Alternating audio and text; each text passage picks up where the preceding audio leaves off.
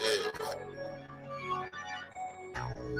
It's your boy Young and Hefe. Don't care about number with the checks say. Give me a little minute. Yeah. There's a lot of little boys out here talking that talk, but ain't spinning and walking that walk. 5 bills to get you whacked. 50 shots up in the smack. Face shots to make the news. We just step when they relax. Group chats to get you tapped. Forehead up in my lap. When they pump, we run it back. Tell my youngin' cut no slack. 5 bills to get you whacked. 50 shots up in the smack. Face shots to make the news. We just step when they relax. Group chats to get you tapped. Forehead up in my lap. When they pump, we run it back. Tell my youngin' cut no slack. Impact and make it gooey. When I terrorize like Stewie. Gun chest, 10 choppers. Take my chances with the zoo. Little baby, she might lose me. Attitude, my fashion bougie. I'm attentive with this duty. Like my bitch is bad with booty. Hero Deo, get some Louis. True religion, little Gucci. Black and Asian like Karuchi. T-Cutchy, dress her Fucci. Keep a hammer, count this Moochie. Y'all be tripping off they coochie. DPs, I be like Boosie. Chopsticks with this sushi. Real hot boy like Tunchi. Blood stains on my blue feet. Navy with my crew meet. Clean up crew be too neat. Pros be moving too deep. All my roads been too steep. Wrote them like I'm too deep. Daily like the news week. Money hustle, new street. See and hate like who he. Solid rock come through me. Legend like I'm Bruce Lee. See these hoes, they group deep. Ruthless from that one street. Roof Chris when I won't steak. Niggas want that update. 5 bills to get you whacked. 50 shots up in the smack. 50 shots to make the news. We just step when they relax. Group chat to get you tapped. Forehead up in my lap. When they pump, we run it back. Tell my youngin' cut no slack. 5 bills to get you whacked. 50 shots up in the smack.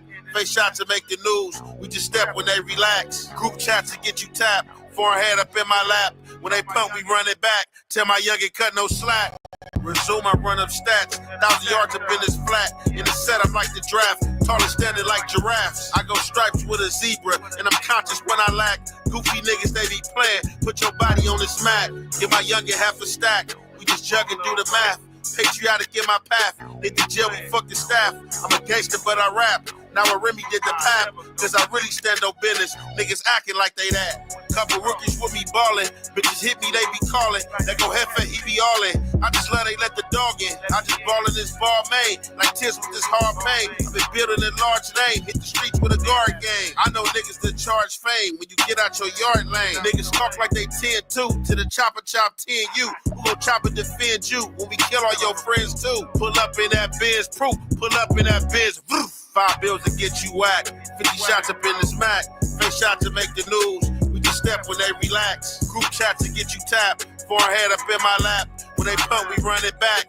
Tell my youngin' cut no slack. 5 bills to get you whacked. 50 shots up in the smack. Face shots to make the news. We just step when they relax. Group chat to get you tapped. Forehead up in my lap. When they pump, we run it back. Tell my youngin' cut no slack. Shots up in the smack. Y'all pump, we run it back.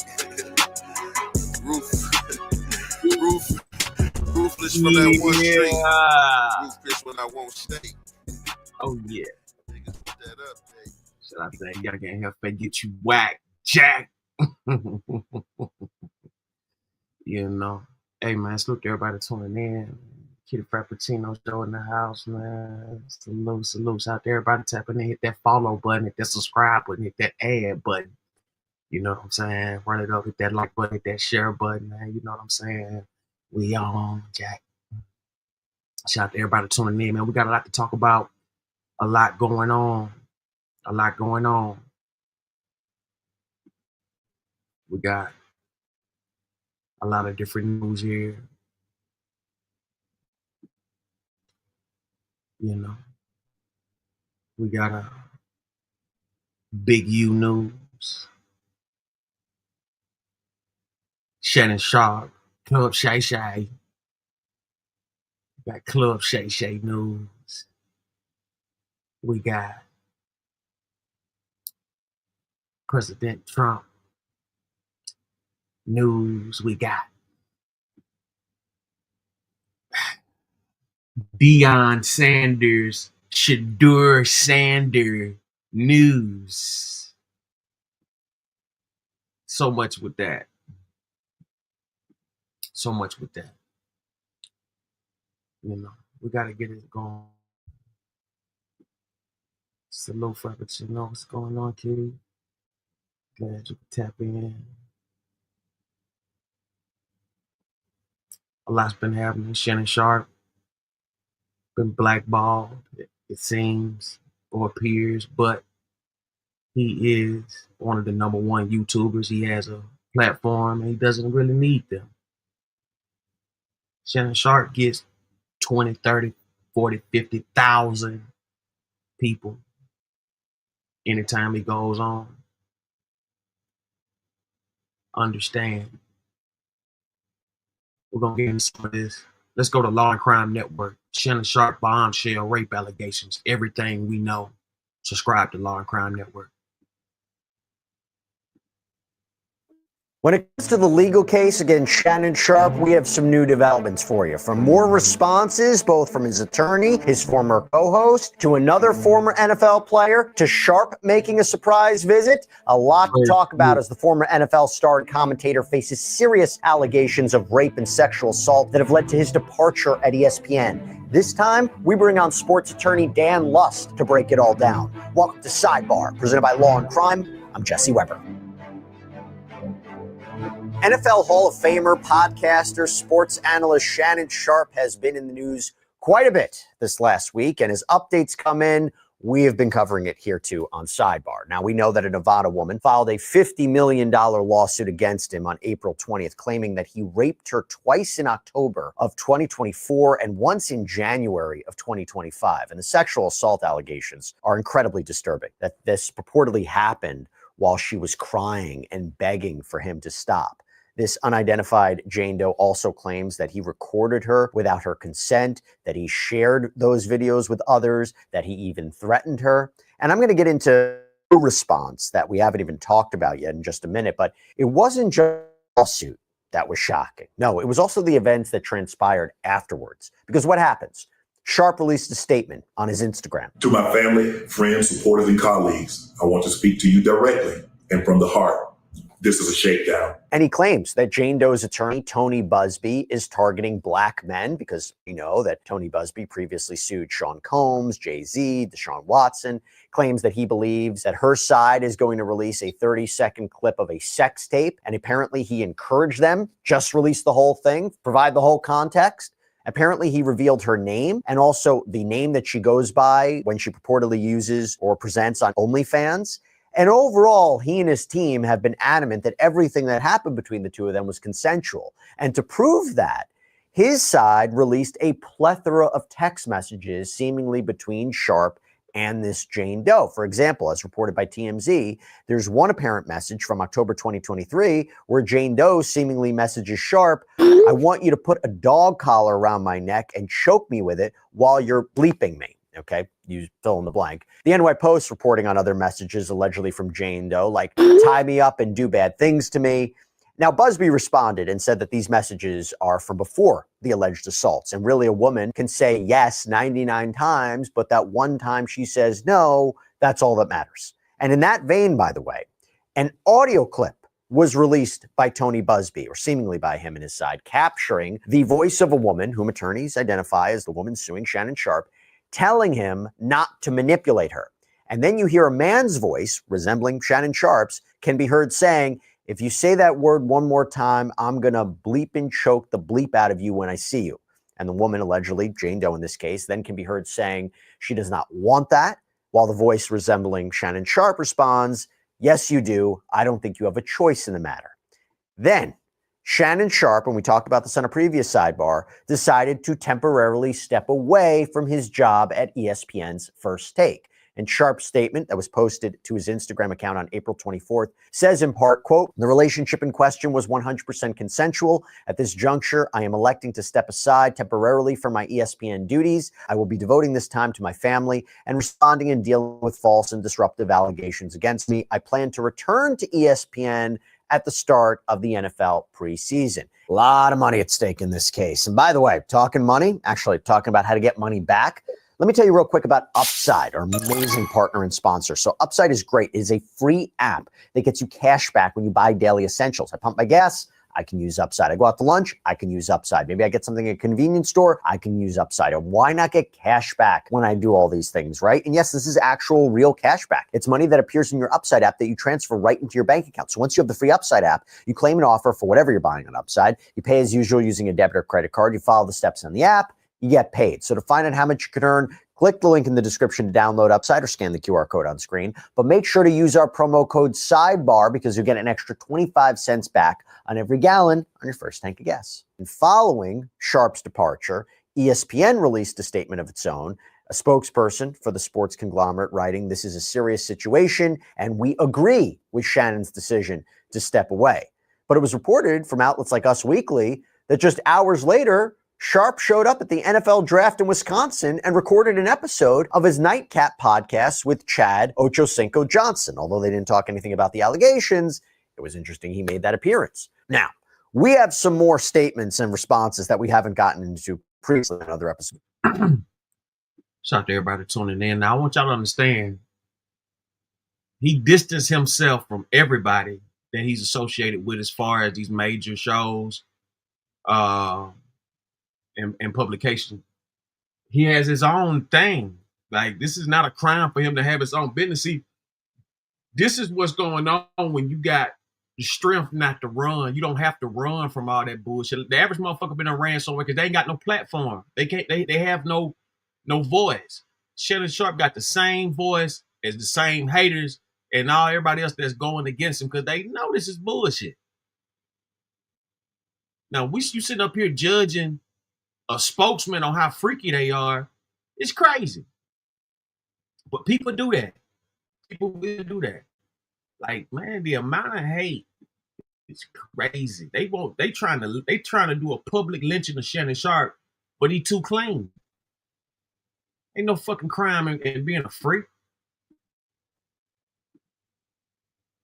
So it's a sidebar, but we're going to get into now. But before we do that, I want to bring on Dan Lust, sports attorney, host of the Conduct Detrimental podcast, and professor at New York Law School. Dan, so good to see you. Thanks so much for taking the time. Jesse, good to see you as well. The story, as you would expect, is front page news in our world. So certainly happy to break it down with you. I know. When it broke, we wanted you on immediately. We haven't talked about it. Your overall thoughts on everything that I laid out so far, and we'll get into more specifics. I know we're going to get into a little bit about what Stephen A. Smith had to say because we presented a little bit of his response in our last episode, but he has a much fuller response that we'll get into. So putting Stephen A. Smith to the side, just your overall thoughts on what you're seeing here. Yeah, so this is a dynamic story involving a sports media personality, and we're seeing the case litigated through the media. So every day we have something new. And as I think you and I kind of exchanged some thoughts briefly last week, this was an evolving story, and I figured there would be an update this week, and obviously it's still somewhat unfolding. But, in big picture, we have Tony Busby, who is no stranger to high-profile cases involving, people in the sports and entertainment realm. And then we have, I guess, a character from the past, Lanny Davis, the attorney for Shannon Sharp. So anytime you see kind of two high-profile lawyers on either side, I start kind of dissecting the lawyer beats in the conversation. So a lot to unpack, and certainly no shortage of legal tactics in the media to kind of look at here. I said this before, I'll say it again. It feels like the Blake Lively, Justin Baldoni strategy. Litigate this in the media, right? Especially when you have a high-profile individual like this, because you're not only battling this in the court of law, you're battling this in the court of public opinion. I'm not saying you should do this, but what I think is we're seeing is if you put enough out there, it could create a situation where Jane Doe might drop her suit. If people start siding with Shannon Sharp, if he presents text messages, it's getting quite ugly before there's some sort of protective order or gag order put in place by the court. What do you make of this strategy to litigate this for everyone to see? This is the weird part. And I'll also add to that, like, there's a little bit coming from here, a little bit coming from here. And if you kind of create a circus about a story, maybe it loses its underlying heart and the sensitivity of the nature of the allegation. So I think that's a little bit what's going on. From a substantive perspective, and I know you alluded to it, right? There's I think it's a minute-ish clip, purportedly a phone call between Shannon Sharp and his accuser. And there are, we'll say, and this is kind of the first domino, right? It's not a graphic video in terms of, it's not a video. It's actually just a phone call, and we're talking about some things. Put it this way, I don't want to make this kind of step in it, but you can say things on a phone call that will be two things that two adults are legally allowed to consent to with one another, right? There's nothing wrong with that. That initial phone call that went out, yes, it was somewhat graphic in its nature, but There's nothing really criminal that occurred on that phone call. So the next step that Shannon Sharp's side took was basically to release, I think, a much more extensive array of text messages that also carried within the same theme of graphic messaging. Again, maybe not necessarily illegal, but things that consenting adults could consent to, right? There's no issue with this. You and I have talked on a previous episode about Trevor Bauer and those allegations with where someone was allegedly rendered unconscious, where legally you're not allowed to consent to that type of an act. So you asked me what my thoughts were on the strategy of litigating this. I don't really quite understand the strategic nature of releasing more things. Like Tony Busby's side allegedly released this a minute audio clip. The text messages are more of the same, none of which are criminal, but we understand, right? I think as a viewing public, we can understand there is some consent that happened to this, but you're not really litigating the case in the media, so to speak, by offering text messages that don't show consent of the underlying act of sexual assault that's here. So yes, it's just, to me, that move was really just muddying the waters, and we can certainly get into what I view as other confusing signals. We'll put it that way. They're saying it was all role playing, right? The idea of what he said on that, or allegedly said on that audio tape, is another example of role playing, and that she agreed to all of it. And they're trying to gray up a lot of this. And, it's interesting because, and we'll get into this a little bit later, about the idea that he potentially offered her a $10 million settlement before she filed. Now, some people would say, if you offer that settlement, you're hiding something, right? You're guilty as sin. The other people say, I don't want this coming out. This is embarrassing for me. I mean, this is my personal, private, intimate life. I don't want any of this coming out. $10 million? What does that say to you? I have some strong thoughts there. And this is where I was kind of getting to. So I'm happy you took us there.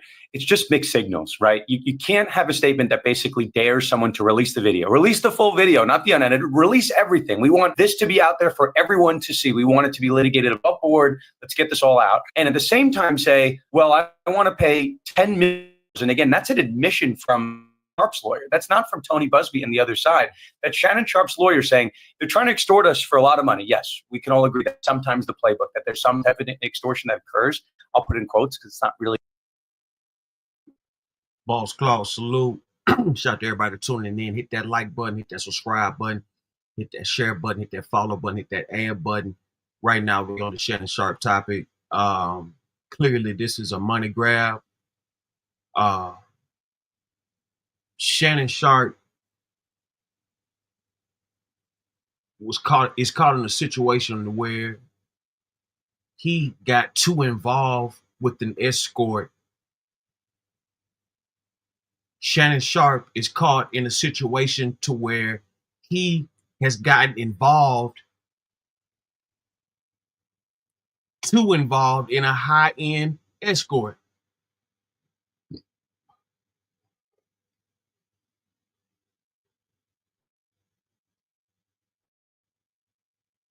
They've been plaguing the leagues for years.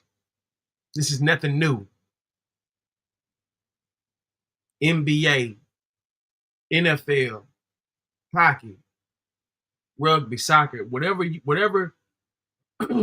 entertainment brings, it brings along a dark side that you in the normal eye won't see until it's happening to you.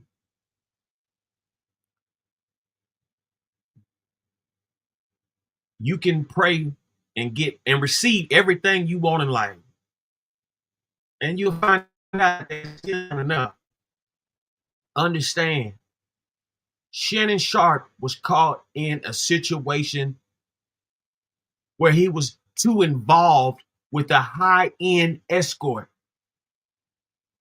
Malo, I'm Barry. Salute. What? Okay.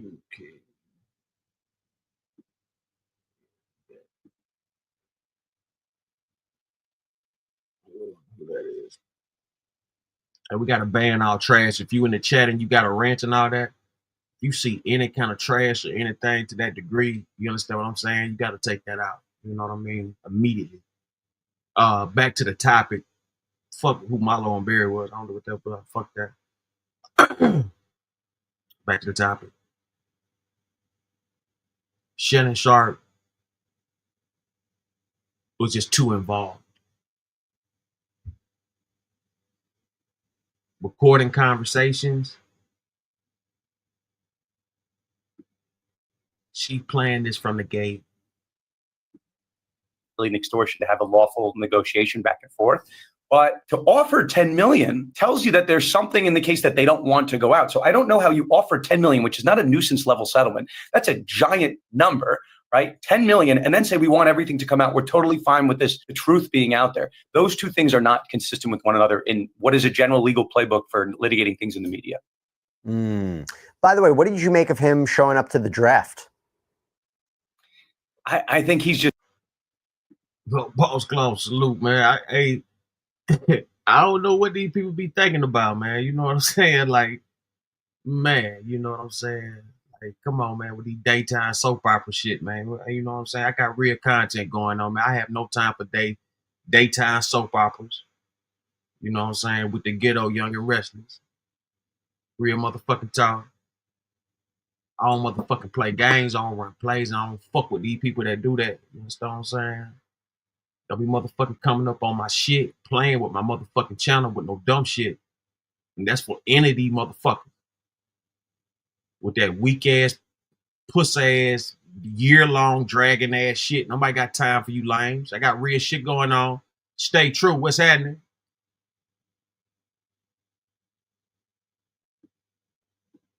just basically saying, business as usual, right? Like, I'm just going to show up. I was looking this morning to see if he's put podcasts out. Club Shay Shay is still alive and well. It's his own podcast. He's putting it out on YouTube, but I think ESPN, has somewhat distanced himself from the distribution, but he's putting it out there, right? And I think from his perspective, he's saying preponderance of the evidence is on the plaintiff. I can do whatever I'm doing right now. And he, as if this new media world, where he has his own independent podcast, Disney/ESPN can't control distribution of a podcast, right? Like, I have my own podcast. Like, even God forbid I lose my job at my law firm, I can still put my podcast out. There's no relation to it. But showing up at the draft with those level of NFL credentials is a different move. And recording a podcast with Chad Johnson, aka Chad Ochocinco, is, I think, another move. Just say business as usual. We're going to keep moving. But the problem, Jesse, and this is to the larger point where I have an issue with what Shannon Sharpe did, there is no onus. You don't have to put all of those text messages out. You don't have to admit that a $10 million offer was made. But once you put those things out, ESPN can, I think, take the position, which Fox Sports did for a period of time. And they're, I don't want to say similar, but another sexual assault allegation that occurred at work, sexual harassment. Fox Sports took the position, we don't know enough. This is just a complaint. We don't know enough from our side. We're going to conduct an internal investigation. But Shannon Sharpe's side really pressed the accelerator on this case. And they themselves put out a lot of details, which I think tend to make Sharpe look worse. So once you put your accelerator on your defense, I think ESPN is certainly free to say there's just too much out in the media from both sides.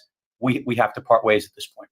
Let me, and he says he wasn't fired, he was stepped away. And let me add to that, because now I want to go to Stephen A. Smith. We talked about Stephen A. Smith. This is Shannon Sharpe's co-host on First Take. We talked about him in a previous sidebar, but there was a lot more comments that he made, and I want to get into it. So this was on Smith's YouTube show, and he said the following: "Do I believe that Shannon Sharpe is guilty of what he's been accused of? Absolutely not. That's my personal opinion. The brother that I've come to know, I don't believe would assault or rape anybody, and I'm going to state that emphatically.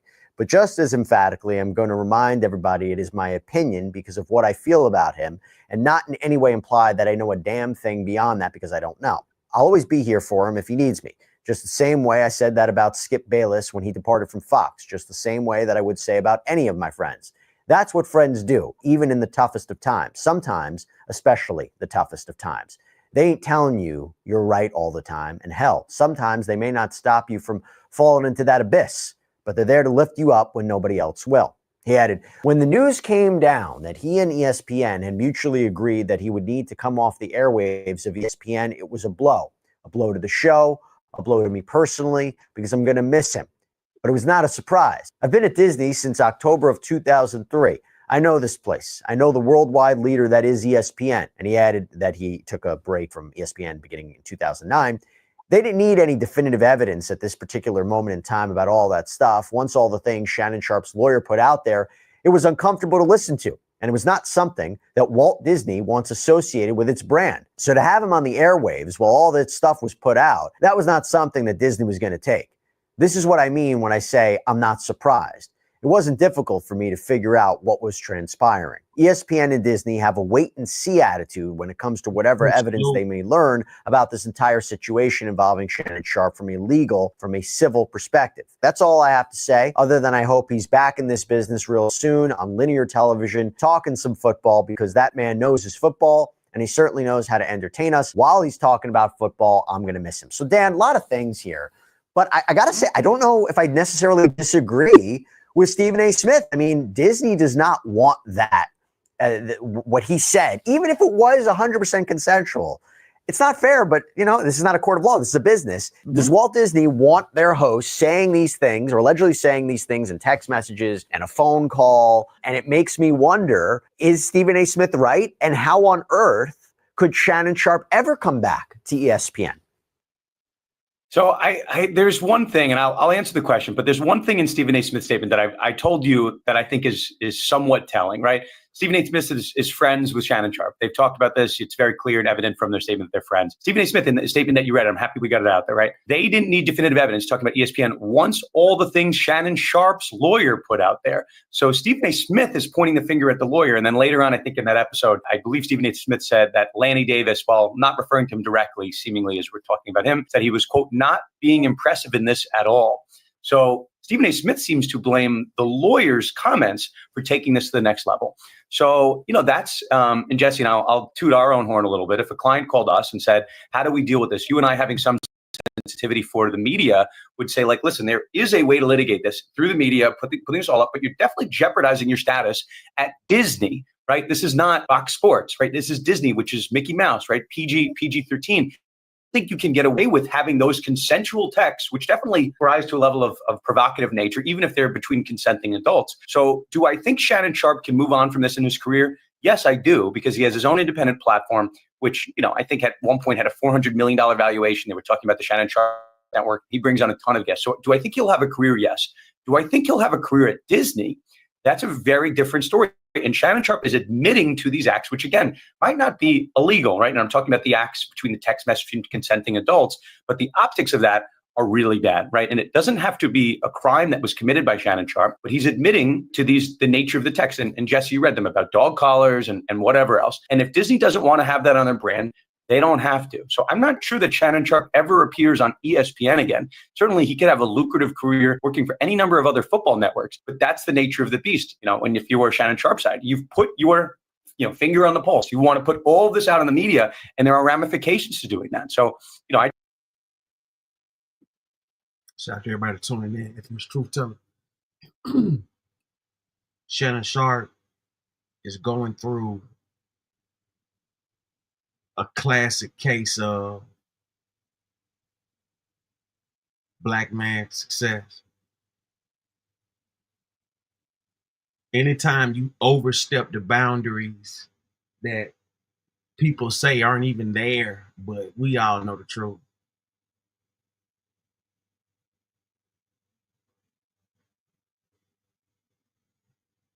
It's right here. I slid in a few DMs. But they weren't on any bullshit like this. We laughed about it. And that, like, everybody get different action. You know what I'm saying? You got to always think about the action you receive. Because it's always jealousy with that action. Clearly you can see, you know what I'm saying? Like, anybody who know me know I know what I'm talking about with that. You know what I'm saying? We got NBA boss clause. He know about that action. These chicks, it ain't like this is something brand new.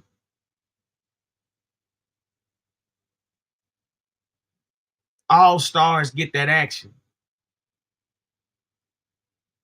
And the ones who can't get it, they'll find a way to try to take it from you. They'll cry, they'll plead, they'll beg, they'll lie, because they want your action. But they not you, so you ain't got to worry about that. You can laugh at that. Shannon Sharp had the #1 show in YouTube history. I saw this. I watched this. I seen this.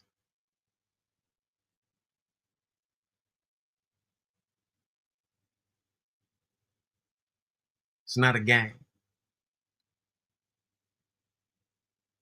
You understand what I'm saying? Shannon Sharp interview with Cat Williams, the #1 viewed YouTube show of all times. Of all time.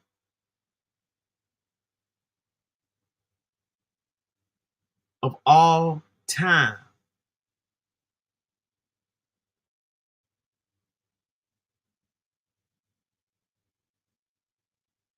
Oh, Cat, come on now, Cat. Cat, come on. Nah, Cat.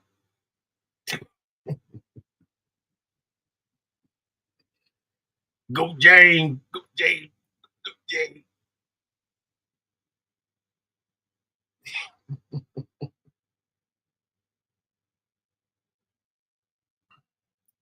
Stephen A., can I please speak? Man, I'm watching First Take. Stephen A. been stealing my game for years, but never. We go on Shannon Sharp. There's Shannon Sharp. I'll watching First Take. Molly, she been dressing all kind of, provocative the whole time. Something real nice. You know what I'm saying? All the time. As soon as these allegations come out about Shannon Sharp, she go from seductive to this bitch got a fucking jean jacket on, covered up, all of it. I said, damn, Shay, this how they doing you, brother? It was stated that the female workers at ESPN said they were going to quit if he wasn't removed.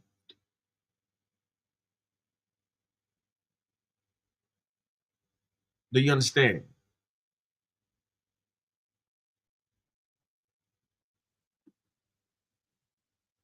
The fix is in on Shay. $100 million deal. Club Shay. I just hope Shannon Sharp was advised of that properly. But from Stephen A. Smith's perspective, he's pointing a finger at the lawyer, which you never want to be the subject of the story. It's an interesting point. You hope that they're on the same page moving forward, but I hear you. It's a good point.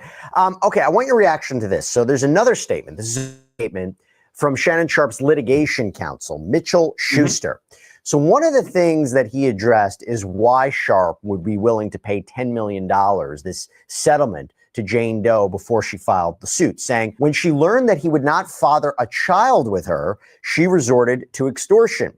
While Shannon was willing to pay her a substantial amount of money to avoid the intimate details of his personal life from being exposed, as many high-profile individuals often do when they're being threatened. Dan, first, let me start there. Thoughts on that? I think it's funny that another lawyer is now giving statements trying to do some CYA for the first lawyer. That's my perspective. But yeah, I mean, that's fair. I'm just a different lawyer. Usually you don't have two different lawyers within 72 hours giving statements in the case. Someone takes the reins. So I think our friend Stephen A. Smith gave us some hints here. But yes, yeah, statement's interesting. But yes, keep going. All good. Okay, so there's another part where Schuster also explained that Sharp intends to pursue claims against, meaning Jane Doe, and all who have assisted her with the dissemination of her fabricated story. And this is interesting, right? Does that mean he's going to file a lawsuit for defamation against her? Because I don't know how that works. There's a litigation privilege, right? Somebody can file every lawsuit. The other side's going to say is not true. It's all lies. You can't just turn around and file a defamation lawsuit. You have to have the ability to present your claims. What could he sue for? It's not that different. And I think Shannon Sharp referenced this in his Instagram post probably at some point last week. But he said Tony Busby is the same lawyer that went after, Jay-Z, and that lawsuit was later dropped. And I think if memory serves, I believe Jay-Z is going after Tony Busby, the lawyer behind that case, for putting that case out. The underlying case was dropped, but I believe Jay-Z is pursuing a defamation case against Tony Busby in connection with that. And extortion too. Yeah. Extortion, right. So it depends again what state we're based in. But if you wanted to tell me, not defamation, right? But if a video is doctored, right, you're not really necessarily protected by the judicial privilege. If you are manufacturing and faking a video, which seemingly was the allegation from Sharp's side. So, you could always defend it and say litigation privilege. We filed this lawsuit ahead of time. We're certainly protected, but it's not going to stop someone from suing and maybe applying the same pressure tactics that Shannon Sharp's side was accusing Tony Busby of in the first sense, right? You might have some exposure, and maybe your malpractice carrier has some money they want to pony up instead of litigating the case in the court system. So you certainly could do that. But, it's not the first and certainly won't be the last defendant to fire back and say, these claims are defamatory, I'm being extorted, and I'm going to sue you, right? And maybe not via a counterclaim, but via a separate action. That's certainly possible. And we have just a couple of that. Marcellus Wiley, also a former NFL player, reacted to this lawsuit Sunday during an episode of Dat Dude TV on YouTube, saying his, quote, spidey senses were tingling when he heard about the filing. He said, something just ain't right with the timing of the settlement offer, the allegations, and even the temporary leave of absence. Either Shannon got played or you and me are getting played as well. Did she know that deal was happening or she didn't know? Because on Friday it was reported and on Sunday she filed. What happened between Friday and Sunday? Dan, what do you think about that? Yeah, I think what Marcellus is alluding to, there had been some reports of a very lucrative deal that Shannon's podcast network was being acquired. I think the number was, again, floated around 400 million. So if you're asking me why 10 million was offered, right, and obviously you and I are joking about Mitchell Schuster's second statement seeming to try to explain why Davis was talking about the 10 million off in the first place. If you stand to make $400 million, certainly $10 million is a drop in the bucket with respect to $400 million. And if you could pay 10 and then you net out 390, maybe you pay 10. Maybe that makes sense. That's the type of cost benefit settlement that we talk about. I'm not aware that we were that close to a statute of limitations, and I could be wrong. But filing on a Sunday is somewhat odd. Filing on a Sunday tells you want to get the media for that entire week. And let's not kid ourselves. Last week was the NFL draft. It's the middle of the NFL offseason. Usually if you file on a Sunday during the NFL season, people are talking about football. They're talking about Sunday night football. They're talking about Monday night football. This is the dead time with respect to NFL media. So when you file on Sunday and there's no football activities until the draft on Thursday, you're winning the war in the headlines for those dates. So I think Marcellus is probably right that there is some gamesmanship there. And I do think this was related to the impending deal that Shannon was about to sign. Now, I had the thought, Jesse, this morning, do we think Tony Busby is happy that Shannon Sharp put his foot on the accelerator and sped up this case in the court of public opinion by releasing those texts? The answer to that is probably no, because there's less that Tony Busby can now leverage Sharp with, because now Sharp seemingly is, I guess, a temporary free agent, whatever you want to call it, who's temporarily off the air, whatever they're phrasing it as. There's not that much more leverage that Busby could do, because every day he could say, listen, they'll take you off the air tomorrow if I put this out. They'll take you off the air the next day.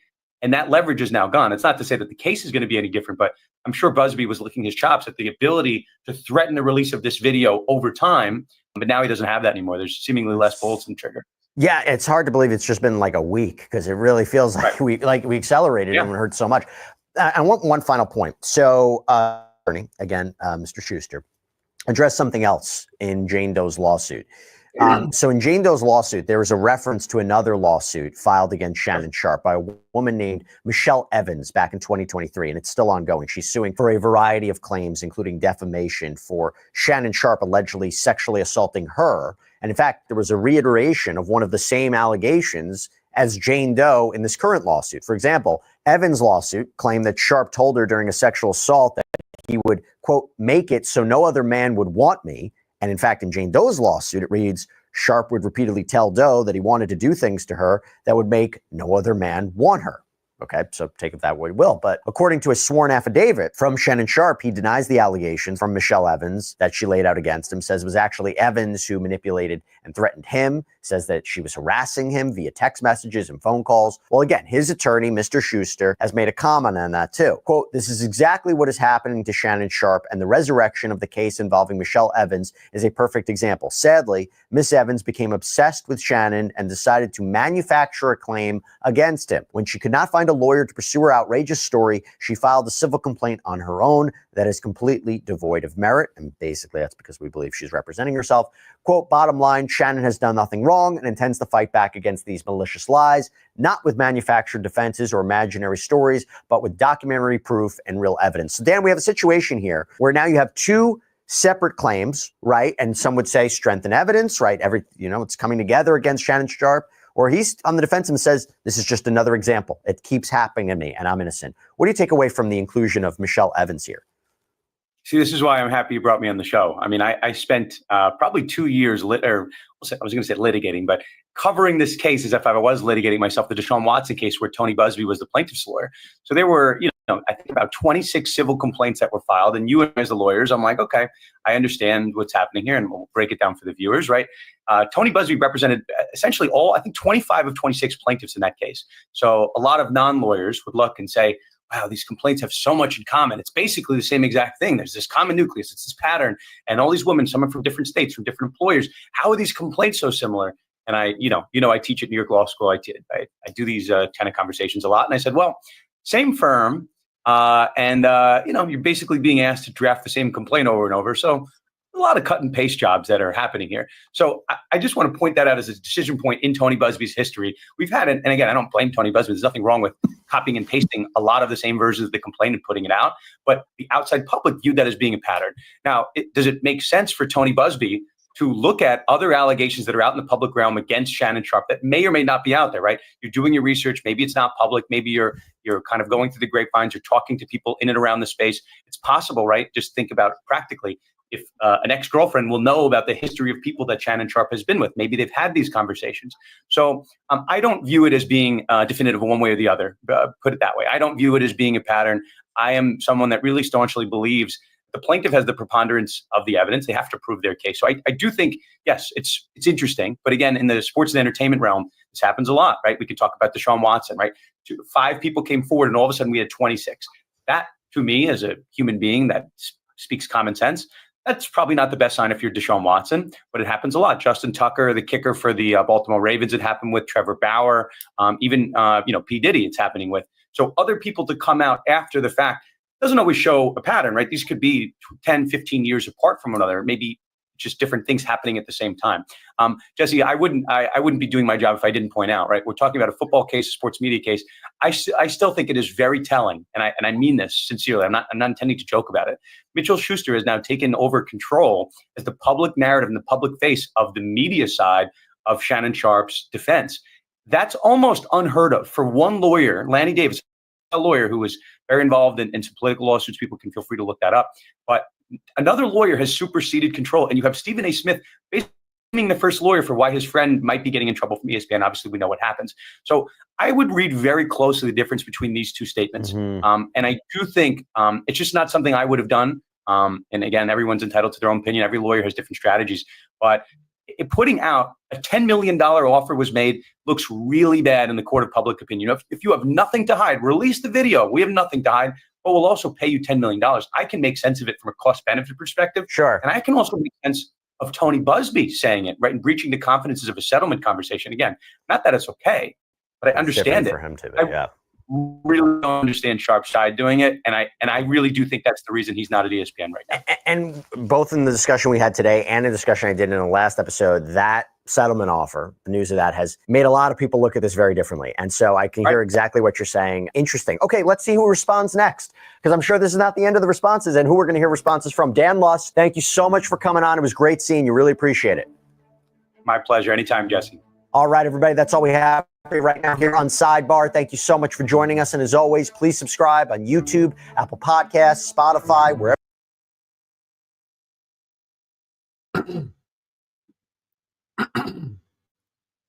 Yeah, this is something that's been going on quite some time. It's nothing new. I really get it's happening to Sharpe. And that's the whole thing with this journalism type of aspect and deal. Once you put your face out there, jealousy, envy, hate, you know what I'm saying? Like, people will do anything to tear you down for some money or just to see you down.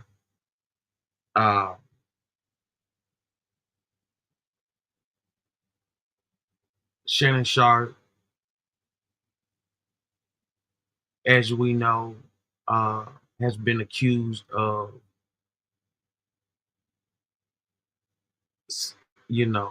somewhat of sexual assault or something like that degree. But in all these cases, these women are the aggressors. But the camera wants the people to bat the eye and just put it all on Shannon, when that's just not the case. It's not the case.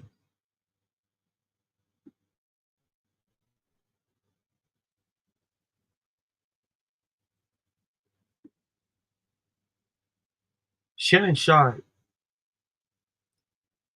is breaking boundaries. Club Shay Shay, they talk shit about the name, and I mean, people was hating on that.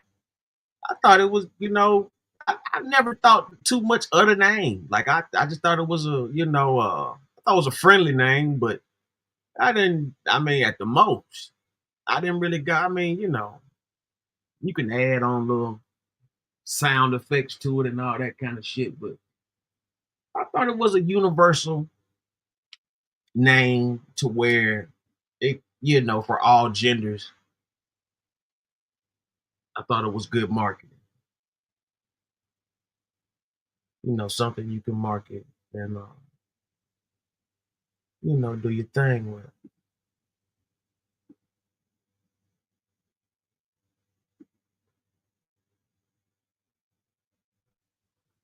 Shannon Sharp.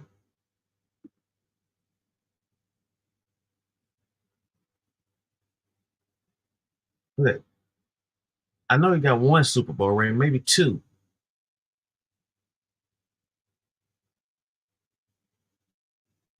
Hall of Famer.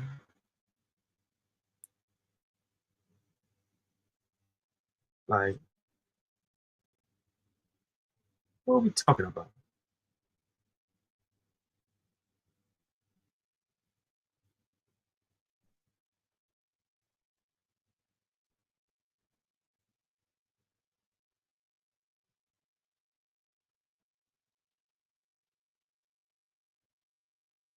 I want y'all to check this out.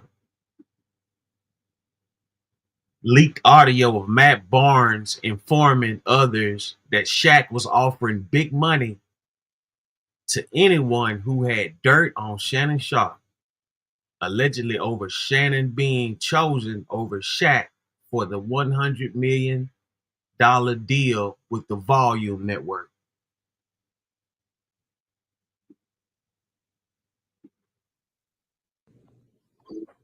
I don't know if you're on this kind of time, but I was in a group chat the other day, or actually just yesterday, and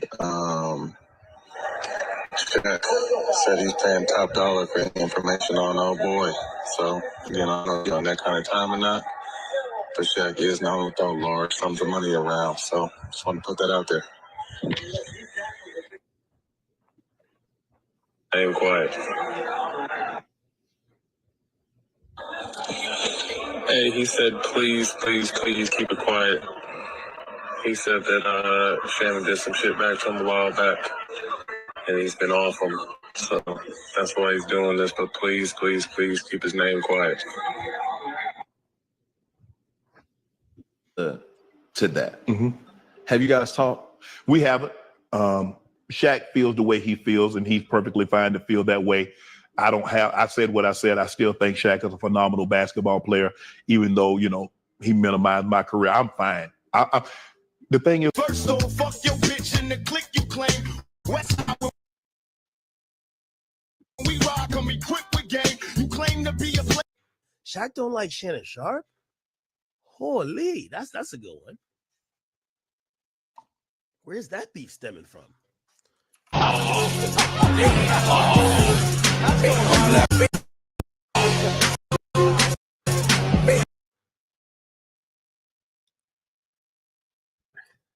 There you heard that. Shaq and Shannon Sharp has been. Let's go back and listen to what Shannon Sharp public statement was. and from the heart, this is a shame. To my family, friends, supporters, and colleagues, I want to speak to you directly and from the heart. This is a shakedown. I'm going to be open, transparent, and defend myself because this isn't right. This is all being orchestrated by Tony Busby, who has targeted Jay-Z. Tony Busby targets black men, and I believe he's going to release a 30-second clip of a sex tape that tries to make me look guilty and play into every stereotype you could possibly imagine. That video should actually be 10 minutes or so. Hey, Tony, instead of releasing your edit, put the whole video out. I don't have it, or I would myself. You know what happened, and you're trying to manipulate the media. The encounter in question took place during the day at her invitation, and now that appears to be a deliberate setup, coordinated by Gabby, also known as Carly on OnlyFans. Gabby and Tony Busby want $50 million. What they're getting is sued for defamation and trying to take me down. My career is all about real talk and honesty. I know my family and fans know exactly what this is about. And I'm going to be out there telling you whatever I need to say, just like I always do. I love all you guys. Thanks.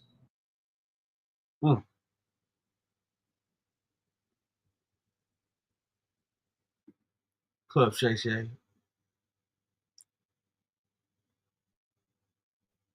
To my family, friends.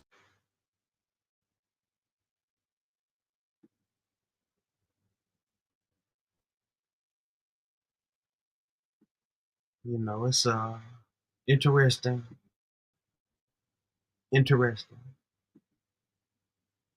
conversations we have in here.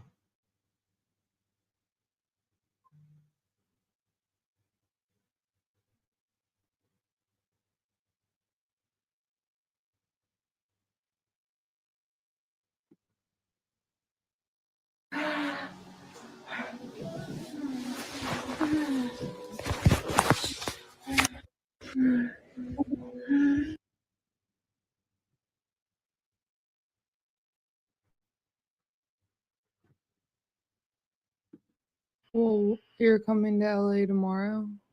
Yes.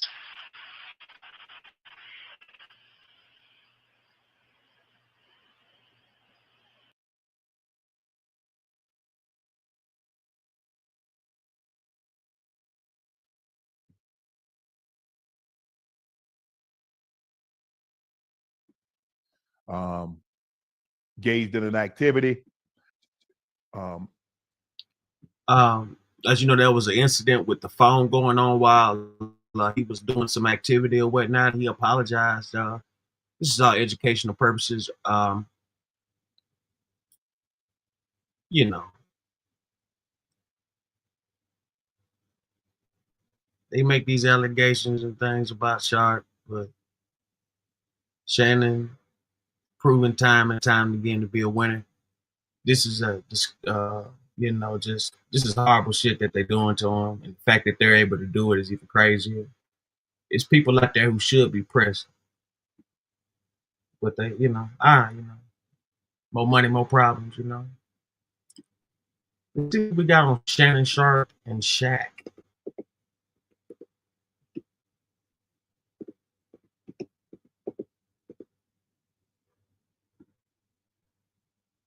Let's see what that's about.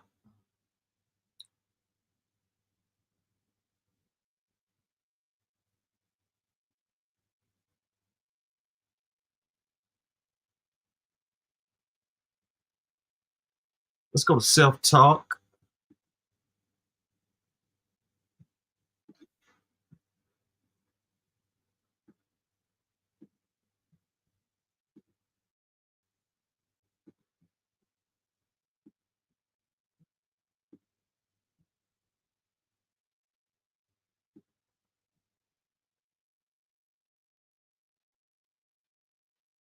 Let's go to self-talk.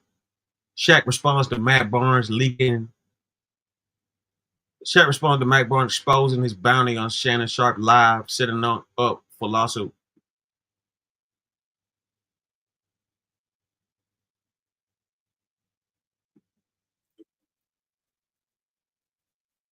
To the news that's going around circulating that DJ Academics had exposed on this platform. Academics was reacting to a video that I had posted almost a year ago highlighting Shannon Sharp and Shaq's beef.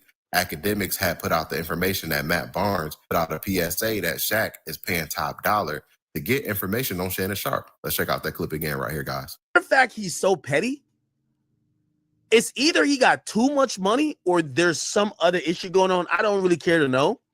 But when it came to the Shannon Sharpe, I was like, I thought it was just me because I know rappers don't like me for whatever reason. You get what I'm saying? But with the Shannon Sharpe, I'm like, wait, Shannon just disagreed with you and kind of like calls you a hater. How do you hate him that much? Because he went off on his tirade. Hold on, we already just played the audio. Let me play the audio again. Like, Matt Barnes runs the whole podcast. Why the hell Matt Barnes sounded like he's Lil Woody on the phone? Why are you saying this? I don't know if you're on this kind of time, but I was in a group chat the other day, or actually just yesterday, and Shaq said he's paying top dollar for any information on old boy. So, again, I don't know if you're on that kind of time or not, but Shaq is known to throw large sums of money around, so just want to put that out there. I ain't quiet.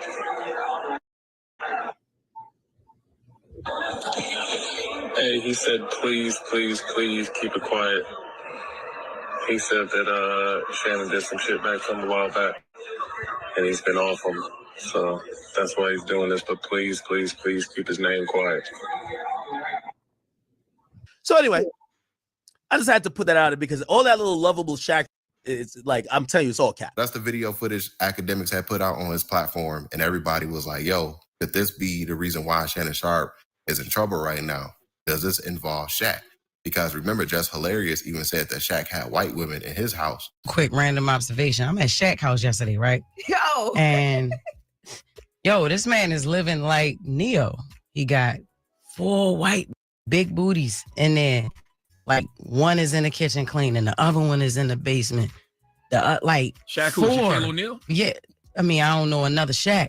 I couldn't believe getting there, sir. 4 white women. So there could be a correlation with that, right? But Shaq had responded to it on his Instagram page. Let's check out the video footage Shaq had put out on his IG page, guys. Here's that video right here. Hey, this is Shaq. I'm paying top dollar information. You know where Charles Barkley's at? Yeah, I know where Charles is at. I got him. All right, I'm also paying information. You know where Kenny the Jet Smith at? Yes, I got Kenny too. I know exactly where he's at. Okay, now this one right here gets you going. I'm gonna give you some motherfucking big dollars. Do you know where Ernie Johnson is at? Ooh, let me work on that one right quick. That's a tough one. All right, and remember, I'm paying top dollar for all that information. Love you, boy. All right, hey, don't tell nobody. All right, one. All right, go. So as you can see, Shaq is trying to play into the situation. Yeah, so for all the ones who saying this and saying that, it's something to this. There's definitely some type of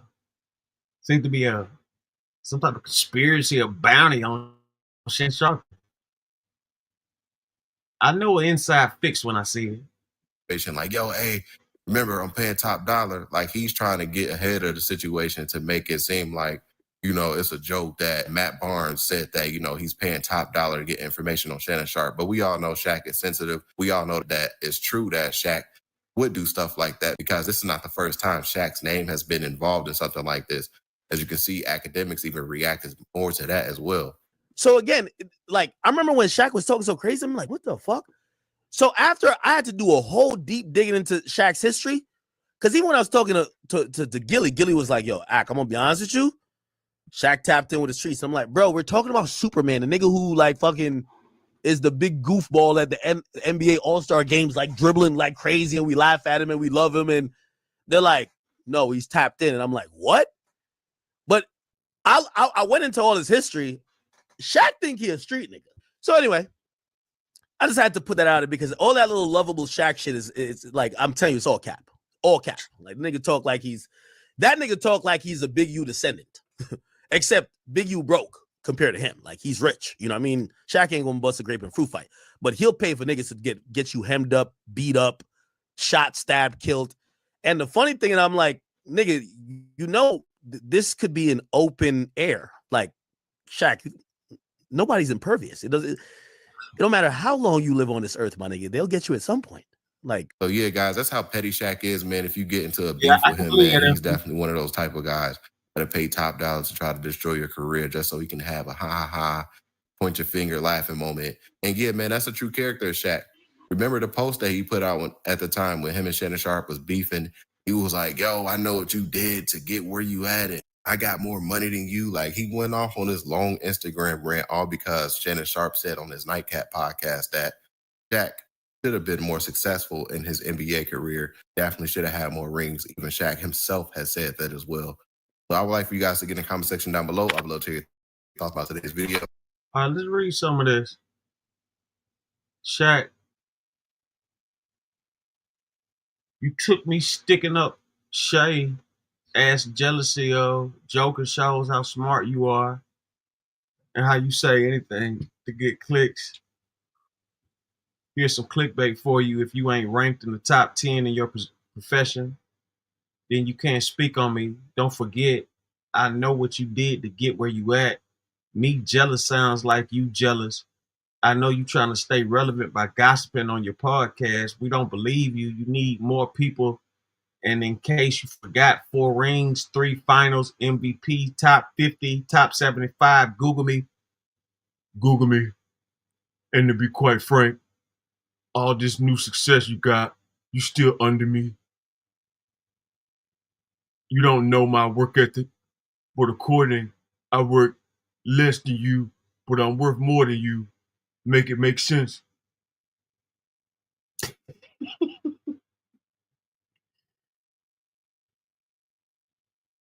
Harry, you're not into my profession, and your GOAT debate never wanted to be the GOAT. I wanted to be who you should greet me as, the most dominant ever. Shaq Diesel.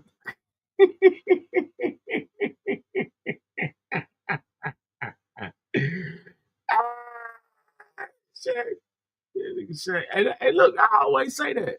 Anybody listen? And this is my first time ever saying this, but Shaq is the most dominant player ever to play in the NBA. Man, fuck all that Michael Jordan shit. Man, please. That was some bullshit. You understand? That was some bullshit, literally.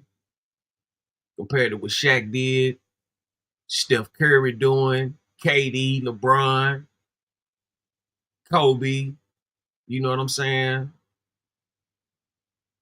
About 10 more other players I can name. Man, that Michael Jordan's so overhyped, man. That shit, man. Nike sponsor these shows. That's why they keep pumping them lies like Michael Jordan was just the god of basketball. That's bullshit. Now, I mean, the players that came after Jordan, that motherfucker taking up people. I mean, like, people, they should ban. I mean, I ain't gonna say all that, but like, I mean, listen, it's so many stars that don't get mentioned because of this one dude.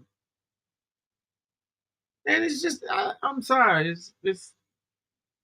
shit, please, you gotta stop it. You gotta stop it.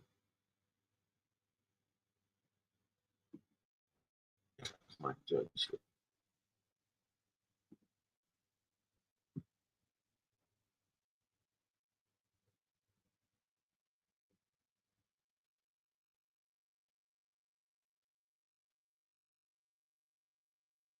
All right, let's go to a nightcap. Shannon Sharp reacts to Shaquille O'Neal calling Unc out for criticizing Joking interview.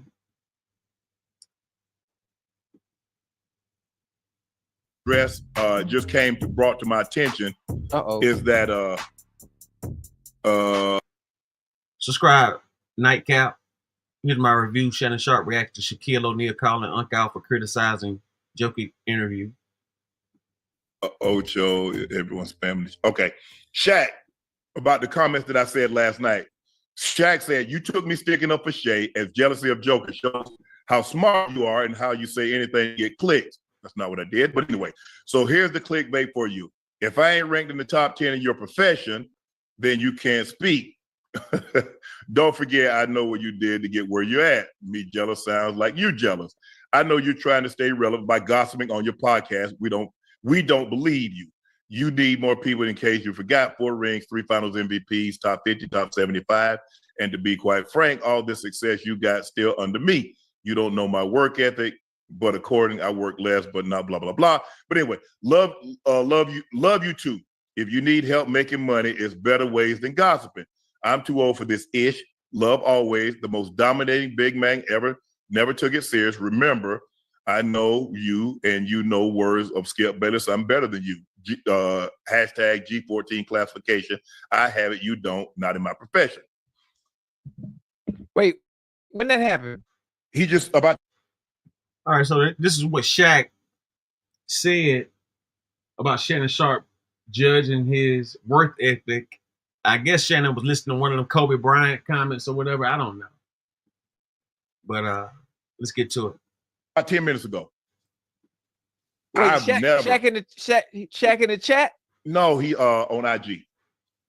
I've never professed. I've never professed that I was as great as Shaq. Mm-hmm. But what I will say, yes, sir. I got what I got because I worked my ass off. Now, Yes, sir. Shaq has been the one that said that he didn't work as hard, he didn't train as hard, he didn't eat as well as he should have. Right, right. Shaq is the one that anytime someone wins an MVP, he talks about how he should have been the MVP over Steve Nash. Now, you guys have heard me speak glowingly. I say Travis Kelce is better tight end than I was. So was Gronk. So was my guy, what's his name? For the Chargers. Antonio Gates, Gonzo, Big Winslow. I'm cool. I got no problem. You know why I got no problem, Ocho, with giving people credit? Right. Because I got everything out of my God-given ability. God gave me the ability to do what I could do. But he gave me discipline. He gave me dedication, the way I trained, the way I ate, the way I slept. So this was all I could get. Right. Now, I would have felt some type of way if I'd have got these numbers and I half-assed it. But I never half-assed it. Kobe said Shaq should have won, and they should have won. Right. But my thing is that you can't, and it said greatest characters. It's Shaq, I'm the greatest character. No, am I a top 100 player? No. Am I the equivalent as a football player as Shaq was as a basketball player? No. But what I did do is that I maximized that. And my question, if Shaq and this rough on the back. My question is, do you believe that you gave everything you possibly could in basketball? Did you train the way you should have? Did you eat the way you should have? That just goes to show you how great you was. That you allowed your weight to get out of control. The injury started to creep up and you got 4 rings and you got 3 finals MVP. See, I'm mad, man. I wish I understood. Why you mad? Because I wish I understood goddamn basketball. So when you talking about Shaq, especially during that time, think about this. If I don't know basketball now the way I should, the way you do, like what you telling me right now, it's like I'm trying to process the shit. Think about it. But I can't because I wasn't watching back then. Think about it, Ocho. He's the most dominant big man in the history of the game. I know that much, yes. And he got 1 MVP. So, but think about this. Think about how I'm not going to say rob. I don't want to use the word rob. How they robbed? How they robbed Shea. 30 points. Number 1 seed. But he doesn't get it. They were so what's the criteria? What's the criteria for MVP if you just gave it to Joker again? But I don't think they gave it because Joker was top 10 in points, top 10 in rebounds, top 10 in assists, and they basically had the same record. They just had OKC just had a better division record. So you're talking about so it's not like Shea. They were the number 1 seed and Joker was number 10. Right. Okay. Shaq, if you took what I said as a slight, okay, I can get it.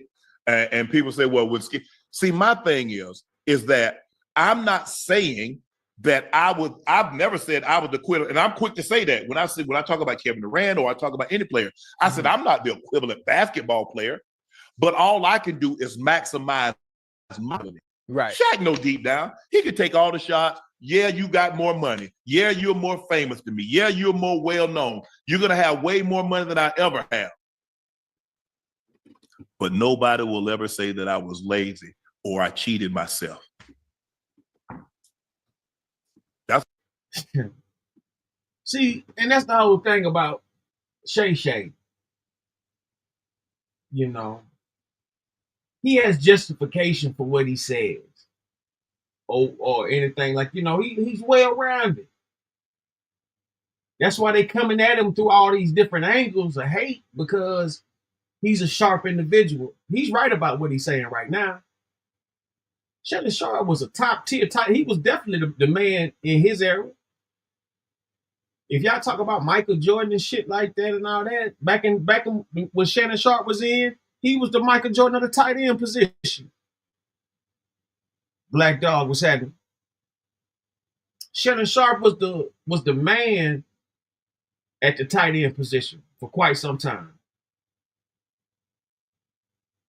And then you start having a wave of new tight ends that come through. And eventually the tight end position started getting better and better and better. But Shannon Sharp was one of the beginning of that deep threat or you know, perfect route running tight end.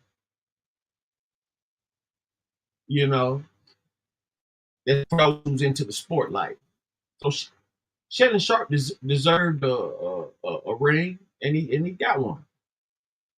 One thing about it, when he just said right there, you could never say he was lazy. You could never say Hassan Tyree salute. You could never say he was not in the best shape.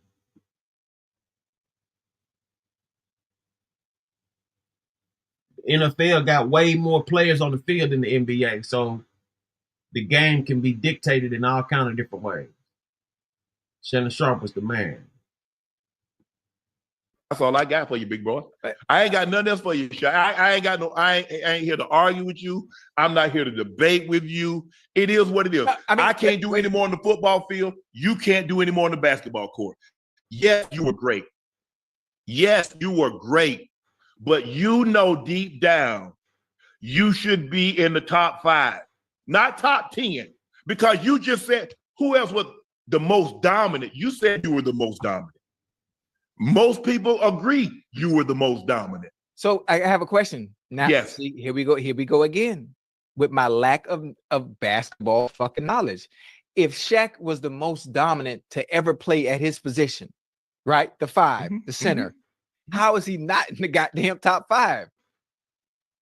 Ask him. Ask the people that say is Shaq in their top 5. Ask them. But I'm assuming people, okay. I need to take a fucking course or something. If he's top 5, if he's the best big man of all time, then he has to be in everyone's top 5. You got Jordan, you got Kobe, LeBron. I'm assuming I don't know how the what I've done. I've told people my criteria for the top 5.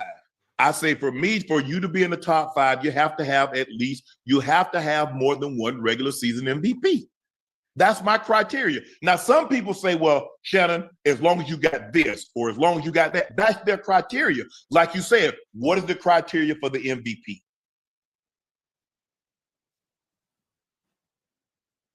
Wait, I have a question. Why does the individual award matter to be included in the top 5 as something in general? If you're the most dominant at that position, you got why most does dominant. the MVP matter though? You're the most dominant, and you only won one MVP. So how dominant were you? I believe you're the most dominant. I do, because I watched him play. Now I didn't see Wilt. I'm not going to say I didn't see Wilt. I just see Wilt's numbers. But for the guy, and I started following basketball back in the late 70s. Right. So as far as dominant, Shaq was it. Shaq was it. Shaq is the most dominant player, which means he should have more than one regular season MVP. So when he was playing and he was dominant during these years, who the hell was winning the damn MVPs? Jordans. LeBron won some MVPs. Shaq came in 92. Right. So Jordan, Karl Malone, Charles Barkley. Hey, Barkley won MVP. Hakeem Olajuwon, David Robinson, Tim Duncan, Steve Nash. Hey, hold on. Barkley won MVP, huh? Yeah. Tamiko, salute.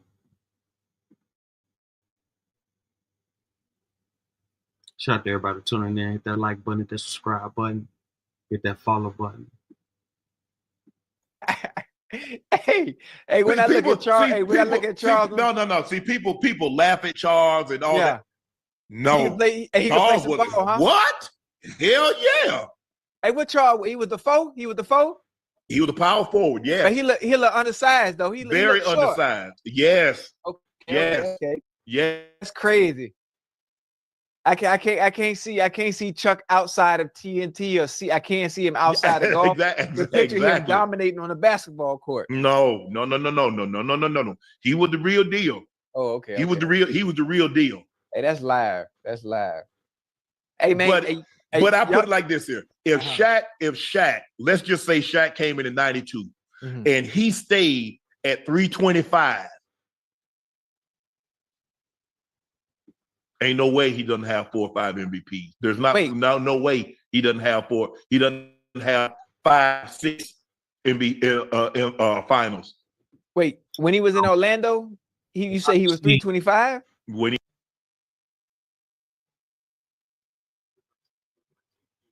as y'all can see that everybody's taking a piece at Shannon. Everybody's taking a piece at Shannon Sharp right now.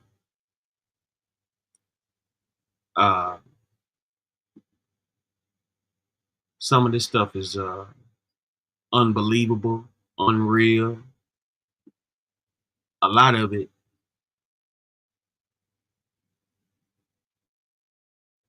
is flat out like, come on. Really? $100 million make them do a lot.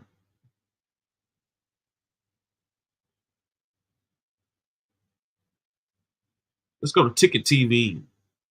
Breaking news: Shannon Sharp, ESPN co-workers threatened to quit if he was not removed from network. Subscribe to Ticket TV. All them shorty.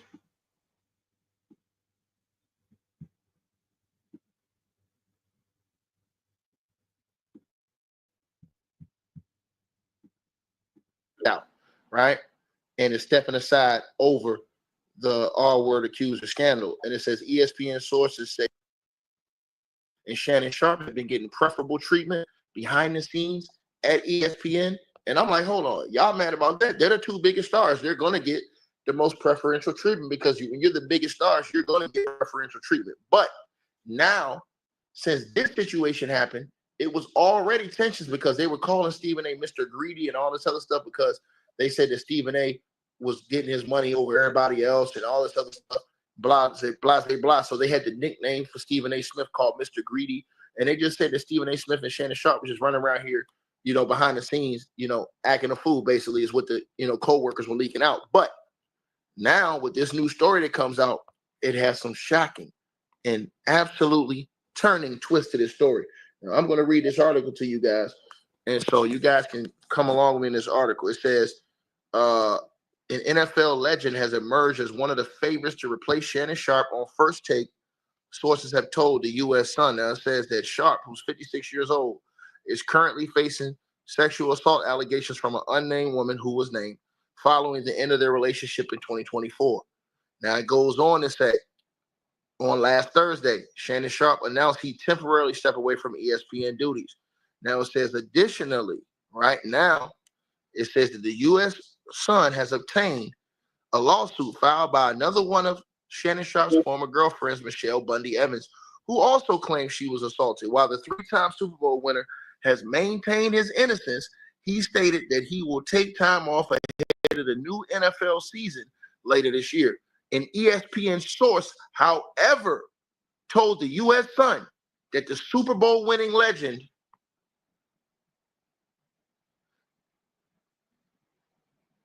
right there on your screen, Jason Kelsey, who's 37 years old, is being considered as one of the top candidates to step into Shannon Sharp's role on ESPN First Take. It says that the former Philadelphia Eagles star, now retired, is highly regarded at the network after an impressive debut season as a pundit. ESPN executives reportedly believe that Kelsey's outspoken persona would be a strong match against Stephen A. Snitch. Now it goes on. right? It goes on. It says one insider revealed, right? Now listen to this. One insider revealed that other talent at ESPN, such as Monica McNutt, you guys see that on your screen? It says Monica McNutt is one of a number of ESPN employees said to have been rocked by Shannon Sharp scandal. It goes on, you guys. It says Mad Dog, Sad Dog Russo, and also Dan Orlowski are also evaluating the situation as developments unfold. And These the same people called him friend. You know, these the same people he trusted, same people he thought was his friends. Soon as they get a chance to put their claws in it, look what they do.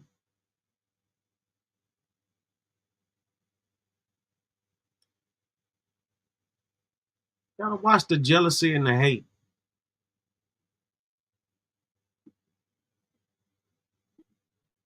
also, you guys, also from the rafters, y'all,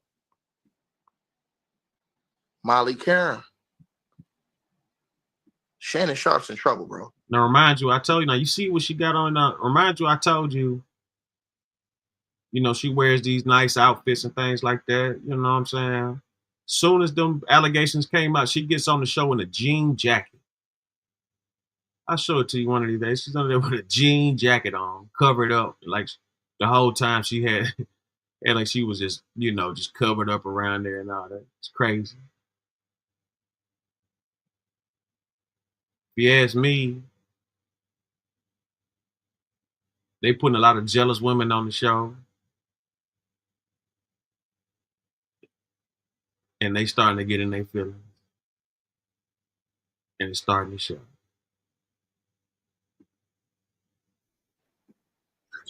See, it's all coming out now while Stephen A was acting like he was acting.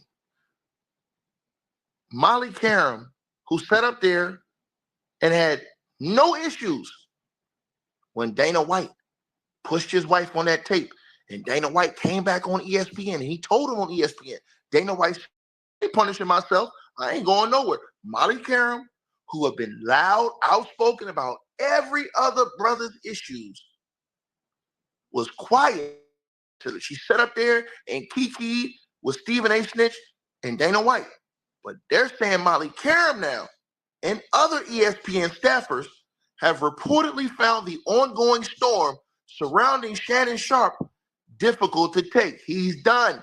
Remember, all LeVar Ball told Molly Karam was, well, Molly Karam said, hey, LeVar, let's shift gears. LeVar was like, hey, I shift gears any day you want. LeVar Ball gets banned from ESPN, demonized or banned from ESPN. You haven't seen LeVar Ball on ESPN yet. Again, since. He was banned. And Molly Karam ran with that. And like I said, he was banned for that interaction with Molly Karam. But Dana White, who pushed his wife twice on tape, still does business, still's on the show. They still have no smoke for him. Peace, fam. But now they're saying that Monica McNutt, Molly Karam, and these other staff. Yeah, right now we're going through some of the ESPN and their feelings. And why that Shannon Sharp took a departure from the network. Right now it's Ticket TV. Reaction, breaking news, Shannon Sharp, ESPN co-workers threatened to quit if he was not removed from network. First are feeling away about Shannon Sharp. Now you start to see why Stephen A. Snitch, who just got that $100 million contract, why he in his mouth, because he don't want that fire. Because remember, and I'm going to tell y'all, I'm going to remind y'all of something. Stephen A. Snitch, the last time there was a controversy about a black man and a black woman, it was Ray Rice. Now, let me remind y'all about what happened with Stephen A. Smith and Ray Rice. Ray Rice got caught on later, right? In a situation with his wife to where it got physical. He put his hands on his wife, and Stephen A. Snitch went on national TV and said, I do not condone Ray Rice putting his hands on his wife for no reason. But Stephen A. Snitch said that, but I will say this, woman should not be, and I'm going to say it again, he said woman should not be provoking a man to hit them, is what Stephen A. Snitch said. For those comments, Stephen A. Snitch co-workers at the time, specifically Michelle Beadle, was irate. And Michelle Beadle, she broke company policy. And she went off and spoke about this situation, and she demonized Stephen A. Smith. For you guys who don't know what happened, she demonized Stephen A. Snitch for this situation. Demonized him. Hold on one second, y'all. Hold on one second.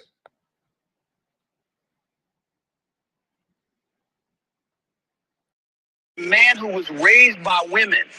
See, Beadle, right? She went in on Stephen A. Snitch, right? I'm going to play those comments because I'm going to put this all together for y'all about what happened at that time with Stephen A. Smith and the reason why Stephen A. Smith is now refusing to take Shannon Sharp's side. Now, I'm going to put this for you guys, for everybody to see right here. And we're going to get to this. This is what Stephen A. Snitch said that got him suspended that day. About you. And here's what I mean by that. We keep talking about the guys. We know you have no business putting your hands on a woman. I don't know how many times I got to reiterate that. But as a man who was raised by women, see, I know what I'm going to do if somebody touches a female member of my family. I know what I'm going to do. I know what my boys are going to do. I know what I'm going to have to remind myself that I work for the worldwide leader. I'm going to have to get law enforcement officials involved because of what I'm going to be tempted to do. But what I've tried to employ the female members of my family, some of whom you all met and talked to and what have you, is that, again, and this is what I've done this all my life, let's make sure we don't do anything to provoke wrong actions. Because if I come or somebody else come, whether it's law enforcement officials, your brother, or the fellas that you know, if we come after somebody has put their hands on you, it doesn't negate the fact that they already put their hands on you. So let's try to make sure that we can do our part in making sure that that doesn't happen. Now, you got some dudes that are just horrible, and they're going to do it anyway. And there's never an excuse to put your hands on a woman. But domestic violence or you know, with or whatever the case may be, with men putting their hands on women is obviously a very real issue in our society. And I think that just talking about what guys shouldn't do, we got to also make sure that you can do your part to do whatever you can do to try to make sure it doesn't happen. We know they're wrong. We know they're criminal. We know they probably deserve to be in jail. In Ray Rice's case, he probably deserves more than the 2-game suspension, which we both acknowledged. But at the same time, we also have to make sure that we learn as much as we can about elements of provocation. Not that there's real provocation, but the elements of provocation, you got to make sure that you address it, because what we've got to do is do what we can to try to prevent the situation from happening in any way. And I don't think that's broached enough, is all I'm saying. No. So I agree with that assessment. Nevertheless, when you at the level that these guys are at, sometimes people take the majority vote over the friendship. I feel Stephen A. said a lot.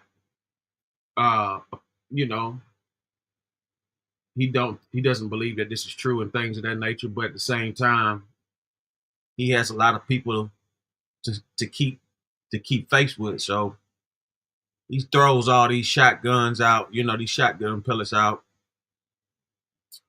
this and that, this and that, this and that. He's trying to please everybody.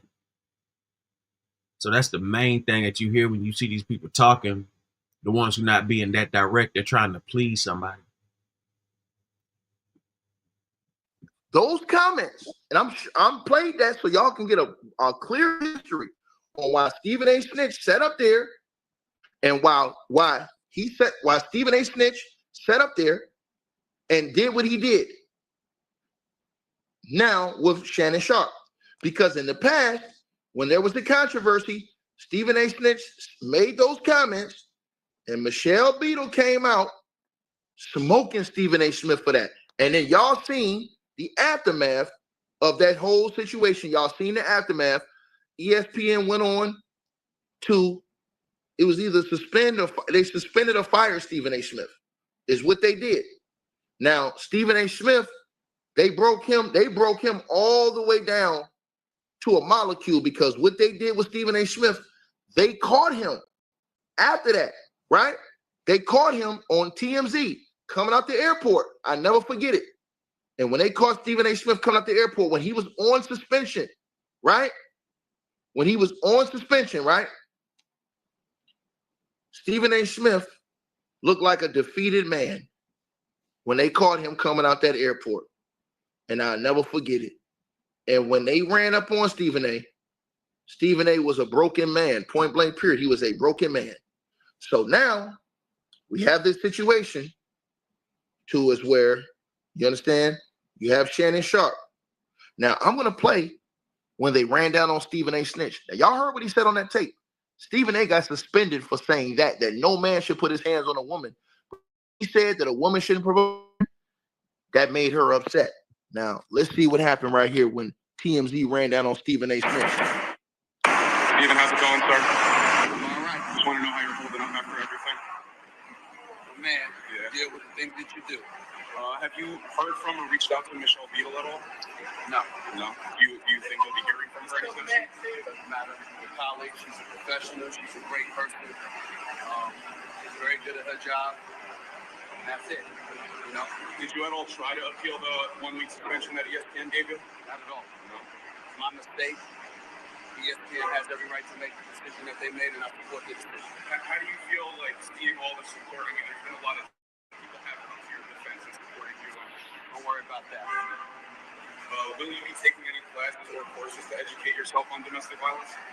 I have a family full of women, and I know a whole bunch of women that have talked to me about it. And of course, anything associated with domestic violence is something that I've always supported. I've always been a staunch advocate against any man putting his hands on any woman, and that will never change.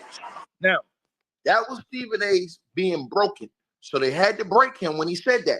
So now when this situation happened with Shannon, I realized what happened. Stephen A just got a $100 million contract. Ain't no way in hell he's trying to come up off that. And Stephen A got the pulse of all these things that's been going on behind the scenes.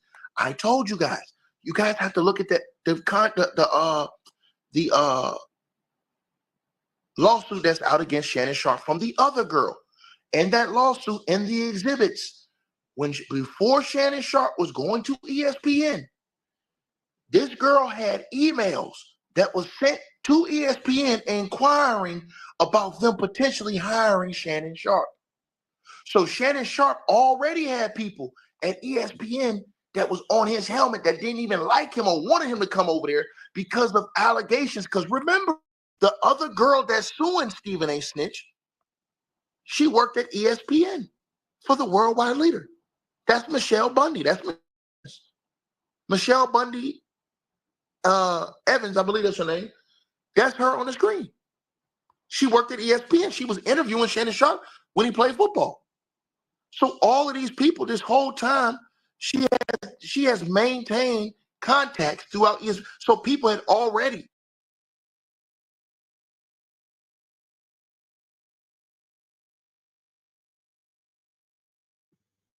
This is what I be talking about when you got these stalker fans. this exact same thing here. It happens all over the place. It happens all over the place where you got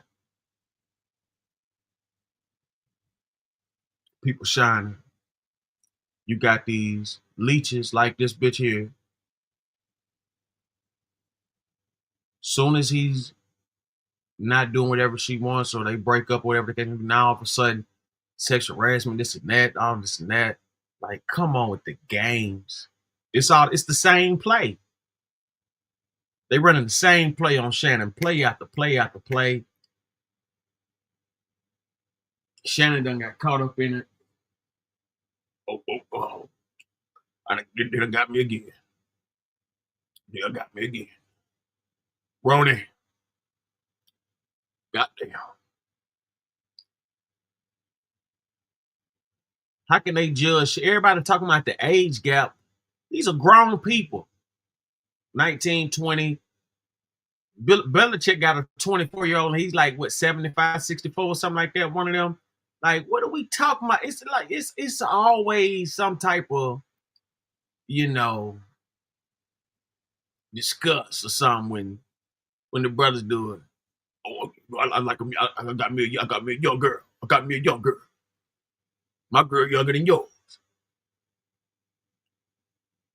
It's a problem when I do it. Belichick been doing it. Hugh Hefner done it.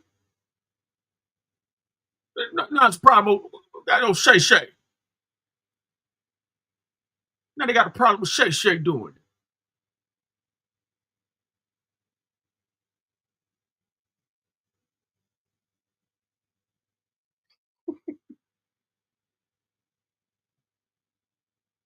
Tell y'all something. Shannon Sharpe a good dude. He deserves everything he gets. Positive brother. Somebody you can look up to. The fact that they trying to throw these skeezers on him like this is crazy. Wow. You're doing a fantastic job of deep diving tonight. I just wanted to tell you that. I appreciate it. Thank you. They have been trying to have a public lynching of Shannon Sharpe, but he is blessed beyond belief. He has the money to fight it. He has the strength and the courage and the fans not to be able to have to run away. Like I said, anytime he cranks up his show, Nightcap Club, Shay, whatever, doing 20,000, 50,000 in the chats. That is a network, people. That is a network.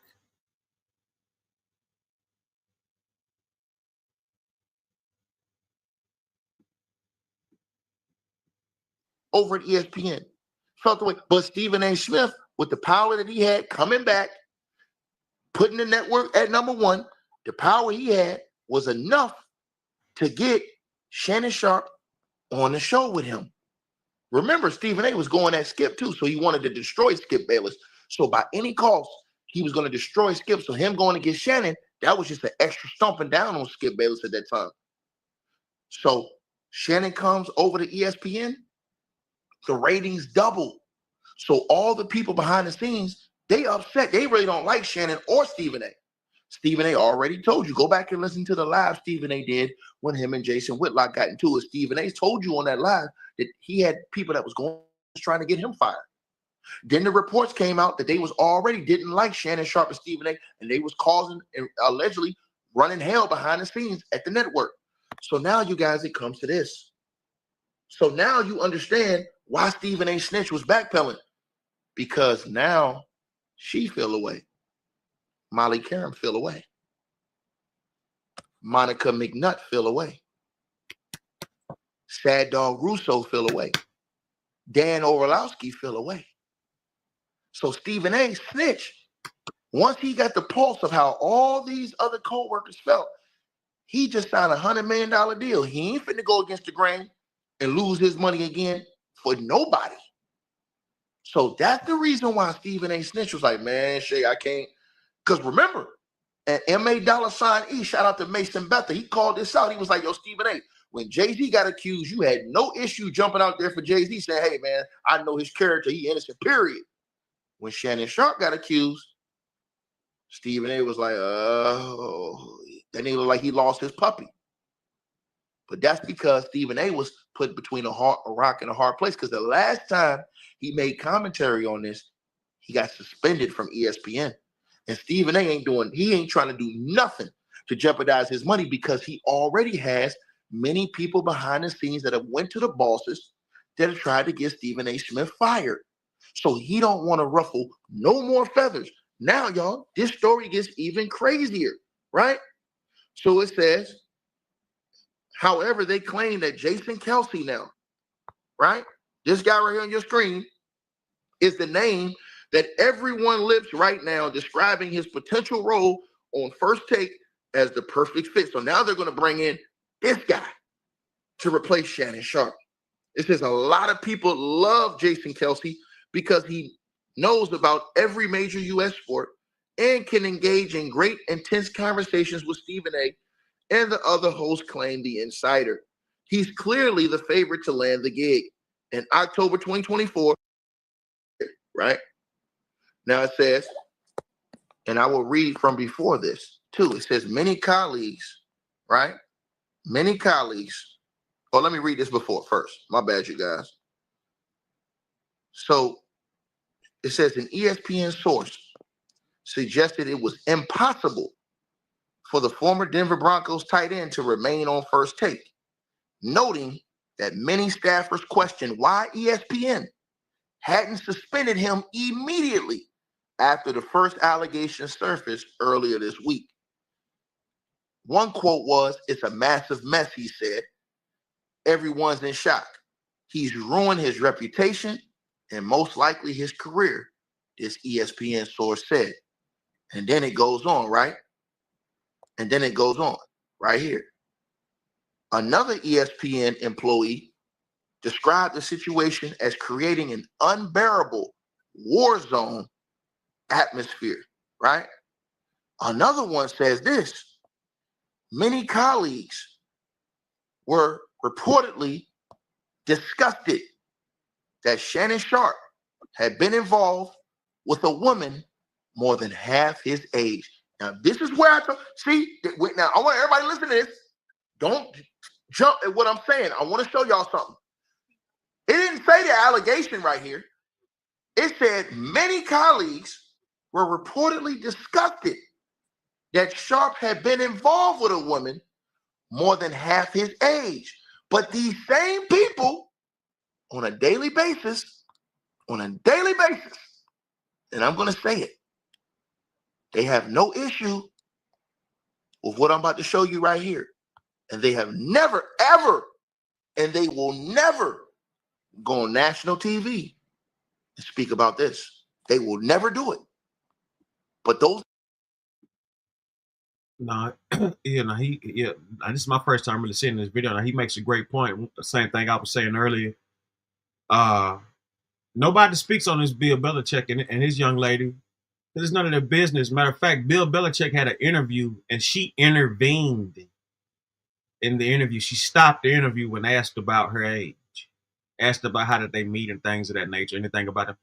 She stopped the interview live. Nobody says nothing about that. This just happened. This is current events. ESPN colleagues, not about the assault, it said. No, we ain't talking about that. We ain't talking about that. See, I'm going to tell y'all what it is. They said many colleagues were reportedly disgusted that Sharpe had been involved with a woman more than half his age. Now, let's keep going, because this thing gets even worse, y'all. People now think that he's toxic, the source added. Staff would have complained to the board or even quit if he hadn't stepped down. Trust has been broken. It goes on to say, it goes on to talk about in this article, Michelle Evans and those allegations from when she filed that restraining order in 2010 when he was at CBS, and then the lawsuit she has going on against him since 2023, right? Now, this thing is crazy, bro. They're saying that Dan Orlowski is said to be monitoring the situation with Shannon Sharp. A lot of people don't like him behind the scenes. They want him gone.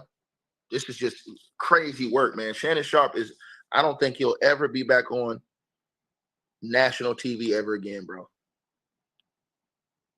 And again, they got people at ESPN.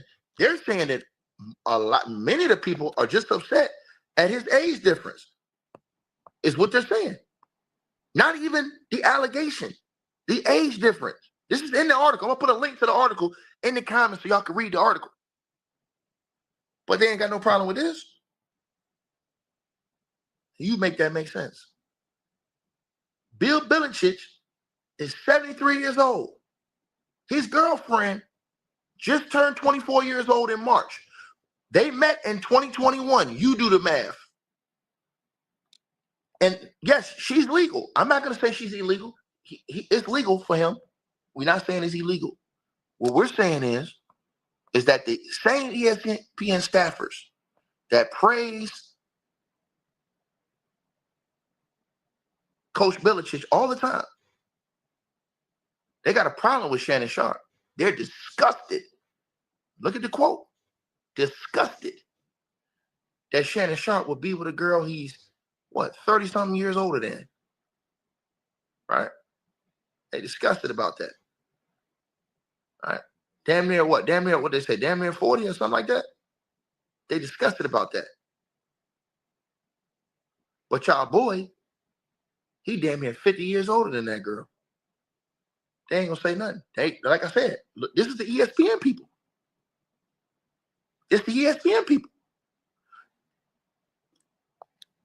So now you look at this situation. Now you see why Stephen A. Snitch came out and didn't want to double down on Shannon Sharp, because his homegirl, who he shout out all the time, she allegedly ain't down with the play. She allegedly ain't down with the play. Molly Caron. So Stephen A., he damn sure, if Molly Caron ain't feeling Shannon Sharp's situation right now, he damn sure can't come out standing 10 toes for Shannon Sharp, because now that's going to cause a real issue, because, like they said in the report, not just Molly Caron, not just Monica McNutt, but multiple other women. It says everyone is in shock, is what the ESPN person said, that he was not suspended immediately. And it says it's a massive mess. And that everyone's in shock. He's ruined his reputation and most likely his career. And then they went on to completely bury Shay Sharp. He ain't going back. It says people now think he's toxic. Staff would have complained to the board or even quit if he had not stepped down. Trust has been broken. So you had ESPN people that was... I don't know. I think that's kind of far-fetched, but people will say and do anything these days. I personally don't think they would have went anywhere. These people get on their high horses when somebody else getting kicked down. Like I said, Shannon Sharp has done nothing illegal. Say it again. Shannon Sharp has done nothing illegal.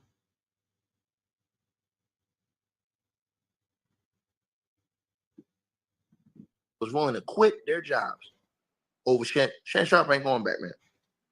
Because what's going to happen is now here's going to be the situation, right? They're going to go back and talk about situations like what happened with Paul Pierce. Paul Pierce got fired for doing something in his own home. That's illegal. And many people like Paul Pierce. Paul Pierce, the truth, got fired for doing something legal in his home. All Paul Pierce was doing was getting a massage on his shoulders. smoking a cigar, and playing cards. He got suspended for that. I mean, excuse me, fired for that. Fired immediately. This man Paul Pierce got fired on his day off. He got fired on his day off. Remember that. A lot of them people over there, they really like Paul Pierce. You never really heard people saying, hey, man, I don't like Paul Pierce. I don't like Pierce. Think about that. So Shannon Sharp, he had already had these reports where, and it was coming out with him and Stephen A. that people didn't like. So Stephen A. like, man, I got $100 million, bro. I'm picking this cheese. I'm picking this Skrilla. Because if Stephen A., who had already been through it with that one situation where he'd been suspended, if he would have came out and stood on business and said, yo, man, I'm telling y'all this, right? Stood on business and said, hey, man, to the person who says Shannon Sharp owns everything, owns all his mess. Excuse me, sir. What do you mean Shannon Sharp owns all of his mess? That's not true. If that's the case, then his own NFL football colleagues wouldn't be calling him out. You know how I know? Do you know how I know? Because I got proof. You know how I know? I'm going to play it for you. Shannon Sharp, football colleague, Ryan Clark. Here's what he had to say, sir. To whom much is given, much is required, right? And once you reach a certain stature, it's like and by the way, whenever you come in this comment section running your Rudy Poo candy ass mouth at me, boy, I've always got a response. I got an instant clap back, boy. I got extendos around here. So don't you ever come in here running your little punk ass mouth. Because I have you got the questions, I got the answers, Sway. I got the answers. Folks always used to tell you, boy, don't let that money go to your head, right? And now, a lot of times, people just are who they are. And you're looking at Shannon, his brand has never really been anything that said he might not be into some of the things that we're learning, right? You can go back to the IG Live, or you can listen to some of the things that he promotes as sponsors of his show, or just certain ways he talks about women during nightcap or whatever it is, right? Like, okay, never hid that. And that's not illegal, though, right? And like I said, people are going to feel how they feel about the age gap and what that means to them, right? My preference isn't that. If I have, and I do have a 20-year-old daughter, my preference for her, my advice to her, the things that I will and will not be comfortable with for her aren't that, right? I wouldn't be comfortable with my daughter who is 20 dating someone his age, but that's also not illegal. When you start getting tied into some of the things he is being charged with, accused with, or has allegedly done, no man wants to be associated with those things that's not his intent and that's not his heart. And so my biggest thing for him is, if these aren't actions that are of him, I hope that he's cleared of them. Right. And then for the young lady, if these are things that has happened to her, you hope that she's able to process that and in some way feel like she has been not only compensated, but that she has sought and found the justice that she's looking for. But it's like you said, period. It's just a bad look. The text message, whether it's the voice messages, whatever it is, it's a bad look. And it's a testimony for these young men who are getting their name called tonight to keep your nose clean, watch your front, watch your back, and so with people who truly support you. That's your family, that's your friends, that's the woman or significant you choose. Because those people, a lot of times, will bring you down more than you'll bring yourself down. And I think that's what we're kind of witnessing here. A man who's at the height, talking about getting $100 million deal, and now you're dealing with this. It's about decision making, bro. That's what it is. So now he's saying it's about decision making. That is the reason why I've been getting on Shannon Sharp the whole time, because Sharp you always say, man, don't fumble that bag, baby. You get that bag. Shannon Sharp, wait till after he's retired to fumble. That's crazy. And that's the thing that when you tell all, like, bro, you got to know these signs. You have to know what you're dealing with, bro. And you have to be able to put yourself in better and smarter situations, because this is the result. If you don't, you will get hit with these type of shit, especially when people know your public business. It's easy for people to go out there and look up how much money you make. When Shannon Sharp sat up there and say, nah, I don't want no older chick. I want a chick that's worth my pay. When he say that he want a chick that's on his pay level, he keep talking about money. When he talking about chick, all the audio's out there. Y'all have all heard it. They sitting back waiting. They like the game right. So what Shannon Sharp have to do is Shannon Sharp have to say, you know what, man, I have to understand. Because remember, his lawyer said, Shannon Sharp's lawyer said that his relationship with the girl was consensual. And at the end of the relationship, he said it turned out to be transactional for money. So what's the mistake Shannon Sharp made? You paying this girl. Because now she's seeing you willing to come out that pocket. So now she's seeing you willing to come out that pocket. And then you want to show you saying all these things. Everybody's seeing these things you saying. Then you have Monique come on your show and tell you, Shay Sharp, leave them young girls alone. You refuse to be obedient. Cat Williams come on your show. Shay Sharp, leave them girls alone, man. They finna bring you down. You laughed at them. Laughed it off. Refused to be obedient. Now, you see what's going on. The drip, drip, drip, drip, drip situation. Anything he had in his past, coming back. Your co-workers. Now, they letting you know how they really may have felt about you from the first place, but couldn't say nothing because of your position of power. You had the flex coming in, so your co-worker, they ain't got no flex. They can't really say nothing to the boss because you bringing in numbers. They ain't bringing in numbers you bringing in. But now, since you have allowed with your irresponsibility of dealing with that type of chick, and Shannon Sharp have been on there bragging about OnlyFans chicks. This nigga did it to himself. He was bragging about the other OnlyFans chick. So you on OnlyFans, you've put yourself out there in front of the world. Now all these girls on OnlyFans, man, they already know. Then you breaking rule number 1. You saying stuff on the phone that can be interpreted to straight up destroy you as a man. You know. Yeah, definitely. Shannon Sharp, in his process of trying to, clear his name, he's definitely speaking a lot. I don't know why and who's telling him to do it, but it is being done.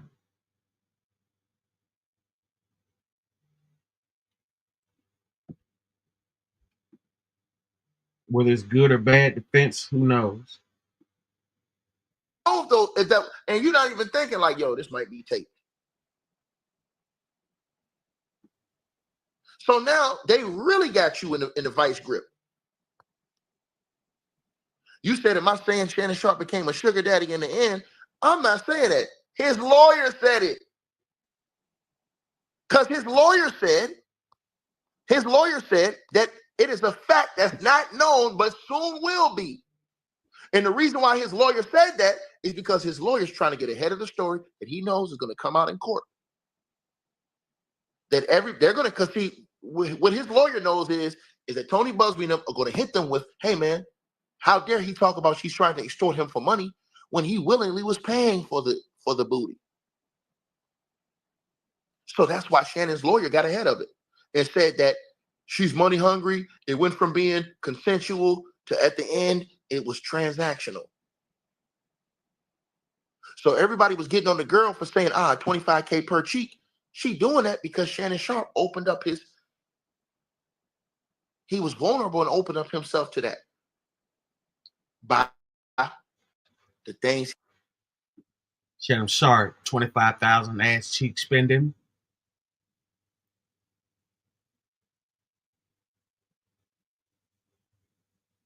Maybe the co-hosts were jealous. You are killing it.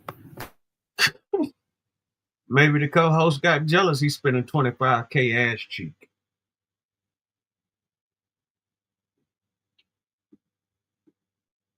He say out of his mouth on these podcasts.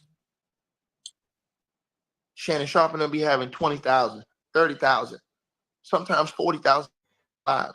You don't think half them Jones is chicks that's trying to get on? You don't think that? Now they pulling up old video on Shay Sharp.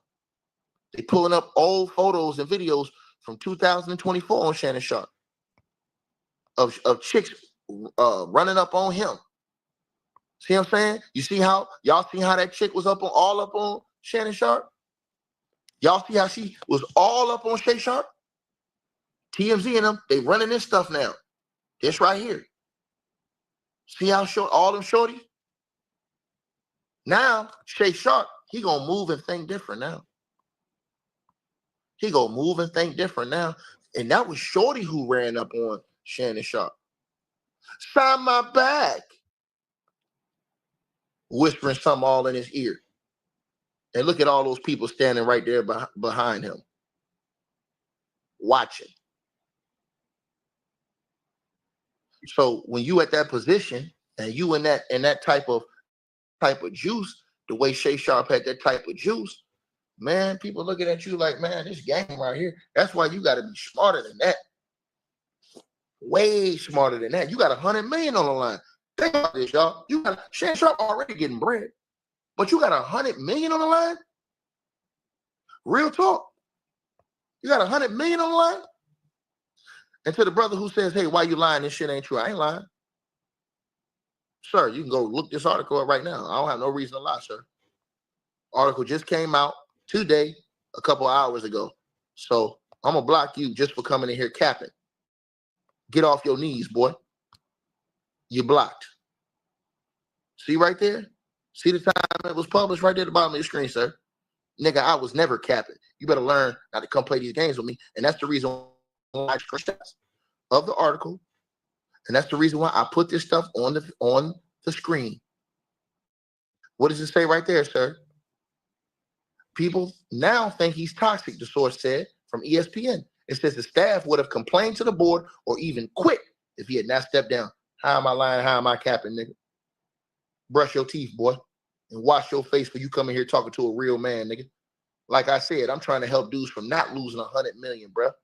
You got 100 million on the wood. Everybody looking at you, dog. When you get paper the way Shay Sharp was getting paper, everybody looking at you. Shannon Sharp was on live bragging about the money he made from the Cat Williams video. What you thought these OnlyFans freaks was going to do? What you thought they watching? You got 30,000, 40,000 people a night in the chat, nightcap, and you letting them know? He straight up said, I want a center. I don't want no good. I want a center. And God said, go to hell. He asked for it. These are facts. He said on his show, he said, nah, Ocho, I want a center, boy. He got sent one. And that's going to cost you 100 million plus. That's going to cost you 100 million plus. That's why it was lame of him to use any excuse, because Shannon Sharp's the one who allegedly approached this girl.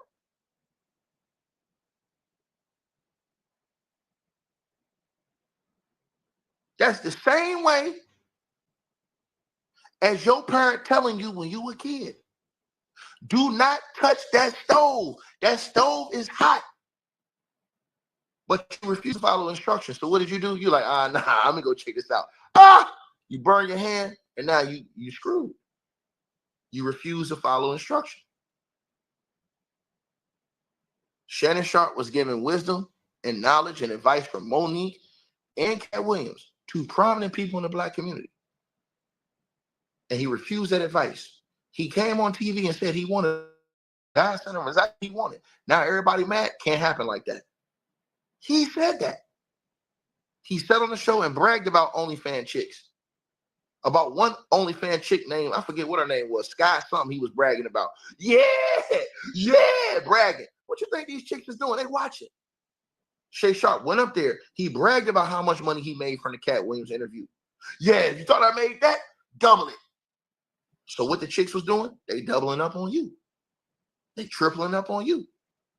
They on game. They on code. They on code. Shannon Sharp got to be on point.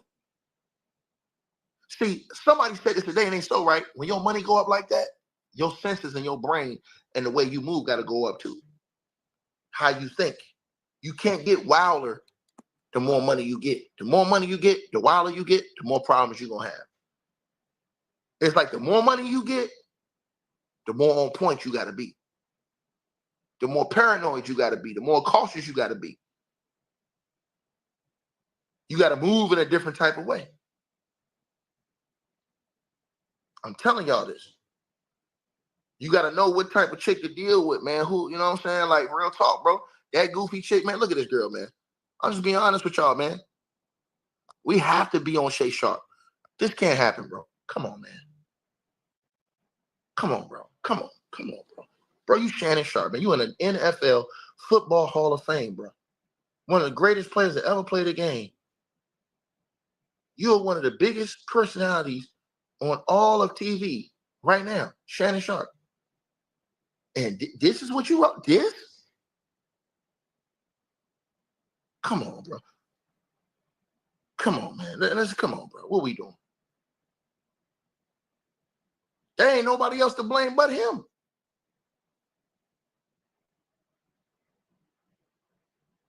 I got $100 million on the line. Ain't no way in blue hell. Ain't no way in hell.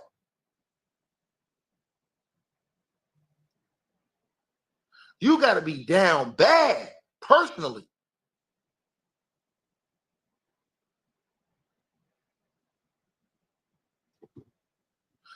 Nobody around you had game to put you onto this stuff? I live down the street from ESPN headquarters in Los Angeles, and man, they got janitors that look better than her. This is I don't know, man. I just think Shannon had a fetish for this type, and he's getting caught up in a scandal. Sad situation to watch, but they do it all the time when you come up.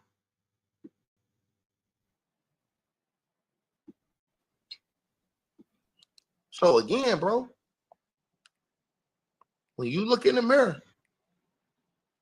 and all of the preaching you was doing to everybody else, that's the thing. You can't have that on your helmet when you was saying all that stuff you were saying to the other football players, specifically Deshaun Watson. When you said Deshaun Watson, he did this to himself.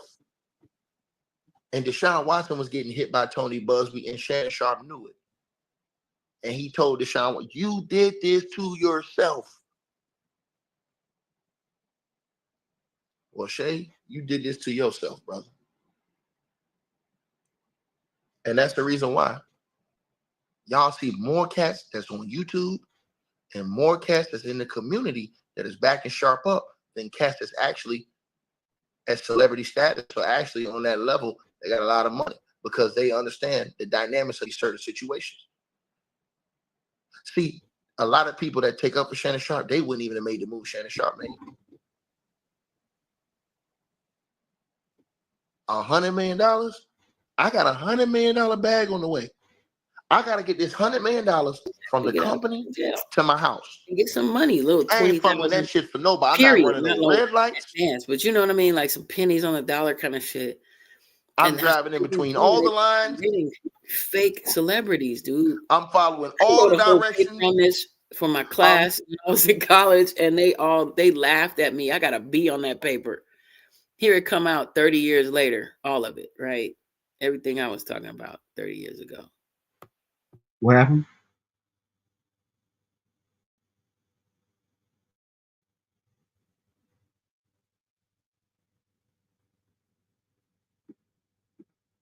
using my signal every time I change lanes. Damn it, I might not even change lanes unless I have to. And I'm riding in the slow lane. You ain't even gonna have no opportunity to say I'm speeding. We got to get that thing home. So again, Shay Sharp was wilding out. Now it shows y'all.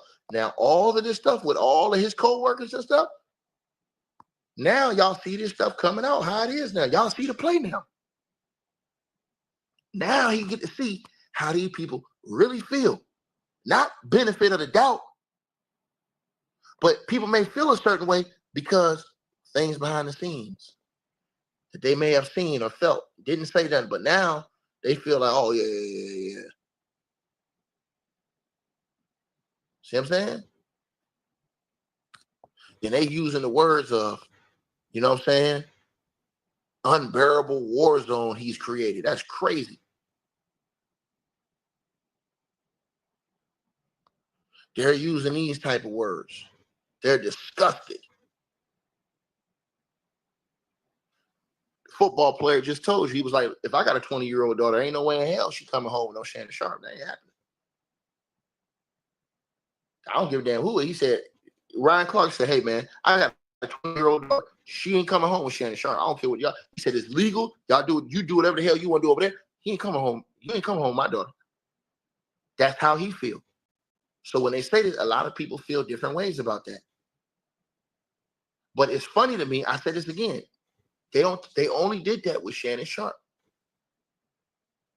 These people did not look down on Hugh Hefner like that. Hugh Hefner was celebrated before he passed away. Everybody wanted to go to the Playboy Mansion.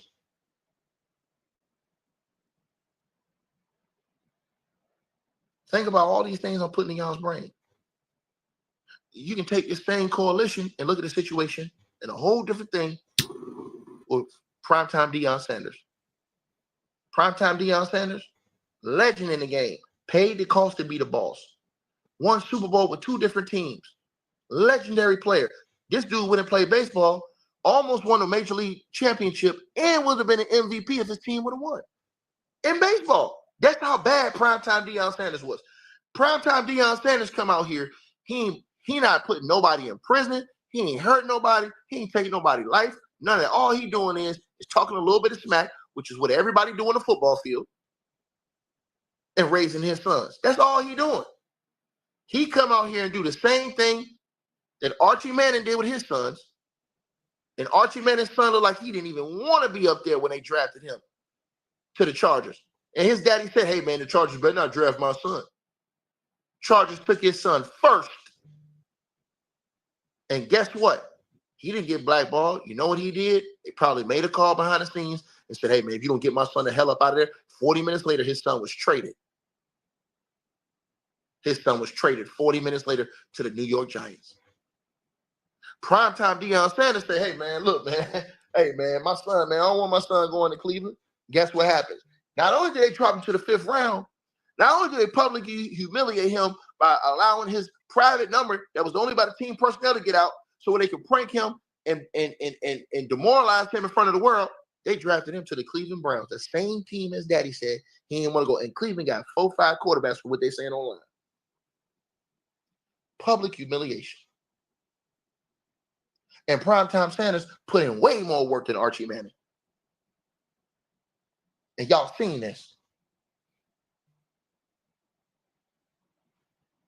So again, they always gonna put you, and then you got black folks out here telling Deion, Stephen A. Snitch go up there and turn on Deion talking about, it's your fault, Deion. You ain't say that about Archie Manning. You didn't open your mouth on Archie Manning. Stephen A. Snitch. Peyton Manning, brother, Eli Manning was drafted in 2001. You ain't say nothing about him. You didn't grill his daddy like that, but you dare come out and grill primetime Deion Sanders. I never talked to Stephen A. Smith ever again about his primetime. Because if you ain't had that same energy for Eli and Archie Manning, why you coming in here hooping and hollering at me on TV today? You know why? Because Stephen A. got to let them know, y'all pay me this $100 million, I'm going to stay in pocket. Remember, Stephen A was out here. He was talking super gangster. Yeah, LeBron ain't finna do nothing to me. I got security. And you see that 30-pound guy right there? Yeah, man. And when I go city to city, they got the FBI, they got the police, and everybody watching after me. I'm an investment. I make money for the mouse. He let y'all already know what time it is.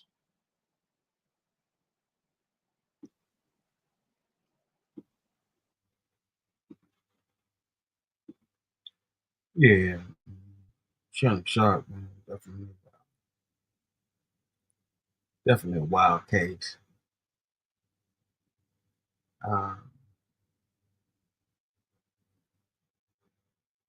Let's go to Law and Crime Network. Crips leader Big U wants Trump to intervene in murder case. Subscribe to Law and Crime Network. Looks like Big U is still up to his ways, even while in federal custody. In court paperwork filed just this week, federal prosecutors say the OG is trying to get his celebrity pals to help him out. Plus, he's making a big ask, well, a huge ask. He wants the White House to intervene on his case. I'm Elizabeth Milner with Law and Crime. Big U has remained in federal custody since he turned himself in earlier this month. Now, the feds claim he's running a mafia-like organization, but in a nearly 30-page brief written to the court, federal prosecutors outlined everything he's been up to since he's been in lockup. And they were listening to him allegedly come up with this whole elaborate plan. For years, Eugene Henley, better known as Big U, likely thought he was untouchable until a sprawling indictment came down accusing him of being the head of a racketeering enterprise. Plus, he's accused of kidnapping and murder and scamming some very high-profile celebs. I just need y'all prayers. I need y'all to... I don't even know what to say. Big U does claim he's innocent and that this is a whole big misunderstanding. Plus, he pleaded not guilty to his charges. And like most defendants, he wanted to be given bail so he can fight his case from the outside. But in a 26-page document, which even had a table of contents, federal prosecutors outlined every single reason why a judge shouldn't grant him bail. Literally on page 1, federal prosecutors come out swinging. They wrote, quote, "For decades, defendant Eugene Henley Jr., also known as Big U, has put on a public facade masquerading as a reformed gang member and legitimate businessman whose only ambition was to better his community." But defendant wasn't helping Crenshaw. He was helping himself. In the shadows, defendant was secretly operating as kingpin of a criminal enterprise that has ruled Los Angeles through violence, fear, and intimidation. Now he seeks pretrial release under the guise of his reformed persona, even though his criminal activities have included murder, extortion, robbery, wire fraud, bank fraud, and human trafficking. They're asking the court to keep him in custody for the safety of the community. In the filing, they wrote, quote, "Even in his short time in custody, he is up to his old tricks, once again trying to use some of those same celebrities for his personal gain. He has even suggested that he can manipulate the president of the United States into intervening in the case and dropping the charges, even as he simultaneously derisively refers to the president as the Orange Man while in custody." We're normally not political here, but don't think calling Donald Trump the Orange Man will help him out here. So initially, when the indictment came down, authorities believed Big U was on the run. According to this document, when he received notice of his arrest, Big U allegedly destroyed evidence and attempted to paint a false narrative of his criminality. Maybe federal prosecutors are talking about those videos he posted to Instagram declaring he did nothing wrong. I'm looking at all these charges on the news. Headed back to LA.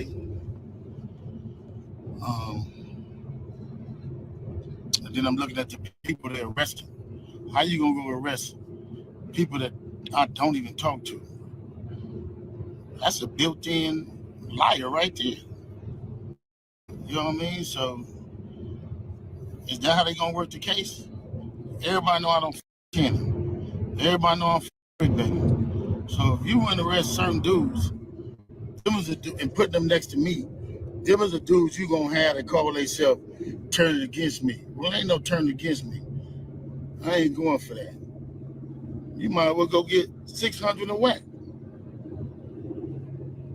These dudes been saying I did all year. So is they go on the internet and these dudes say that I did shit on the internet. Then when you say I did on the internet, they go investigate it. Now you raiding my houses, raiding my shops, raiding all this stuff. And talking about I'm committing crimes and covering up with developing option. What crimes am I committing to cover up with developing option? You know what I'm saying? I ain't committed no crimes and covered nothing up with developing option. Yeah, damn lie. Crazy. But this how they get you. They get one of Pardon me? I said he is a damn lie. I ain't did no crime. Shit ain't did nothing. But you know something we don't know? All I know is that when I went out there, when rest in peace Nipsey was first unalived, word on the street was they was already back then talking about Lauren London and Big U. That's what those are the two names I remember. What about him? Just somehow they got him set up some kind of way. That was just the general thing. And then they were saying Little Shitty. Somebody put $80,000 on Little Shitty EBT card, and that's why he did it. Come on now, you can't. Come on. How that sound? Somebody put.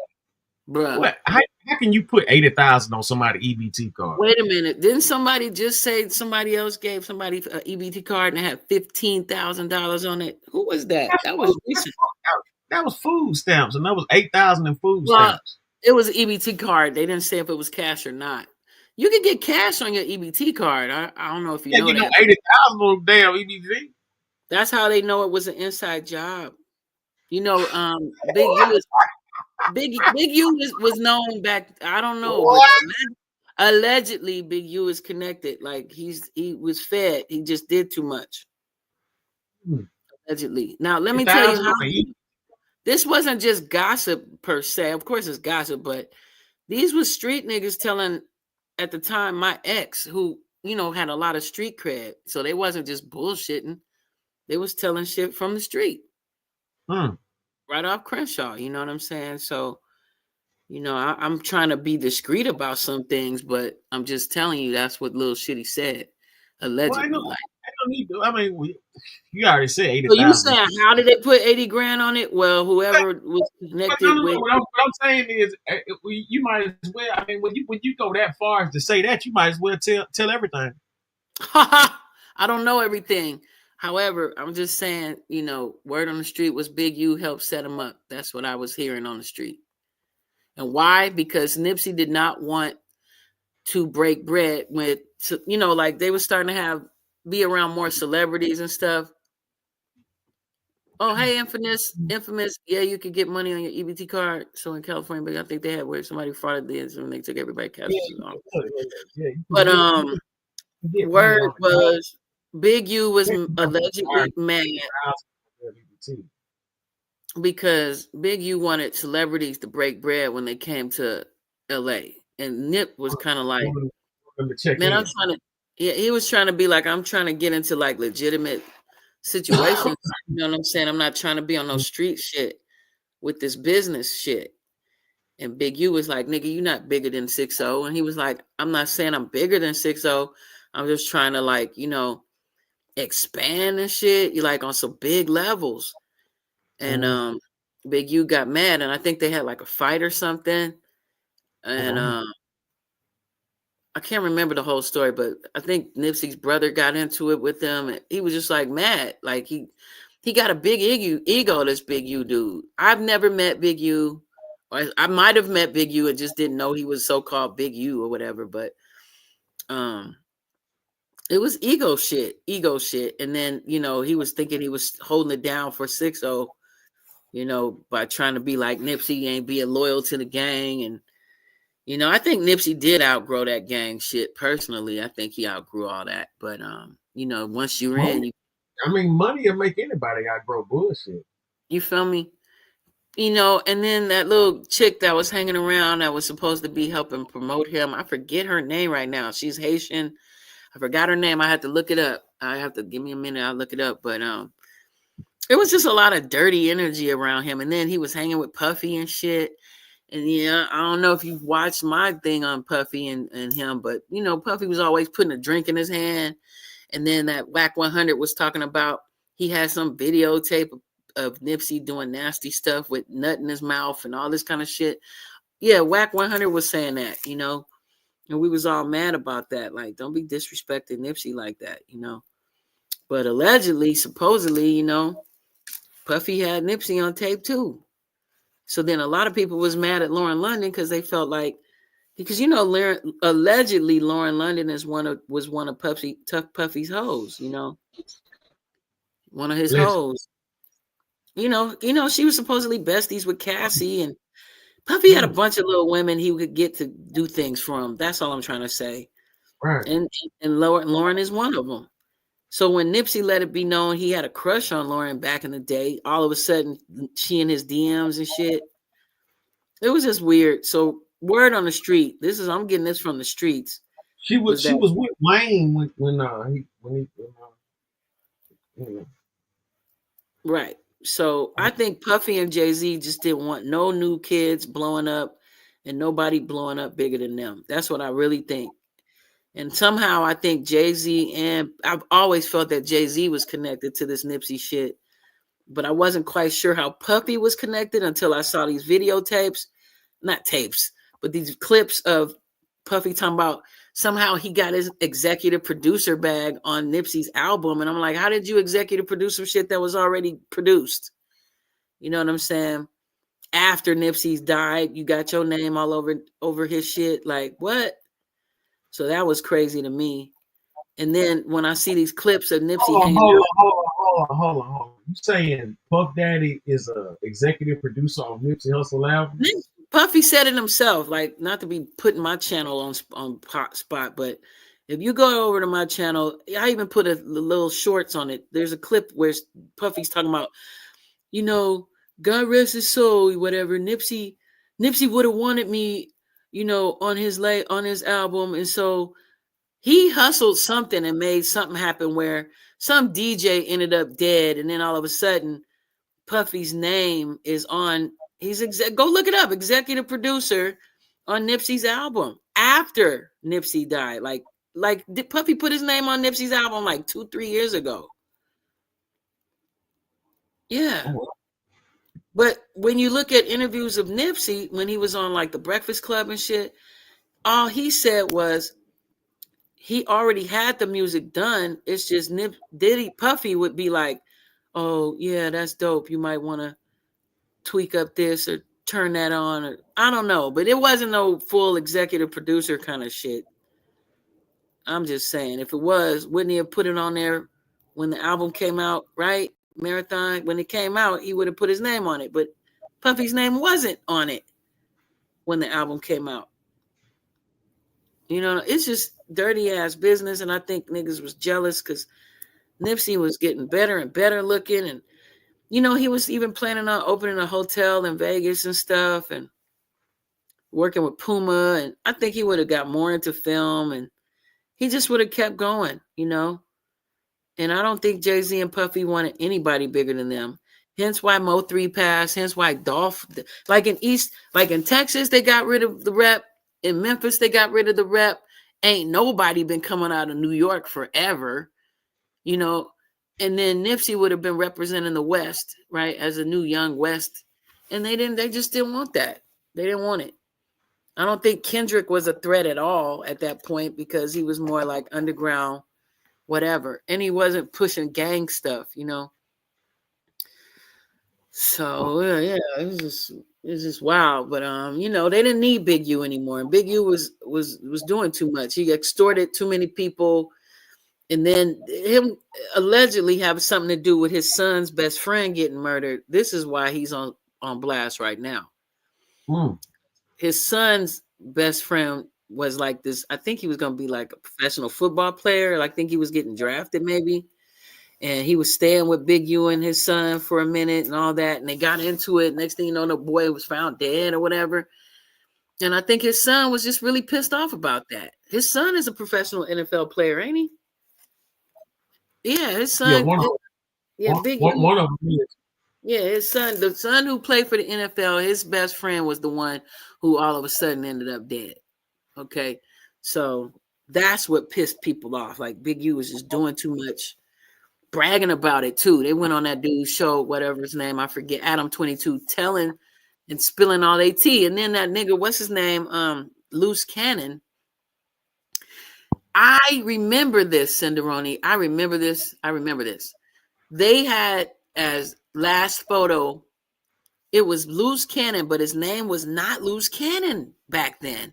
It was a picture of Nipsey with this Loose Cannon dude, and they claimed that was the last. They said it was a fan at the time. It was like Nipsey's last picture with a fan at 3:15, 15 minutes before he was murdered. Now, Loose Cannon tells the story like, I talked to him on the phone. I called him. Maybe he did, but I remember that was one of the last pictures that Nipsey took. So that nigga was there. So Loose Cannon was lying. Loose was there.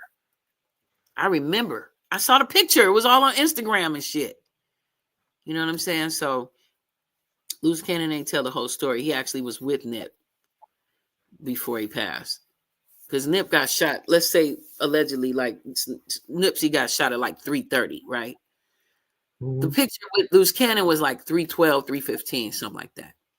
But Loose telling the story like, oh, I called him. Because he said Big Newt, you was like, hey, Nipsey dead. And then he was like, what? And he made it like he called Nipsey and was like, hey, Nip. And then, you know, he hung up. And then Wack was like, how come you didn't tell him that Big U said he was dead? Which was weird to me, too. I was like, why didn't you tell that nigga? That nigga said you was dead. That could have saved his life or something, you know? And his argument was, well, because they was beefing at the time, and I really just wasn't trying to get in the middle of this and that, whatever. And I get that too, but oh man, there's so many choppy business up in there. And then look, after Nip was dead, Lauren London had these like pictures with with Diddy, and everybody was looking at her side eye like, why are you taking these like romantic ass pictures with Puffy? And then they took them off the Instagram or whatever. But I didn't forget that shit. And there's somebody that screenshot. I'm pretty sure it's on Google somewhere. And that's also why LA was suspicious of Lauren. Like everybody in LA feels like Lauren London has something to do with motherfucking Nipsey getting pow. So Hey, SendáRoni, hello. How are you? greetings. I put a link in the back where she's talking about how P. Diddy has executive producer rights. I got more information, but I'm gonna try to go grab it. But I'm on my tablet, so I don't know what my audio sounds like. Right. So. Word. So I'm gonna go back and I'm gonna grab that, and then you want me to send it to your phone, or do you want me to send it to the back chat, Ronnie? Oh yeah, put in the back chat. I'll see if I can click on it. Yeah. Right now. I'll be right back. Thank you. Yeah, check that shit out, man. Listen, I did like a whole like 3-hour podcast on this thing with clips and stuff. So yeah, what she's sending you is real. It's real. Sad too. Oh, this is the audio. Yeah, there's a video too, because he was on the Breakfast Club. But yeah, we can't play that, I guess. I don't know.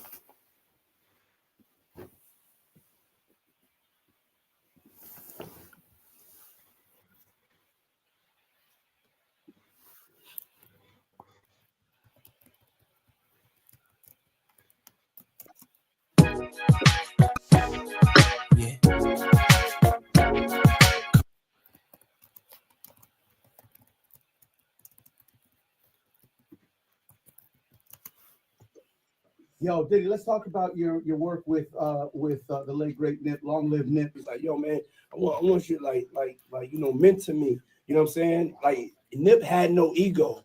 So you know what I'm saying? Like Nip came to me and said, I want you to mentor me. You know, I want to get into real estate. I want you to teach me all your, you know what I mean, like your business secrets. You know what I'm saying? I was like, whenever you got questions, pull up. And then on his last album, people do not know this. Somebody tried to jerk me, but I fixed it. I actually am one of the executive producers. Can y'all hear that? Nipsey Hussle's last album. Victory Lap. Yeah, Victory Yep. Lap. So a lot of people don't know this. We got them to change it in Wikipedia. Somebody over at the label tried to leave my name out, but he came to me and said, I want you to be a part of helping me finish up this album. And so I was a part of not just the records I was on with him on his last album. He was like, yo, I'm a big fan of like Life After Death.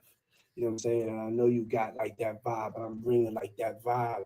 Like my stuff, it has a West Coast sound, but also has a bad boy sound. So I felt like, yo, I really need you to come and help me out with this. So that's why I have so much footage of us in the studio, because like the last 5 days of him finishing the album, he came to me and said, "Would you come on as one of the executive producers?"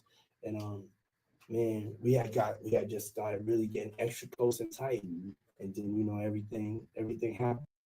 Oh, so they got extra close and tight.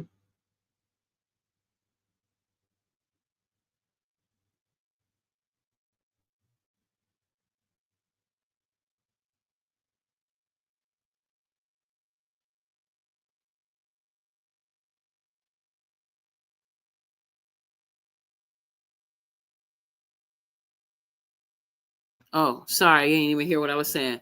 I was saying, hey, I wanted to send you this link if you were interested in DJ Official, who was, I think, connected somehow to the Nipsey situation. And he was just sitting in his car with a homeboy, and at like 4 p.m, like who shoots somebody 4 p.m. while he's chilling in his car? It was just weird. But next thing you know, Puffy is on the album. So that might be where the problem with Big U came in at. I think Puffy snitching on everybody. That's what I think. Puffy just telling on everybody. So Puffy, Big U, you right. So check it out. So Big U didn't go Big. Yeah, so Big U didn't get jammed up till Puffy got jammed up. Correct. Wow. I think Puffy telling on everybody. Oh wow. Yeah, and I think he knows Big U has something to do. So just basically, Puffy got Big U name out of there, put his name up there, and that's what Big U had the problem. I don't know, but that's not too far removed, I believe. Because they all feds. They all feds. Whack 100 to me is a fed. Big U's a fed. Puffy definitely works for them people. And I just think that when they overdo something or they cross the line, you know what I'm saying? They have different factions of people. I just think that, they're all of the brotherhood, but then there'd be divisions in the brotherhoods too. But when I saw them clips of Puffy hanging out with Nipsey and then passing him a glass of wine or glass of some shit, I was like, oh no. You know what I'm saying? Damn. Then there was this clip of one time. They cut all the clips off. You can't find none of them now. But there was this clip. It was like Lauren and Puffy. Because I was like, why did Lauren take Nipsey to go see Puffy? But you can't get in the game unless you go visit Puffy. He's like the king of the game. But I, at the time, was feeling like, I don't know. I didn't even know all this about Puffy back then. But I just was like, no, that's not good. So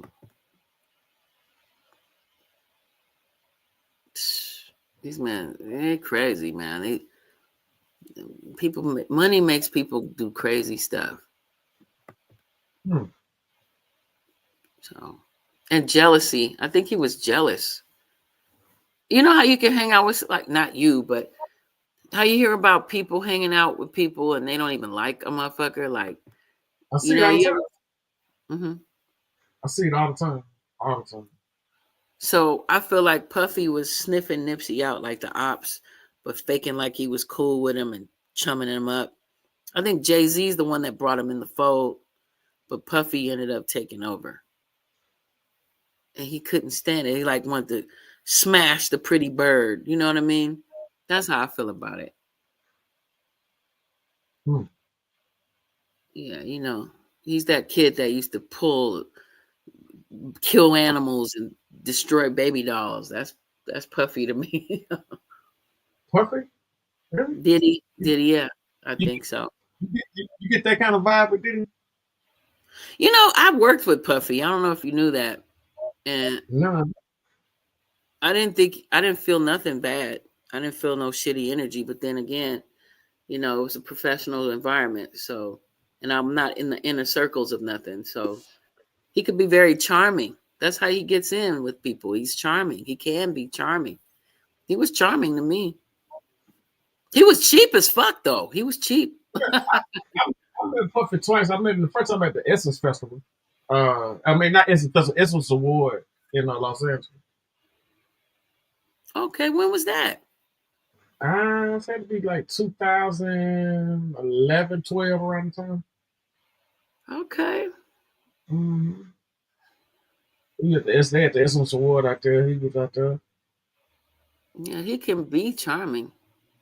That's why people want to work with him. Because, you know, when I met him, I did that Can't Hold Nobody Hold Me Down video with him and Mace. Oh, you was a cameo in that? Not cameo. I'm just an extra. And I did have to rub his chest. You was rubbing oil on Puffy chest? I was rubbing his chest with about 3 other girls. He used our hands. I was a hand model. And then I stood out because I made sure to rub his chin. Like, I always like to stand out. So I rubbed his chin. But anyway, I'm in another part, like at the 5-minute and 2-second mark. Thank you. You can see me doing the bankhead bounce. In that video? Yeah, it took 3 days to do that video. Yep. And he only paid us $50 a day. I was pissed about that. But, you know, we wanted to. Like No. At that time, we was. Let me see. What year was that? 50, 100, depending on. That ain't shit, because when we would do like Bone Thugs and Harmony. It's like $100 hour. It's an hour though. That ain't we'd be on video sets for 12 to 15 hours a day. Yeah. Hey, Roni. He was cheap. That was cheap. The link.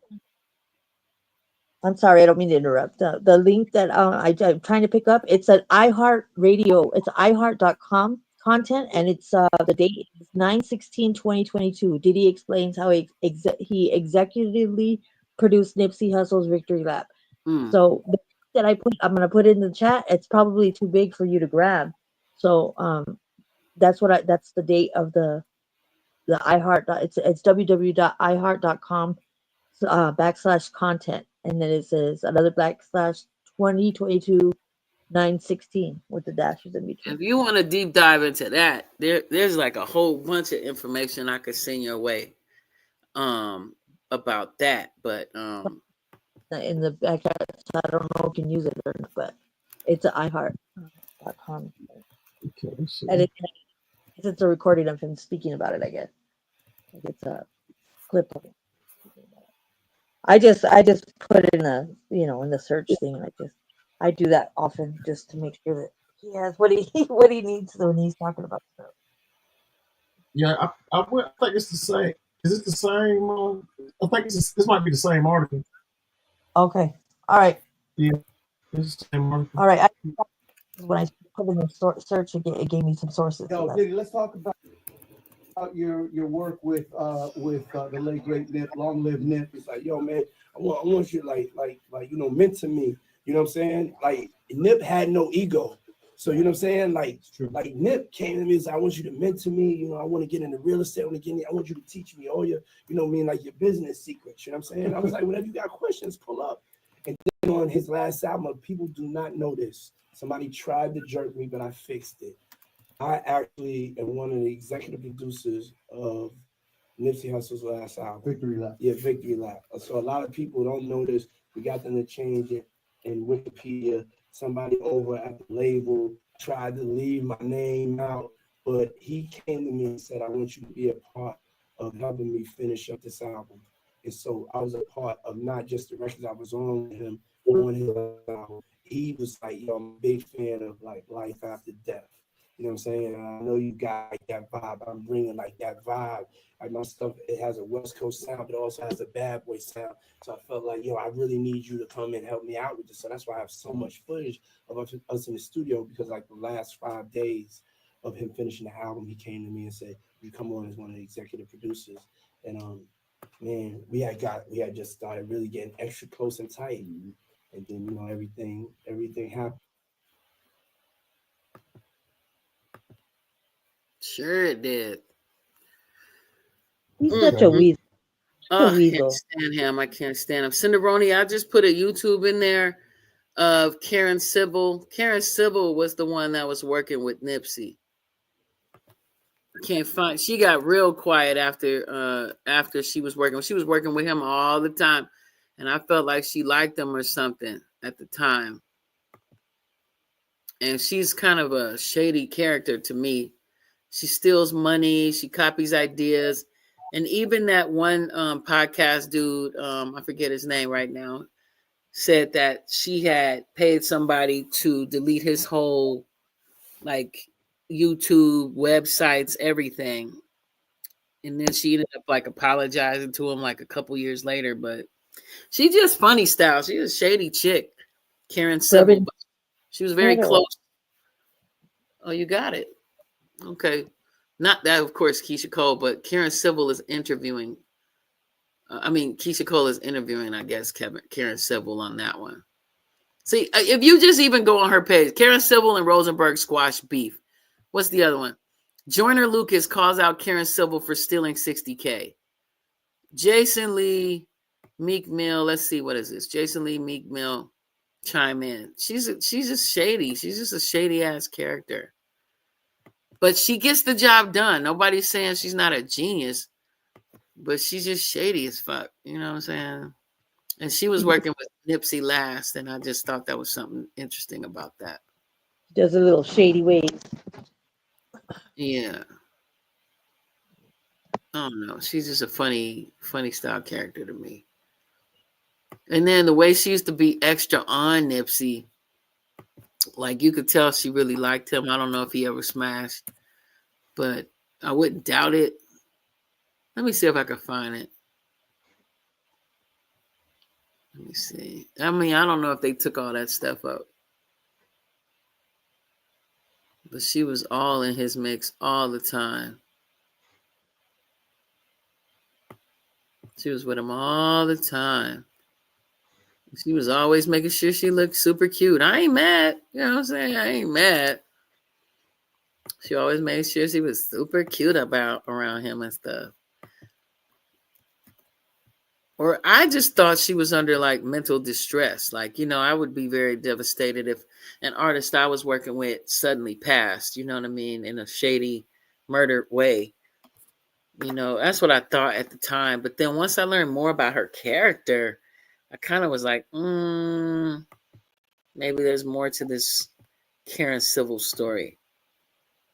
What I just sent you, SendaRoni, was Karen and Nipsey on some interview or whatever, and you could just see their little chemistry and stuff. That's the last YouTube I sent. So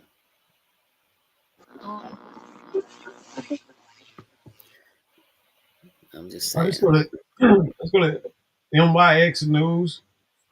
Nipsey Hussle opens up the Karen Civil. 2013, you released the $100 mixtape, and everybody heard about it. From Jay-Z buying copies to Wendy Williams to every possible entertainment entrepreneur was supporting you. Right. And then you followed up in 2015 with the release of your $1,000 project. What was the mindset behind this? Because you didn't go the traditional route as most artists do with releasing a $9.99 project. The idea to pump the price up, it was like a combination of a lot of different things going on that I just took notice of. But mainly I just realized that I had been giving out free music for such a long time, and I hadn't charged for nothing. So I didn't do a traditional record contract, but just the business side of it, the value for the CD, we lost value for the CD completely. Just by everything on digital, everything being on iTunes. I come from an era where we get excited to open that CD up, read the credits, you know what I'm saying? Look at the artwork, all of that. But we don't really need to. We got everything on iTunes. So I look at it like I wanted to create a collector's item, something that's limited, something they call scarce. It's not a lot of these. I know people don't have to buy the CD, so I want to make it, you know, there's only gonna be 1,000. So the people that did, they're gonna have something that a lot of people don't have. And then attach an event to it to make it something that you can't get from the digital version. I've done research on it. I realized that what it was called is called creating artificial scarcity. Once the CD or once the music is digital, it's abundant, it's everywhere. So, you know, you can't really charge for it because people can get it for free. But by making it a hard copy, something tangible that you gotta hold on to, it creates scarcity.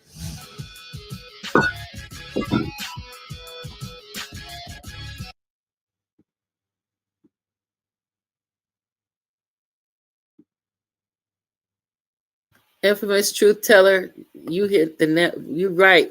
There was no posthumous project, but I still stand by. If Nipsey had wanted him on the project, Right. he would have had his name on it. You know what I'm saying? And he didn't have him on there for a reason. So exactly. Then all of a sudden, so DJ. I just copied it. That wasn't my personal opinion. That was just what I put in. I had copied and pasted. No, yeah. That's what I'm saying. I'm just clarifying. Thank you for all that. You're a great researcher. I'm just. You.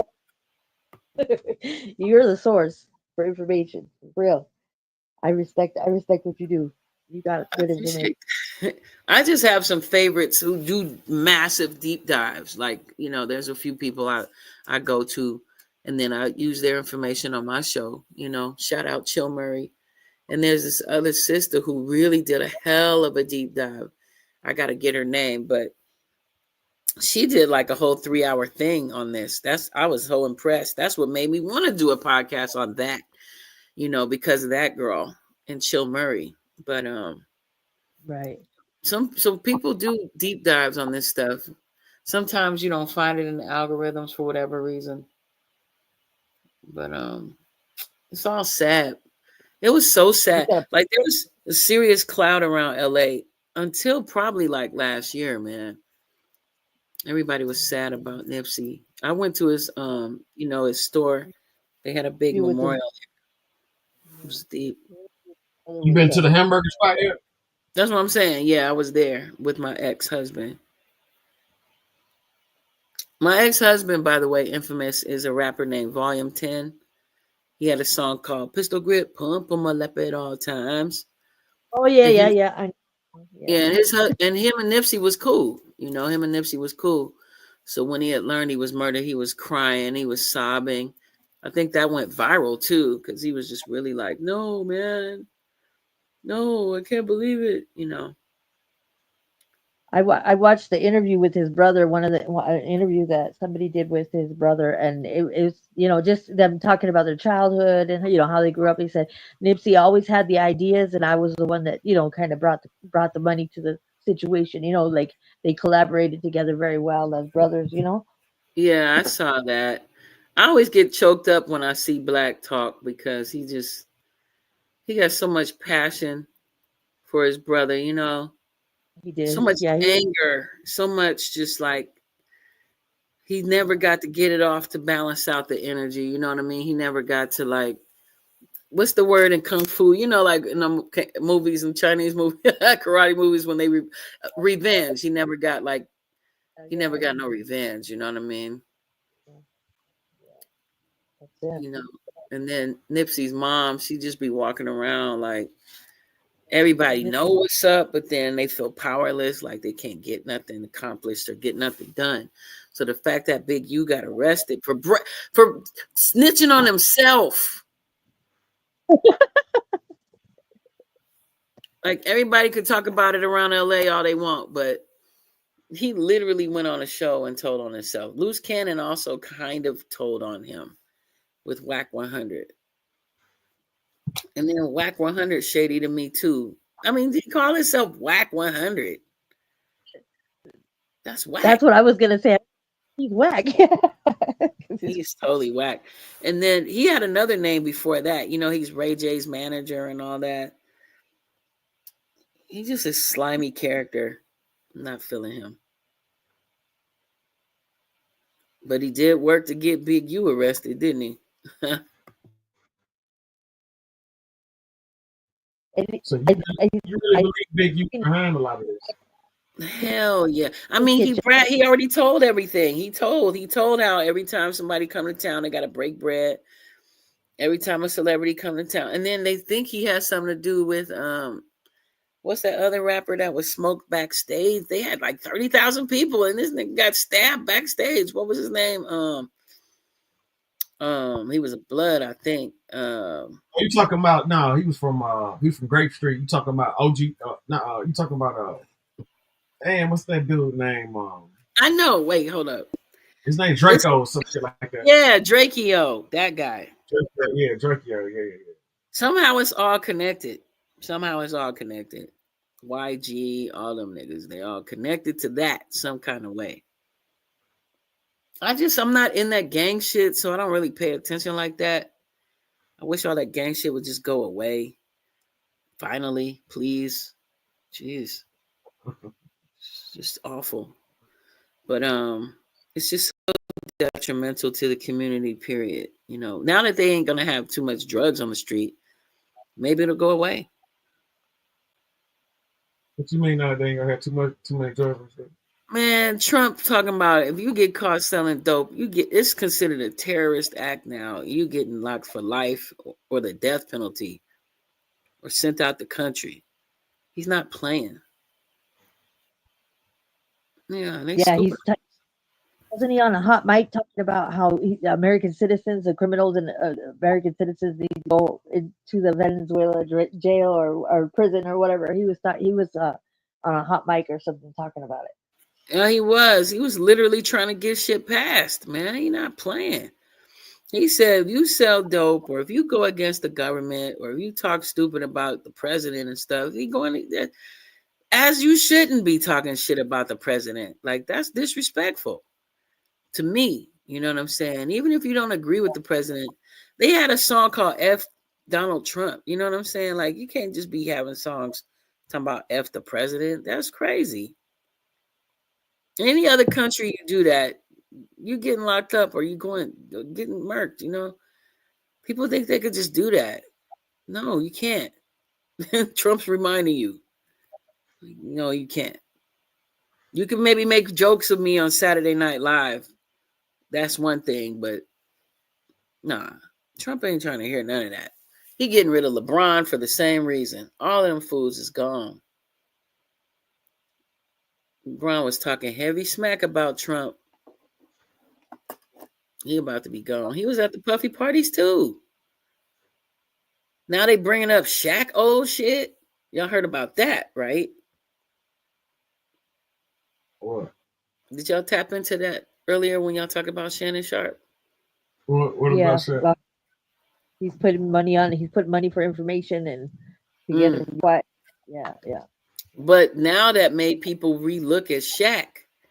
So there's some news articles. If you Google, if you type in Shaq's ex-bodyguard sues and you put in the year 2011, see what pops up. Shaq's ex-bodyguard sues him 2011. See what pops up. I'm gonna put it in right now on my phone. And let me tell you why you're looking it up. His ex-bodyguard was an ex-gangbanger, right? And I don't know why they fell out, but after they fell out, as gangbangers do, he snitched on Shaq and was telling about how Shaq had paid him. He was his muscle. He wanted certain people unalived, even some pregnant chick that wouldn't get an abortion. You know what I'm saying? And when he was suing Shaq, he told all Shaq's business. He said he got bodies. Says lawsuit claims Shaq ordered multiple murders. Shaq's former pal Robert Ross, an ex-gang member, is suing O'Neal for allegedly masterminding a plot to have him kidnapped and kidnapping, sex tape. Here comes the doozy from TMZ. The website has obtained a lawsuit filed against Shaq on Friday that alleges the big man requested and directed multiple murders on gang members, a record producer. Let's see, record producer and a woman he got pregnant, and even put out an order for someone to break an NBA player's shooting arm. You're, you immediately thought about Carlos Boozer and his mystery gym bag, didn't you? And then it continues on. Yeah. Ain't that crazy? And then, us LA folks that know that Shaq is a sheriff. So how he was a sheriff, and then you going around talking about offing people and stuff. Shaq's former pal Robert Ross, an ex-gang member, is suing O'Neal for allegedly massacring. He had kidnapped by other gang members back in 2008. In documents filed today in LA County Superior Court, Ross claims O'Neal organized and funded a series of murders and brutal attacks on people who did him wrong. In the suit, Ross alleges for many years O'Neal requested and directed Ross to perform many personal favors and directed him to perform various tasks, including, but not limited to, ordering Ross to kill a member of the downtown gangster Crips who had disrespected O'Neal in front of his wife, Shawnee. O'Neal is also accused of issuing an order to kill a woman who O'Neal had impregnated and paid for her abortion, and an order to kill a renowned record producer. Ross also alleges that O'Neal issued an order to break an NBA player's shooting arm, who never says whether the alleged hits were carried out, is suing for unspecified damages. Shaq's representation is naturally refuting the suit, as Michael J. Kump, Shaq's lawyer, told TMZ the outlandish claims by Robert Ross in his civil complaint are pure fiction. Shaquille O'Neal befriended Mr. Ross in an attempt to help him turn his life around. Sadly, Mr. Ross abused that friendship again and again. Shaquille's commitment to law enforcement is well known and documented. He will not dignify these defamatory allegations with a response. It definitely sounds like a pathetic attempt to cash grab on Shaq, because the whole story certainly doesn't lean on the side of believability. I'm sure friends have tried the same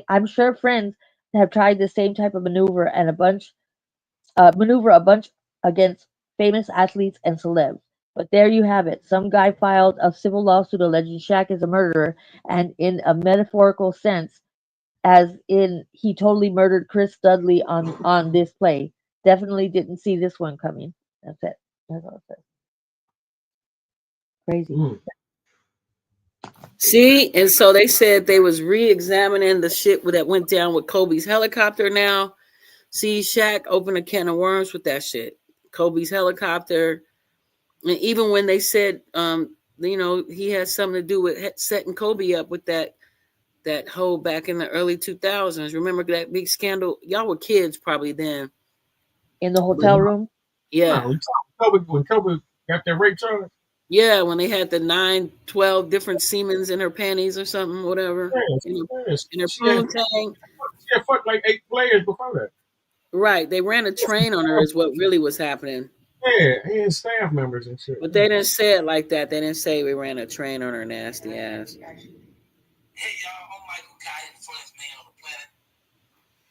But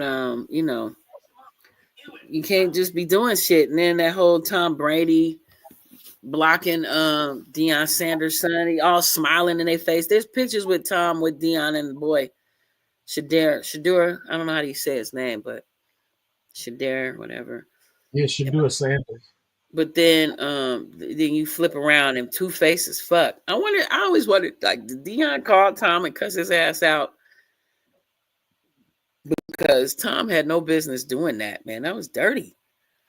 Well, the whole thing was Tom Brady's supposed to be his homie. That's what I'm saying. Mm. That's like I work at Burger King. Your son need a job, and I tell them, no, don't hire his son. The fuck? Yeah. That's fucked up. You know what I'm saying? That's cool. That's not cool. That's Two-Face as hell. And then did y'all? I missed a bunch, and I'm sorry, but did y'all tap in on them finding out who actually did the prank call? Yeah, it was a Falcons defensive coordinator. Okay, cool. All right.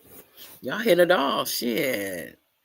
But Hey, Shannon, did you see? Did you see? Terrence Howard refused to do the Marvin Gaye role. because he said he didn't want to kiss a man. Yeah, he said Marvin Gaye was really gay. Marvin Gaye was definitely bisexual. Right. I'm telling you, you couldn't get in there. You snort enough cocaine and you sitting around with a bunch of dudes and shit.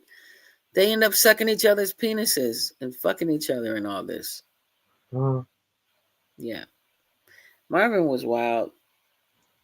And the His daddy cocaine was. back in the day probably was potent as a mug too. I'm thinking his father molested him, man. Oh, that's why he killed him like that. And then there was a rumor that, when he was a child, and then there was a rumor that Marvin Gaye was a serial murderer. Did you ever hear that rumor? No, what happened? That was a hell of a rumor back in the day. Serial murder, like what? Like killing prostitutes before he got his big deal. Like he allegedly murdered like several prostitutes. That's crazy. Like beat him up and then accidentally or whatever. Not even accidentally. Shit, if it happened more than once. Allegedly, supposedly. Yeah. Then he got he got Berry Gordy's little 15-year-old niece pregnant. Oh. He's just shady, man. When he was married to Berry Gordy's sister. He's just shady. He's just a shady ass nigga. And then they end up adopting the baby as if it's their own, you know. It's filthy. When was this? This is all back in, like, the Marvin Gaye getting Berry Gordy's niece pregnant. Yeah, it's my first time hearing this. Yeah, that was in the 60s, late 60s. That chick, the 15-year-old, she ended up marrying, Miss Tina's ex-husband. Tina Knowles' ex-husband. What's his name? You know what I'm talking about? The actor. Oh my God, it's so late. Hold on, let me Google. I can't think of names right now. Tina Knowles ex-hubs. Richard Lawson. Remember Richard Lawson, right? Okay. Richard Lawson was married to the little 15-year-old Gordy when she grew up. That's Bianca Lawson's mom. The actress Bianca Lawson. So I'm saying, yeah, I didn't even know that was Berry Gordy's great niece. The industry be small, man. You be wondering how people get these parts and shit because they already in the game. Just like I did a whole podcast on, did you know Berry Gordy and Jimmy Carter was cousins? Never heard of that. Yeah, I did a podcast on that shit. Basically, yeah, they share the same grandfather. Black. No, white. Hold on. Yeah, it gotta be white because Jimmy. I know exactly where Jimmy Carter from. So Jimmy Carter's. all his people was white. No, his mama wasn't fully white. Yeah, Lillian Gordy. Lillian Gordy was not fully white. I'm sorry. Lillian Carter. His mother, Jimmy Carter's mother, was not fully white. Where does that say that at? She's a Melungian. You know the Melungian? You ever heard of Melungian? What is it? A Melungian, although they wouldn't call that in Georgia. White people in Georgia were probably descendants of black people if you go back 100 years or 150 years. Most black people who were enslaved, let's say in the late 1700s, that's why they stopped bringing ships over here and shit. Let's say, for example, the census would say, let's say in Savannah, Georgia, they brought 100,000 enslaved people, right? By the course of a generation, which is like 20 years, they had double that. Well, all of them motherfuckers was mixed. You know what I'm saying? And so by like the third or fourth generation, they wasn't looking black no more. I mean, don't y'all see that now? Y'all see that happening now with some people, right? So it was more. They got the ones they wanted to get out, and they sent them on a trail of tears, and then the ones they wanted to keep that was strong and fit enough to breed more, to make more babies, and do more work. They kept those, and they listed those as Negroes, and so a lot of natives and everybody got mixed into that pot. Right. But the ones that look more white, they went on and passed for white. They wasn't fully white though. But they white now, I guess. I mean, you got $5 Indians all the time, but I'm trying to tell you, I've seen Jimmy Carter's family like all my life, and they all white people. Well, all Now, I know. I'm talking about the main characters. I'm not talking about the ancestors. But yeah. So Lillian Gordy's his mom, dad, all that kind of stuff. Those people was white. Lillian Gordy's father is Barry. I'm sorry, Lillian Carter. Gosh, Lillian Carter's father is Barry Gordy's grandfather. So yeah, he did have I guess he had a black woman on the side then. Yeah, no, that's his last name was Gordy. Lillian's birth name is Gordy, just so you know. So her last name was Gordy. She married a Carter. Okay. But I don't know if they only showed the Carter family. Did they show the Gordy family? You know what I'm saying? Did they show Lillian's Gordy family? You know what I'm saying? So Barry's dad and her were first cousins. Anyways, that's what I hear. I hear most white folk in the South, in Georgia, especially, of course, Louisiana, but in Georgia, in the South Georgia, you go back about 2-3 great grandmothers or something, and they was black. You know, that's what they say. So Georgia is one of the 13 colonies. I did do a podcast on passing actors and rock stars, like that dude from Aerosmith. His grandma black. Yeah, I can What's believe his name? that. With His the big lip grandma Tyler. Yeah, his grandma's black. Old boy from what is that? Panic at the Disco or whatever? I can't think of the group. I'd have to look it up. Not Guns N' Roses. Slash. Well, Slash definitely. I didn't know it back in the 80s, but now you could definitely tell. But no, it's another one of these. Jessica Simpson's sister, Ashley Simpson, was married to the dude. Before she married Diana Ross's son, she was married to that dude. Hold on, let me look it up. Shit.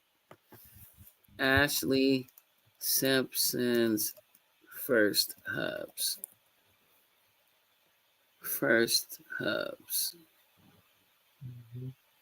Let me put out husband, not hubs. Husband. I forgot it. I always forget his name. Pete Wentz, Fall Out Boy. Yeah, Pete Wentz, Fall Out Boy. His mama's black. But when you look at him, you wouldn't know he was black. But then I saw pictures of him in middle school. I was like, he's definitely black. He straightened his hair and dyed it blonde or dyes it black. It makes it straight. Pete Wentz. But he black. Passing. There's a lot of them, though. There's a lot of people passing for white in the industry. Well, they had them $5 Indians back in the day, so they still carry that. Yes, sir. I'm clear on that, but I'm just saying I saw a picture of his mama. She looked like my mama. So, but you're right about that. That is true. $5 Indians. They wasn't really Indians, but no, these people, when you see the pictures, and that's why they kept pictures in black and white for a long time, even though they had color pictures, because they didn't really want you to see who was really like not fully white. Like Elvis. Abraham Lincoln, you know. He's a Melungian, as is Elvis. Yeah. Okay, so a Melungian is like, and no, Georgia was not one of the 13 colonies, but West Virginia. West Virginia is where these Melungian just means like mixed with Indian and black and white. You know, when the governor of Virginia thought there was way too many mixed people, he kicked all of them out of Virginia and then passed the law, you know, the no miscegenation law, no mixing, right? So he made all the mixed people, all the Indian, all the whites, all the blacks, move who like each other, move to a place they developed called West Virginia. Yeah. And then that's the Appalachian Mountains. That's the whites they call the white trash, so-called. They call them white trash because they're mixed. See, that Tennessee had to be by force had to be forced to release their slaves. They didn't want to.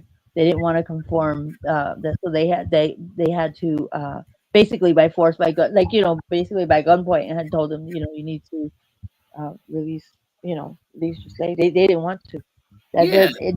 You see it today. You can still see the racism. You know what I mean? All that. It's still real thick in Tennessee. Real thick. Yeah. And have you ever seen Roots? Yeah. When they show Chicken George and Tom and Kizzy. I don't know if you remember. So Tom is Chicken George's dad, and then Kizzy is Chicken George's dad. I mean, Chicken George is Kizzy's daughter. They made him look all like really brown skin on Roots, but in real life, Tom was mixed, Chicken George was mixed, and Kizzy was mixed. They were all mixed. So I thought that was interesting. A lot of that stuff about slavery is very interesting. As a matter of fact, let me send you this link. No, Kizzy wasn't mixed. No, Chicken George was mixed and all that. Kizzy George was mixed. Okay, I think I saw a real a picture of Chicken George, and he had what a lot of eyes. Out of context, but that movie Life with Eddie Murphy, remember when they had that baby and he kept holding it up to each one of the prisoners? Ada Pappy. Yeah. That's the funniest scene ever. I just sent you something just now as well. Speaking of that, you heard Trump and them is trying to get all the black art and black artifacts from they're getting rid of the African American History Museum at the Smithsonian. That's because he's racist. He's always been racist. They claim they're trying to make it like yeah, we're trying American. We don't need this. It's like it's history though. It's here. It's American history. Why would you get rid of that? Here's what he's trying to do. He's trying to whitewash stuff. Where is it going? Like, where are they going to put all them artifacts now? I don't know. I don't think they're probably going to do something with it that they're not supposed to do with it. Just dirty, man. Just a hot I think it's something about Christopher Columbus or something like that. What about that? He said something about Columbus Day being just I don't know, something. I read something. I didn't really understand the title. It said something about Columbus Day. It's just going to be Columbus Day. I don't know. It said something like that. It didn't make sense. I think it's because, do you guys have children? I do. In school? So most schools do not celebrate Christopher Columbus Day anymore. Remember, we used to get that day off. Yeah, they used to give you Christopher Columbus Day off, or it was a special day. But for many years now, October 12th, they haven't done shit. They don't celebrate Christopher Columbus Day. So I think that Trump is trying to bring back Christopher Columbus Day. He's getting rid of Gay Pride Month. I think that's gone. He's going to make that like Veterans Month, like people who were in the veteran, in the military. In the military, and then he got sent to military school because he got caught with a knife at school or something like that. Yeah. So they sent him to military school. Yeah. So he never was like officially in the military. He just learned how to manipulate. I think as Hold on. Did you say Trump had a knife at school? Yeah, he got sent to military school. He got sent there because his dad didn't want to deal with it. He didn't want to deal with it, so he just sent him to military school. Like Trump had a knife. He ain't going out like he ain't trying to be bullied at school and all that. That's right. But now he's passing a law. I think it already passed last week, where if any child gets caught with a knife or any type of weapon at school, they get banned from the district, period. They can't go switch to another school or nothing. They just get banned from the whole district. Well, no, they can always leave the state and go to school. Right, but damn, you got to go through all that. You can't just get a 3-day suspension no more, or expelled and go to another school. So then we don't pay attention to the other stuff. Right. But I'm gonna have to get off of here. I actually have to work in the morning with children. I am too. I'm gonna get down to. And I really enjoy this, and thank you so much for letting me come on here. I don't take that for granted. I really appreciate that. So thank you. So everybody coming on your channel. You got a good channel. Hey, you got a Cash App? Money sign Roni Boo 1. It's on the screen at the bottom. Okay. Oh, there it is. Roni Boo for the win. You've been playing that. That's my jam. Take care, okay? Thank you. I'm not hopping off quite yet. I'm about to, but Roni Boo for the win. Running low anyway. Because you've been very respectful to me. You've never disrespected me, Ronnie, SendaRoni. No, ever. And but there was this other cat. I listened to him every morning, 4 a.m. He's got extremely great commentary and information. But when he does his Friday night thing, you know, I'll be telling my little Hollywood stories, Roni. You know me a long time. Well, you know me for a minute now. He told me I was lying, bro. I was like, why would I lie? You know what I'm saying? So, like, the stories are going to be, you know, it's going to sound superficial to them because they ain't never did that. You know what I'm saying? I was like, have you ever been to LA? No. But he talks shit about LA all the time. And he thinks all women on the, LA are witches. So they I wanted to find out about, remember when you did that story about the WB and holding all the film, all those films with all the black and white films? WB channel or WB, the station or whatever? Warner Brothers? Yeah, Warner Brothers. I remember you did that a long time ago. Did they ever, was there any solution to that or no? Or are they still holding it? To SendaRoni? I thought you were talking to you. I did something on Warner Brothers. I'm talking to you too. Oh, me. Oh, yeah, what was the context? Yeah, the Warner Brothers and the film, the black and white films with the African American people and like all the film that they had, that they were holding tight, that they weren't releasing it or whatever. I'm not sure about that, but damn, that sounds like someone. I did that. I'm like, I don't know. I don't remember that, but for a long, I don't remember what his name was, but somebody you've known for a really long time. I don't know, but they shady as fuck. I was trying to get put on over at Warner Brothers, and because my homeboy worked over at Warner Brothers, and he was like, for you to get because I had an idea for a reality show. This was like 15 years ago. And I was like, I got an idea for a reality show. And he was like, for your reality show to get approved, you got to present it to like 12 old white, like 70-year-old men, and they got to like it. And for some reason, I just didn't feel like doing that. I didn't feel like dealing with all that. I don't know what a 70-year-old white man will like of me or whatever. It just sounded weird. So I just was like, fuck it. Yeah. I did do a show on that. It was a while back. Wait a minute. Oh, wait. Okay. Is this what you're talking about? I said that I used to sneak onto the Paramount Studios lot. Oh, I don't know if that's what you're talking about. But I used to sneak on the Paramount lot. Somebody I don't remember his name, but he's a really good friend of yours. You've known him for years, and you guys were talking about the WB and that there's a lot of film footage that they refuse to release, or they refuse to release to you talking about my boy Mario Reyes was talking about that, I think, on one of my shows. Yeah. Why? What was the reason they was holding it back? I don't even remember. I think that they were just like for history purposes. I think he was trying to obtain it, or somebody was trying to obtain it, and they refused to release it. Like they want to act like it doesn't exist. Isn't that crazy?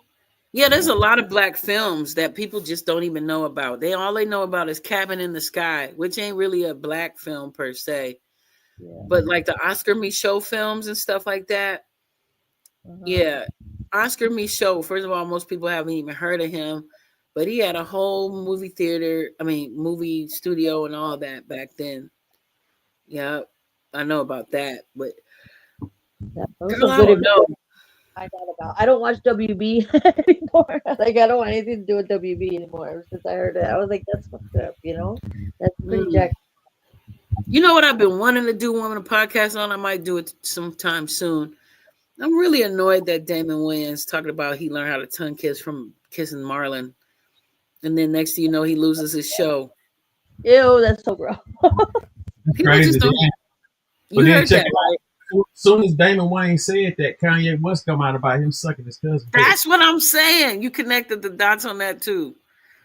Mm-hmm. One of my students asked me today. They was like, "Miss Gilbert, did you hear Kanye's new music, new song, or some?" He tried to imply about the 14, about him doing that. And I just was like, "Bro, I don't even listen to Kanye. I'm cool. I'm good." All right. I think it's. I like the older Kanye. I mean, I try to see the positive in it because, child on child molestation is extremely common to the point where they made us teachers do a whole workshop to be aware of that. And that made me aware because my son was molested by a boy at his school, man. And I still haven't gotten retribution for that. Like I still haven't, like they fired me. Like I worked at the same school, right? And when I tried to get the principal to do something, she fired me. Because they're trying to keep everything quiet, and that's what's wrong with society. I think that they keep things, they don't talk about it, don't this and that. But that's what's wrong with this. All this trauma just keeps carrying over and carrying over and carrying over. Right, and we need to pop that pimple, let it all come out. So even though it's tacky, okay, sorry. I want y'all to check this out. Let's go to SendaRoni TV. Dave Blunt's right. Kanye West's new shocking song. Oh my God, I gotta find you. My cousin read it dirty.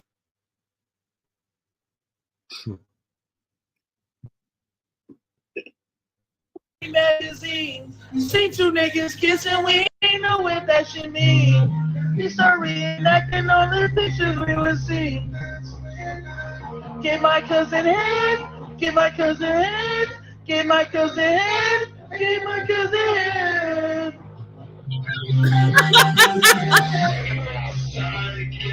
Shit hard.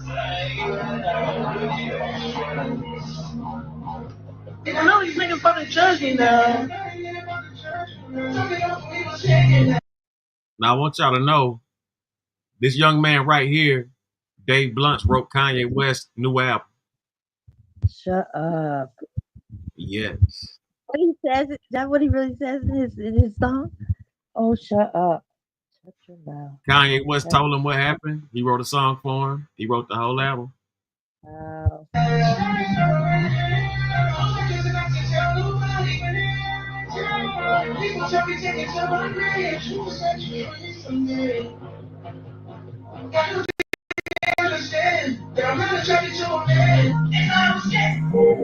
Pictures don't help me, it's just put me in a trance. I'm talking about euphoria, I'm not talking about a man. Told her don't leave me, cause I need you by my side. As long as you don't leave me, then I'll probably be alright. That one time that you left me, I didn't get no sleep that night. That one time that you left me, I took 10 perks to get high. 10 perks to get high, ain't that no doubt.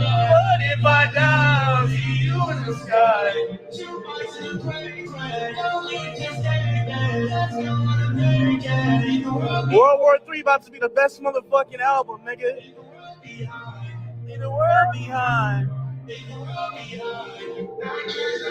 It just put me in a trance.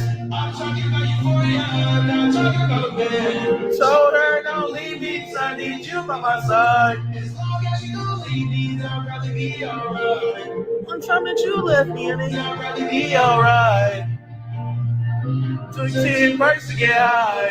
10 perks to get high. Ain't I no doubt. If I die, you in the sky. 2 bites in the grave. That World War III about to be crazy when that shit drop. In the world behind. 10 bucks to get high. They had them die. But if I die, you in the sky. 2 bucks to crazy. Don't leave this day, babe. Can't leave the world behind. He looked like a fucking fat demon. He said this song is called Cousin, about my cousin that was locked in jail for life for killing a pregnant lady a few years after I told him we wouldn't look at dirty magazines together anymore. Perhaps in my self-centered mess, I felt it was my fault that I showed him those dirty magazines when he was 6.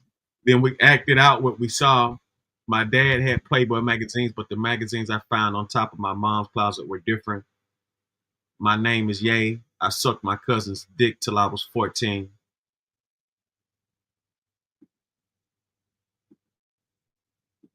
Is that for real? Is that for real, or is this a parody thing? What is No. That's for real. Yeah. Yeah. You know, when I was younger, it bothered me because my sister used to put makeup on me and hide it. My cousin made me suck them off. I know that face.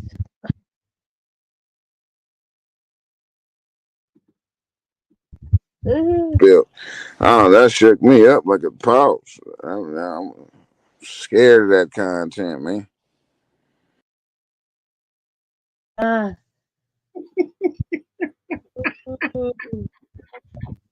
my God.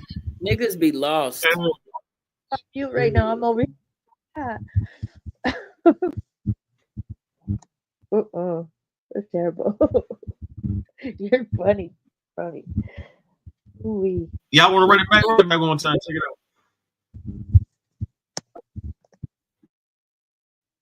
out. Magazines. Seen 2 niggas kissing, we ain't know what that shit mean. We start reenacting all the pictures we hanging with my cousin reading dirty magazines. Seen 2 niggas kissing, we ain't know what that shit mean. We start reenacting all the pictures we would see. Get my cousin head, get my cousin head, get my cousin head, get my cousin head. Shit hard. I know these niggas about to judge me now. They want to judge me now. I get my cousin head. I get my cousin head. Get off my dick, Snoop Dogg. Damn. Rap is dead. I don't know about that. I mean, I think Kanye West tries to stay in the algorithm with the algorithm. So basically, like, if somebody says something true, you know what I mean? Like that whole Damon Wayans thing. Soon as Damon says that, all of a sudden Kanye comes out with a song about, incest and all that. Yeah. So I think a lot of this shit is, is premeditated and it's called social programming. It's called predictive programming. Yeah. Disgusting. I get my cousin head. I get my cousin head. Why do we gotta know? Why do we gotta know about that? What is happening? So I don't know what I said. Now I'm making songs about my cousin head. My cousin head. Niggas looking dumb out here and shit. I get my cousin head. He could have said anything. Wasn't this nigga a preacher like last year or something? Yeah, he had a school too, remember? Oh, he sure did. Shit, that's the same As way. They all do. They all do the same program. LeBron had a school. I caught it in that shit. Now LeBron's school is in full motion. Oh, that shit's about to be shut down. Trust and believe. For what? LeBron don't need no government fund. First of all, okay, LeBron is about to be shut down though. I guarantee it. I could put money on it. Maybe in the playoffs, but now they no money, no education. Yeah, he about to be off the team. This is about to be his last year. Off the team? He's going for ownership. This shit what are you is talking about? They gonna You sabotage ain't the shit out of him. LeBron gonna be the Ronnie, owner. Ronnie, I could put money on it. I could bet Man. you about this. Listen, Let's put money on it. I bet you $100 LeBron ain't going nowhere. Bruh, I got $100 by. Let me see. Let's give a date. Okay, I'm gonna say by September. By September, it's gonna be a complete full circle on LeBron's full character / public persona. He ain't gonna be on the team no more. He ain't gonna have that school. All that shit's gonna come out about him being a fucking power bottom of Diddy. It's coming out. It's gonna come out. Damn. Oh yeah. You hear this shit? It's gonna come out. It's gonna come out allegedly. Okay, $100. Jay Green, you want some of that? Diddy's got it. Come out. Anybody else want to wager? Anybody else? No, Ronnie, if you come to Vegas, I'll take you for a tomahawk steak. All right, that's a bet. Okay. Ronnie, that come out. I'm going to full kill among all the Brown fans. I'm telling you, man. Green, listen. This y'all key? Green, this y'all key? Let me tell you something. There is no way on earth. You need to sign papers. You got to sign papers just to go in the same room with the nigga. How in the hell he gonna get caught up on some shit?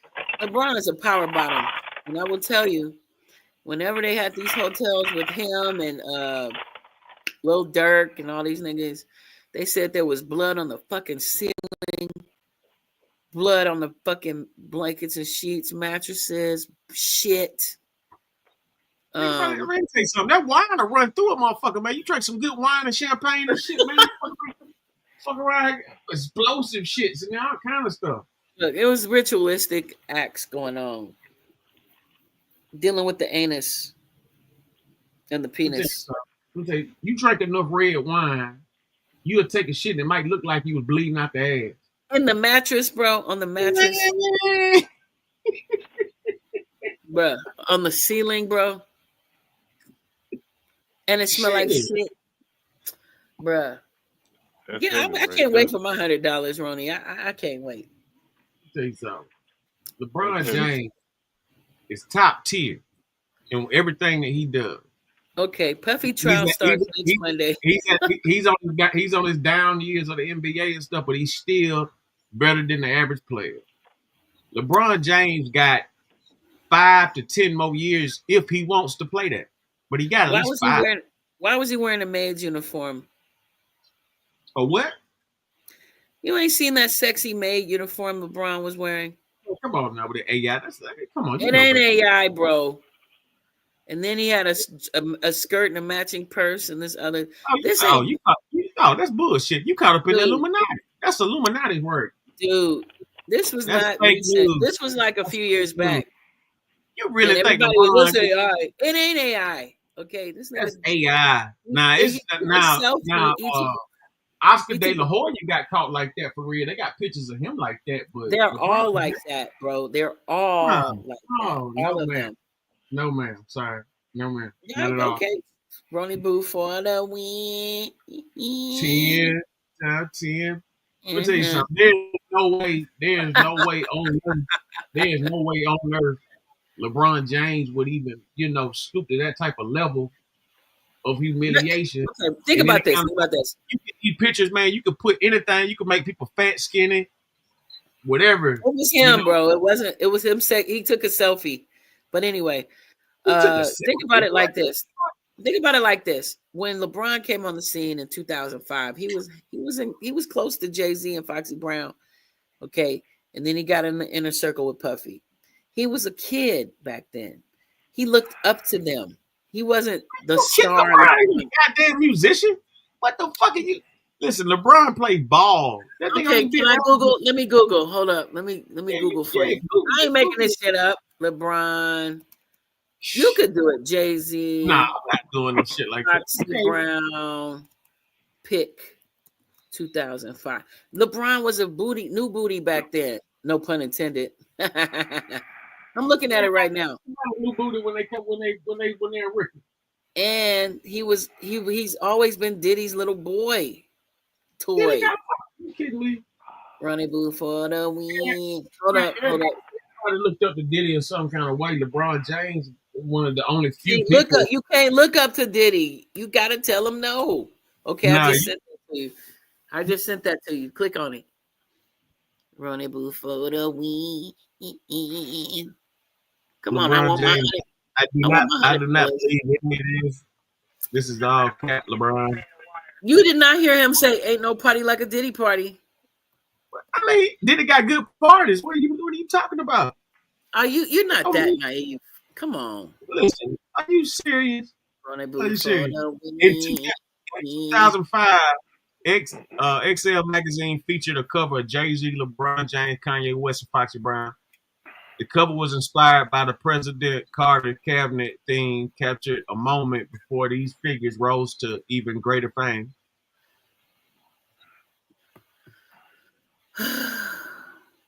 Ronnie Boo for the win. I bet you they had a train that day after that photo shoot. I bet you they did. I bet Kanye sucked his dick. I bet you that day, allegedly. Damn. Hell yeah. And they say he's a bottom. He's a bottom. Where do you get that vision from? Did he turn them in? Turn them on? Turn them out. Where do you get that vision from? It's not my opinion. It's not no vision. It's just, word on the street. I'll say it like that. Word on the street, that's a goddamn lie, too. No, it's not. I believe it. Let me tell you something. LeBron James would never even, Why do you think that? You don't know LeBron James. Why do you think that?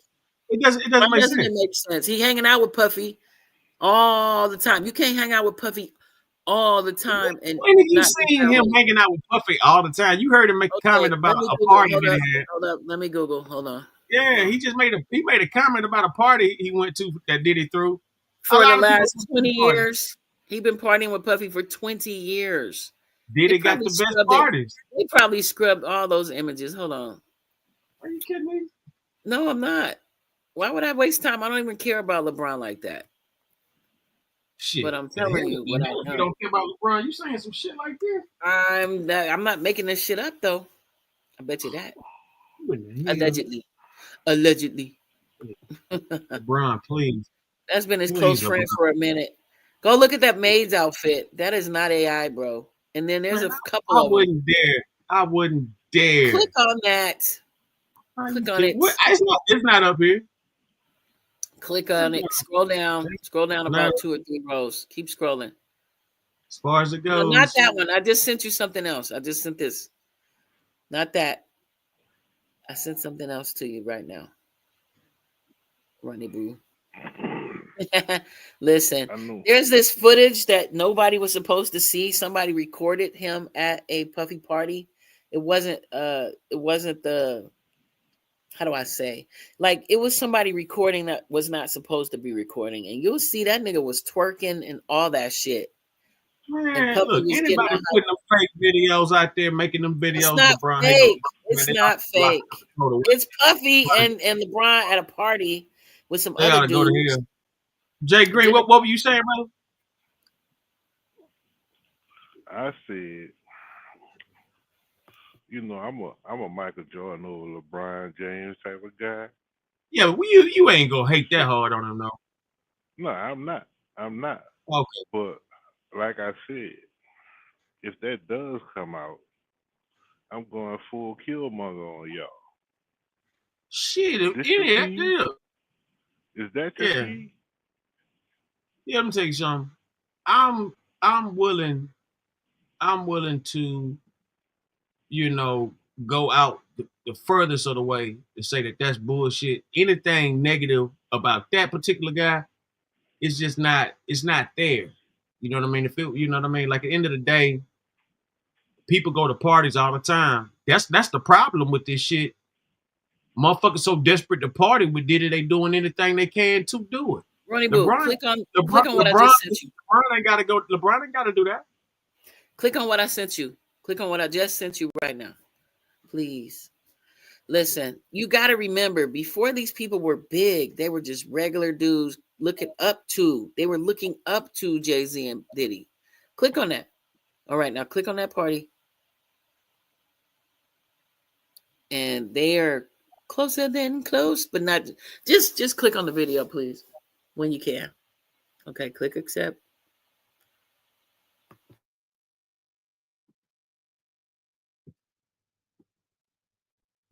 Just click on the red thing. God dang. No. I don't be agreeing. I'm cooking. That should be getting information and shit. Oh, okay. Let me find another one then. But that's the video. No. I got, but there's no video up here. Yes, okay, it is. Okay. This click on that. I wouldn't have this seen what you it talking too. about? Click on it.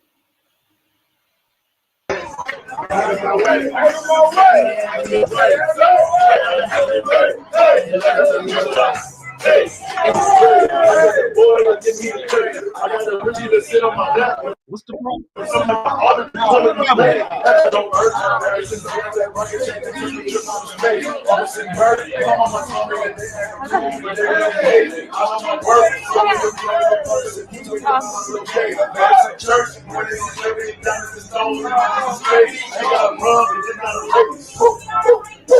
Joe's video is messing up, but I What's seen it. going on?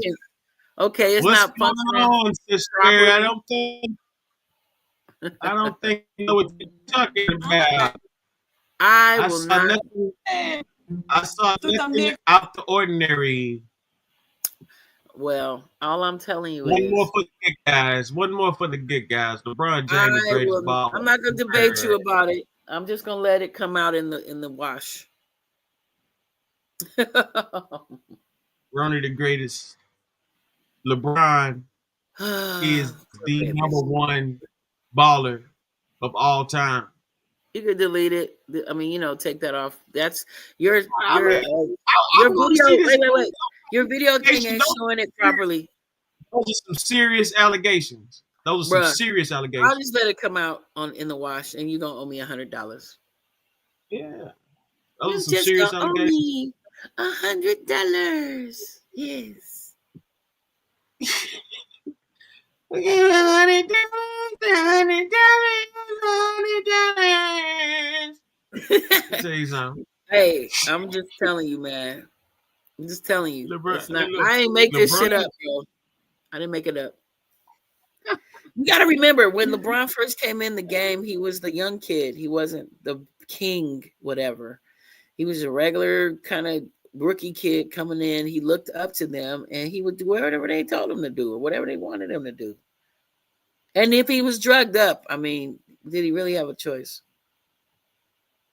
I'll tell you something. LeBron James never had to go that low in life to do nothing. He's been having his way since middle school. So whatever you thinking about LeBron, you can forget about it. They like it. They are gay. That's all I'm saying. They think it's fun. That's out of pocket.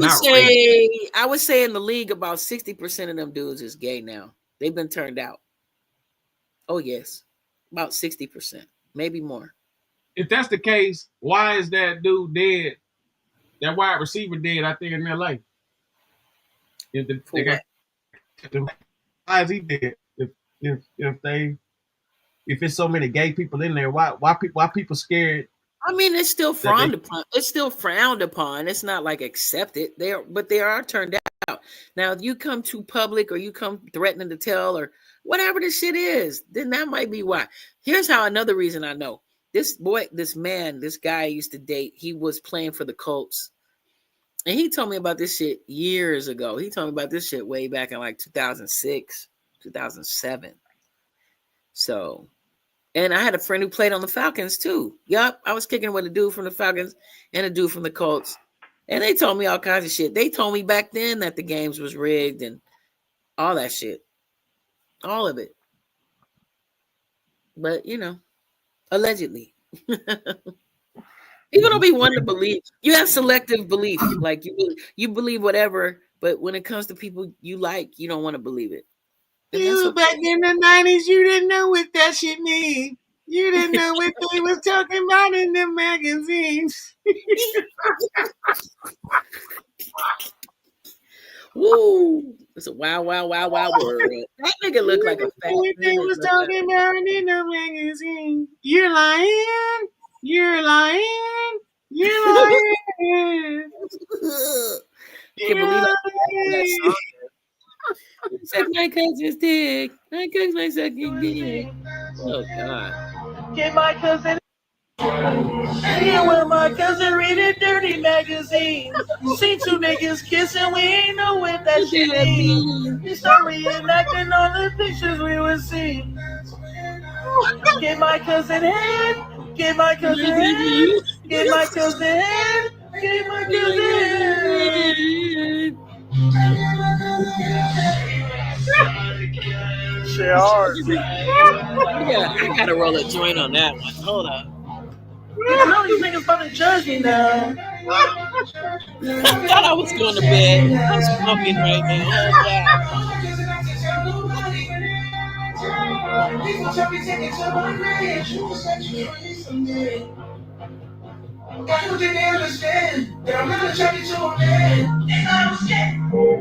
Pictures don't help me, it's just put me in a trance. I'm talking about euphoria, I'm not talking about a man.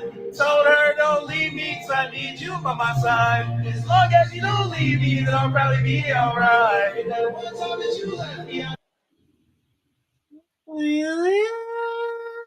That's the worst song I ever heard in my life.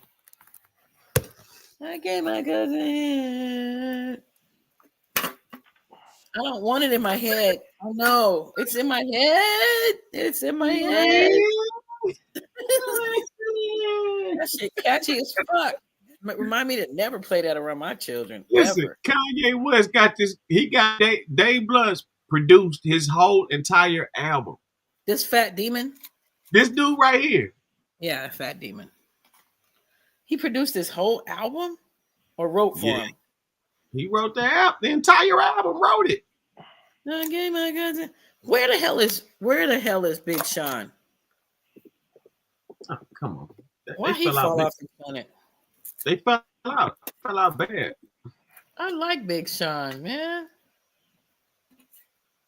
So we just can't hear from Big Sean because Big Sean didn't want to suck Puffy's dick. That's why. I didn't want to go to the next level, huh? He did not. That song is all in my head. And you know some weak ass motherfucker gonna try to suck their cousin dick now. Swear to God. So you think this song influenced incest? People are dumb and they really are sheep. People are sheep. I'm saying you think this is an incest influential song? It's satanic in that. Yes, I think so. Inverse, yes. I studied hypnotism and mind control a little bit back in the day. Just a little bit. Well, we just can't. Can't put down the cup. Think about put down the cup. Who would enjoy that song? Who would enjoy that? I'm talking about let's enjoy it. Look at him eating this cake. Oh, that cake. This nigga wrote a whole album? This who wrote Kanye West album. Fuck out of here. Yeah. If you listen to his new album, it sounds just like it.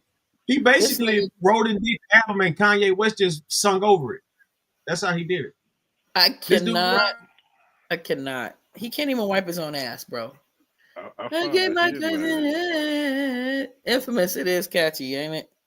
My God. From power forward to power bottom. LeBron James. He is a power bottom, baby. I'm sorry to tell you. I'm sorry to break it to you. Hey, she freaked out with that one now. Roni, I'm gonna send you a link, bro. I'm gonna send you a link or two in your text, like your phone. I'm gonna hook you up. I'm gonna send it to you later, not right now. Listen, okay. Oh, listen. He eating all this cake right here. All this cake. The whole cake, bro. The whole cake. It's just his album went. He got 1 million views on YouTube or something like that. He sold 1 million records. It was one or the other. He got 1 million views or sold 1 million records. Of the head song already? No, not that one. But this was his original song. And so he was in the hospital. Dave Blunt's that's what he looked like. Yeah, that's him. Dave Blunt. I've heard of him, but I didn't know that's what he looked like. Yeah, this the one told Snoop Dogg, "Get off my dick, Snoop Dogg." Oh, here we go. Oh, But he was then the I'm one that. promethazine. So he was the one at Kendrick's show. They Not Like Us. That big fat dude. That's him. Okay. Oh wow, I didn't know. I didn't see that part.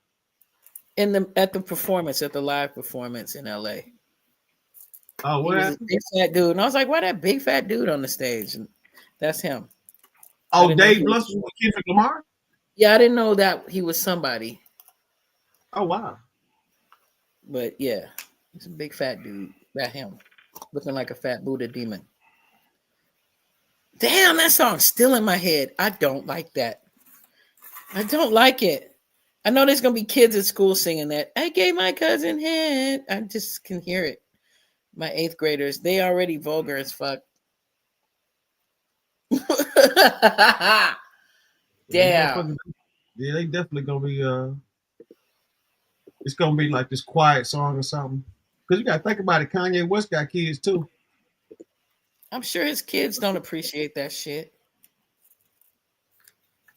Can you imagine your daddy come talking about that shit? They may not know, but they may. Mm-hmm. No. Are they gonna strike you for playing this shit? I don't know. I don't know. I mean, maybe now that you said it, they might, right? I cleanse and purify that matter.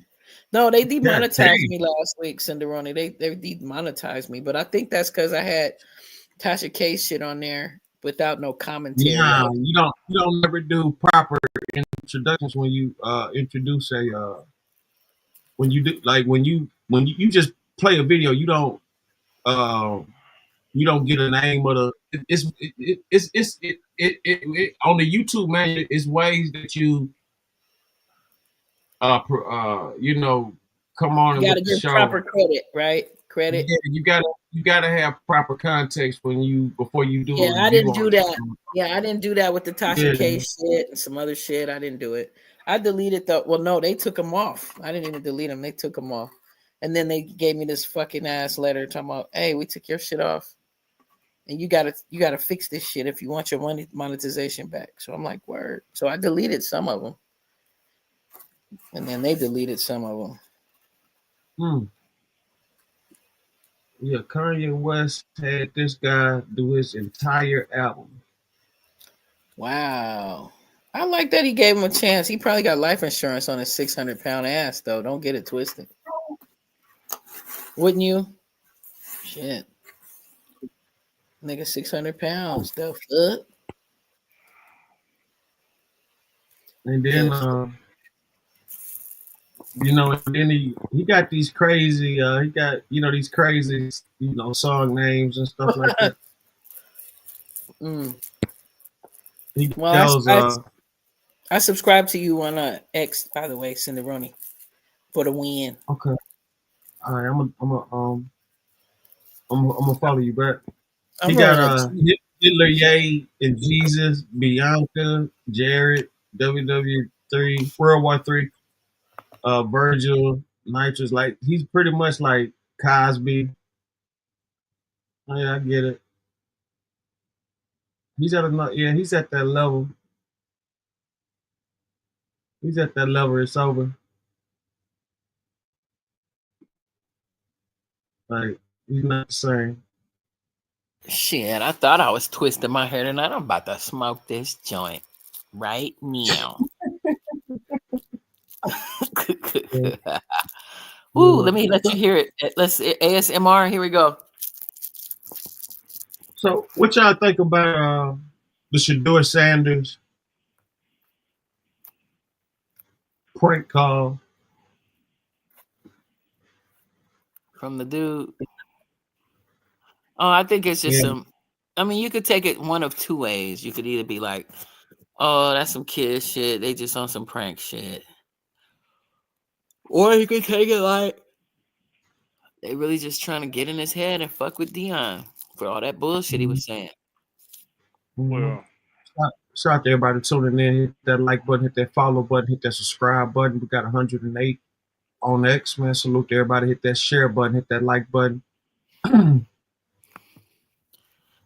Say what, Ain't Grant? supposed to have that number. Ain't no kid What supposed happened? to have that number. Which one? That's a number that the one that calls you their phone. Only NFL executives supposed to Oh have that yeah, number. yeah. No, yeah. Nobody. Look. So allegedly, so this how it go down. The Falcon, the defensive coordinator for the Falcons, his son and his friend sneaks in and steals his information book with the numbers up there. Well, of course he's gonna see that. I don't believe it. He's gonna see that. I think he put him up to it. Dang. Which is a big Nigga, look. lie. That's a big lie. But they always cover for themselves. That's why I'm saying white folk cover for themselves. Black folk, no, they just out in the fucking wind. For the win. They out in the wind. They ain't even try. They ain't even trying to protect some of these people. Well, they trying to protect LeBron because of the season. They don't want to. They got a lot invested in this last season. They ain't gonna let everybody know LeBron is the bottom until after the season is over. Then they'll tell all this shit because they know he ain't coming back next year. Trust me. He already getting bad press. Didn't he have 0 points? Hold on. So if LeBron's a bottom, what was Michael Jordan? What was Michael top? What was Michael Jordan, top or bottom? Which one was he? I don't know if Michael Jordan was involved in any of that. Yeah, he I don't wasn't. know. But I do hear about LeBron. I don't know if Michael Jordan was involved. You trying to compare? But you know LeBron is, but you don't know Michael Jordan involved. Look, Michael Jordan We know that he wasn't. Right. You trying to compare self-proclaimed greatness to real greatness. Yeah, that's a straw man, the fucking debate, Roni. Cut it out. There ain't no comparison.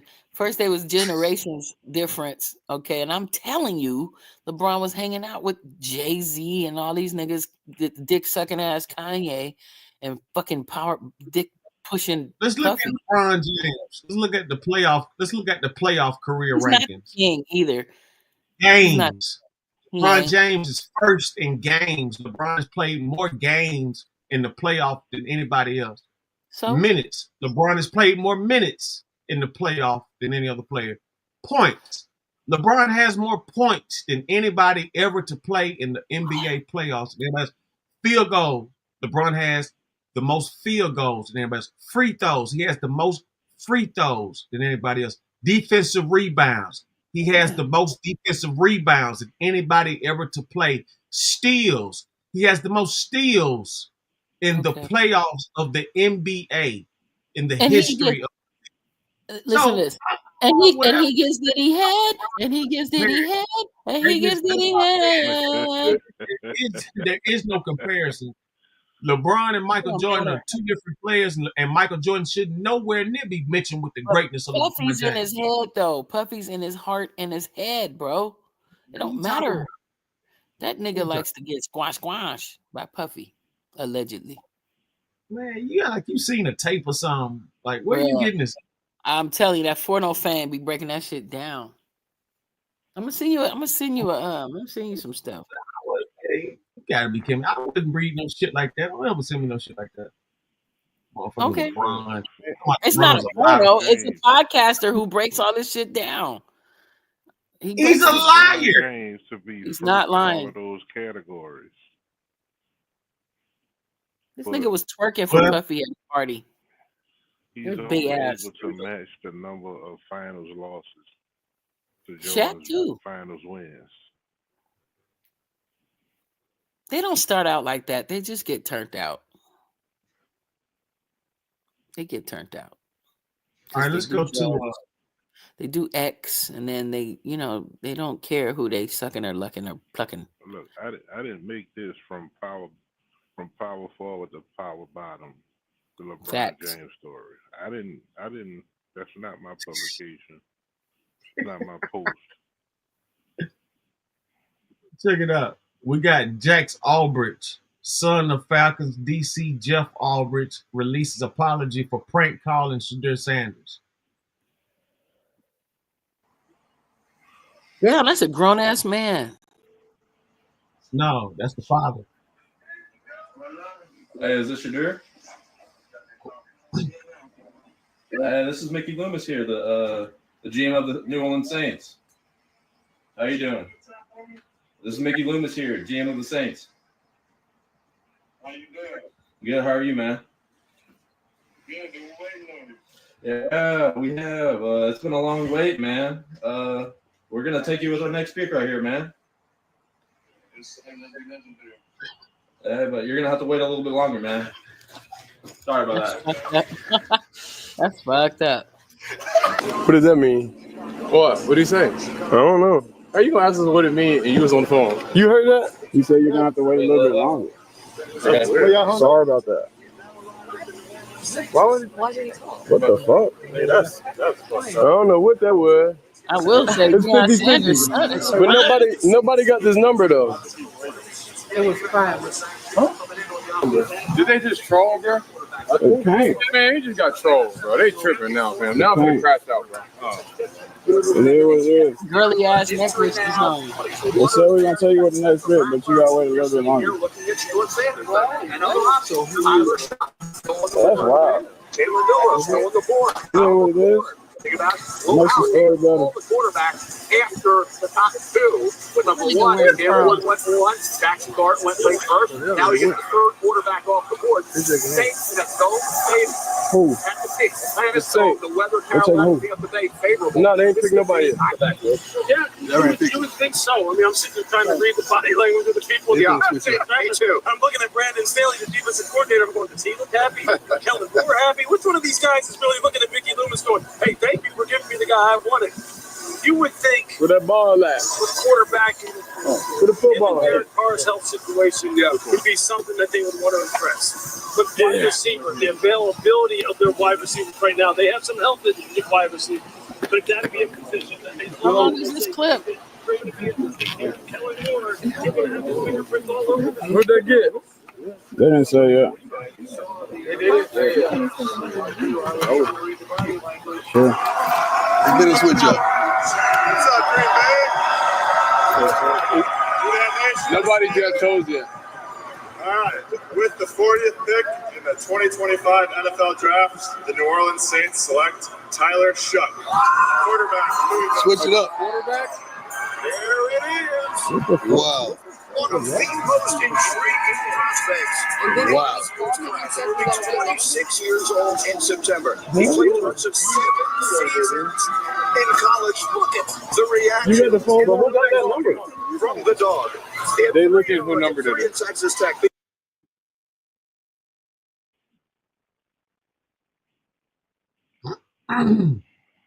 For say, go look and see who number that was. Jax Albridge. On Friday night, I made a tremendous mistake. Shadur, what I did was completely inexcusable, embarrassing, and shameful. I'm so sorry I took away from your moment. It was selfish and childish. I could never imagine getting ready to celebrate one of the greatest moments of your life, and I made a terrible mistake and messed with that moment. Thank you for accepting my call earlier today. I hope you can find it in your heart to forgive me. Shadur Sanders. Wow.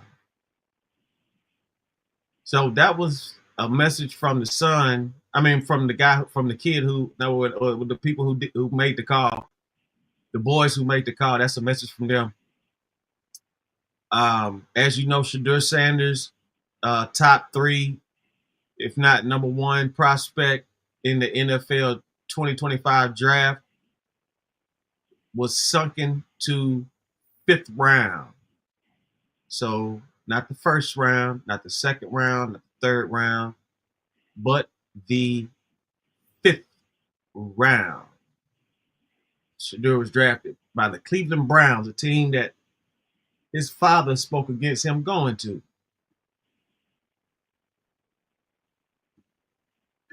Shadur Sanders should have been drafted by the New Orleans Saints. Why? Because they drafted Tyler Shuck out of Louisville. Now, I'm not trying to do on Tyler Shuck. I just want everybody to know that. Or any other quarterbacks, the 5 quarterbacks that are drafted. Robert Griffin. They think Deion Sanders is an uppity nigga, so they tried to play a little joke on his son to get at him. That's what it is. He didn't mean no real harm by saying that about the Cleveland Browns. He was just saying, he didn't want, if you had a choice, you know what I'm saying? The Browns don't know how to develop quarterbacks, and it's hella cold and shit in the winter. He didn't get like the Florida team or, somewhere where it's not so damn cold. Got the goddamn Cleveland, and they don't develop their acts. But then Deion's his dad, and he could really do some stuff. He really could. He could really make the Browns ain't that bad now. He said that like 5 years ago when the Browns did need some fucking help. Shit. All right, let's go to the art of dialogue. They taught him a great lesson. NFL Hall of Famer Chris Carter. Subscribe to art of dialogue. All right. So what happened with Shedeur Sanders? Well, a number of things happened. The number one thing that didn't happen was there was not a collusion message with the NFL owners. Okay. What? Okay. A lot of people think that. Because they wouldn't be able to keep a secret like that. And so they might do it, but they couldn't shut up. They wouldn't be able to shut up about it. But every owner is very, very selfish. Now, why would I do something to my detriment? Like if I need a quarterback and I think this kid is it, what he didn't realize is the guys that have fallen in the draft before, they all had unusual traits. Like they had some superstar qualities to them. Now, some other things happened that made them fall, but Shedeur and his family, they overplayed their hand. Them thinking that he was in the same evaluation mode as Eli Manning, they didn't play that right. Them trying to narrow the teams that he was going to go to, that didn't do right. Not working out at the combine, that wasn't the right thing. His interview process, obviously he could have done a lot better in that. Mm-hmm. A lot of people left that meeting, felt he was very, very entitled. Which meeting? Like, because they said Brian DeBall, Giants coach, had said he didn't like the meeting. He asked him, he had some book, was his playbook or something he was supposed to know. And this is fully loaded. Everything here is educational purposes. Subscribe to Art of Dialogue. Said he felt weird about it. Well, the thing about it, they didn't draft him. It's not the tape. And he likes guys to be a little more open before he lets it go. And he doesn't have a big time arm. He's not a big guy. He's not overly athletic. Mm-hmm. So his measurables are not, say, first round measurables, but he played football like a first rounder. But his tape's first round tape, but his measurables are not first round measurables. Well, you don't play football all the time. You're a human being the rest of the time. And how you're going to be in the locker room, how he already came up with this line of merchandise, legendary, like he's already calling himself legendary. All those things are problems. Right now, he's working check to check, man. Like he's not going to get a big signing bonus. There's not going to be a big guarantee. Any day they want to get rid of him in the week, they can get rid of him. Don't we think Shedeur is smart enough to know he's not at Jackson State and he's not at Colorado? No. You don't think so? I listened to too many of his answers. I saw too many of the outtakes. I saw too many times he was working out with other players, and he said things that I thought were highly questionable for my franchise quarterback. So like what? When he was working out with Cam Ward, him and Cam Ward, the number one pick. Yeah. Hey, man, you want to cut a rap video together? No, I want to be known as a football player. And he's like, what do you do for fun? He's like, I play football. Like, why wouldn't you sit down with people? And something these kids never understand, even if you're a top 10 pick, you're in the NFL for a long time. Yeah. So your interview, your tape, people in the room that see you, someone can like you in the room. They might not draft you 5-10 years later, man. You're looking for a guy, you're looking to trade, and they remember your interview. Yeah. It's a swirl. This whole thing with Deion and the media and everything, like it's out of control. Like it did not help him. It helped him make money in college because he got, but it actually hurt him as far as him getting a job as an NFL quarterback. You mean as Shedeur, his social media stuff with Shedeur? Yes. It hurt him. Yeah. What else hurt him? I know you've let me tell you what he understands today. Okay. He ain't running shit. Okay. Yeah. Let me tell you what, they taught him a great lesson. Okay. Like you don't have this figured out. Your dad don't have this figured out. Who's they? NFL, Shador, the world. No. Let me stop right there. See, when he said they, he contradicts himself because initially he comes on saying there was no collusion. There's no way somebody's that hyped and publicized that there's any kind of mishap to where he drops to fifth when he's supposed to be first without being colluded. Oh, you said they taught him. I'm just curious. Like, well, the system. Okay, There's a system out there, man. Okay. Like you're going for a job interview.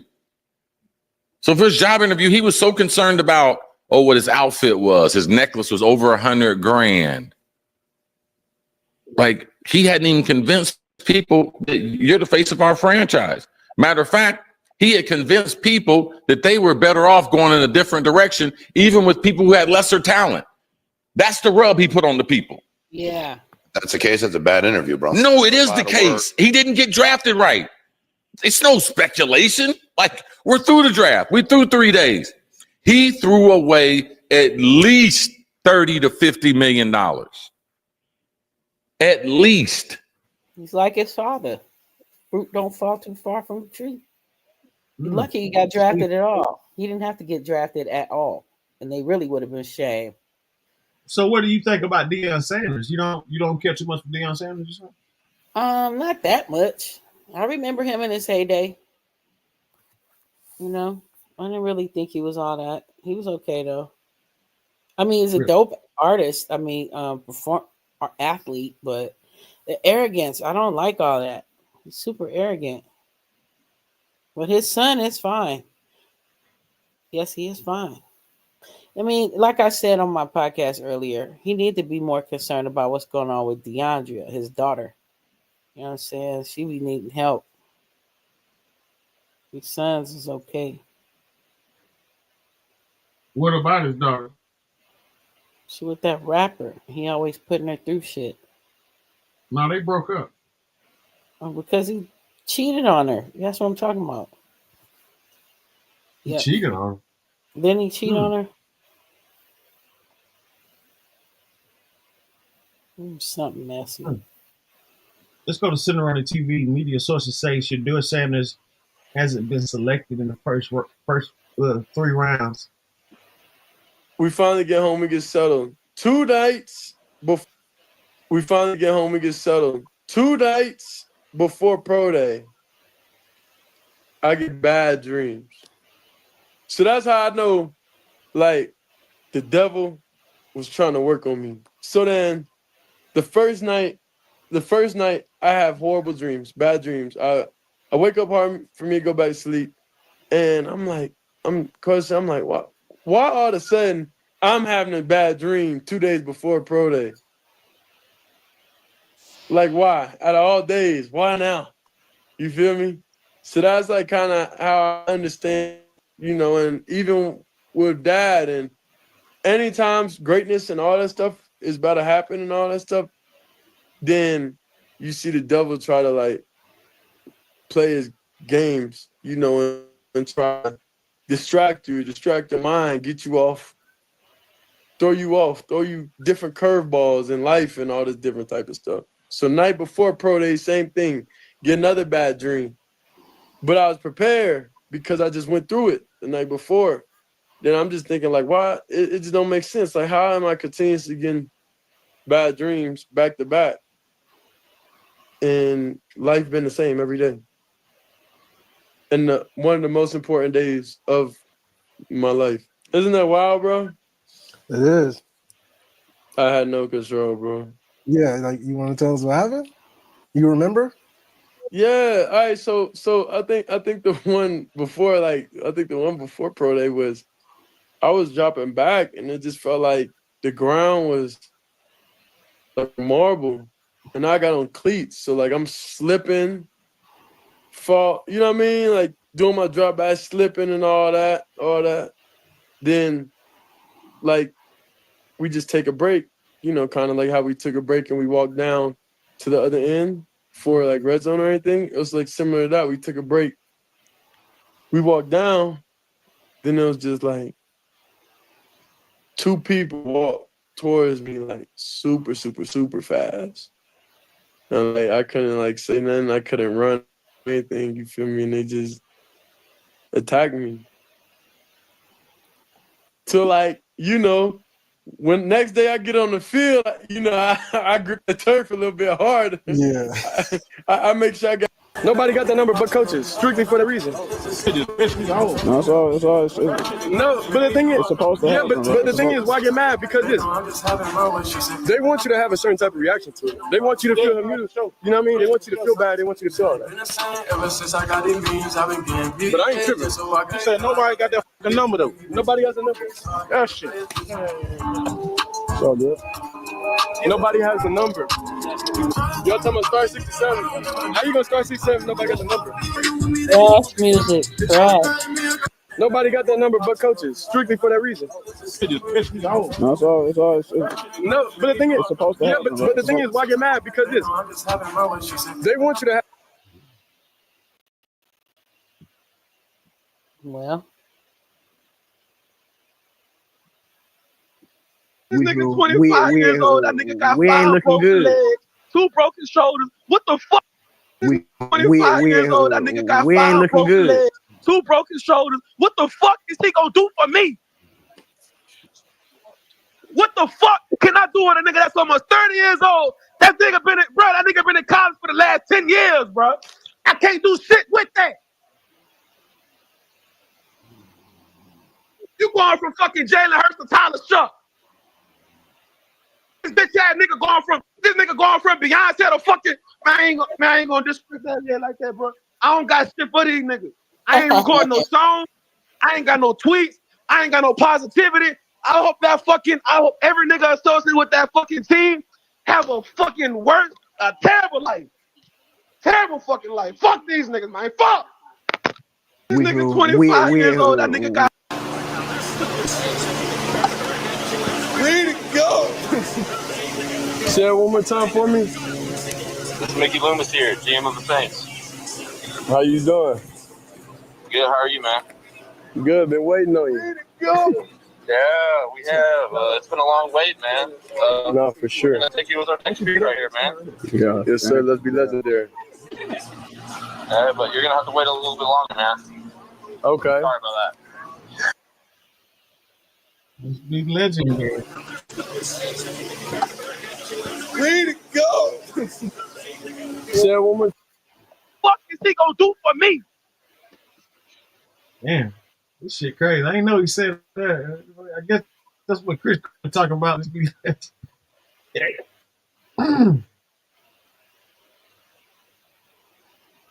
So this is the thing. This is why I don't believe that they broke into his office and stole the information on that bullshit. If this guy is a defensive coordinator, I can pretty much guarantee you that he was not in Oxford, Mississippi. And his son was not in Atlanta, Georgia.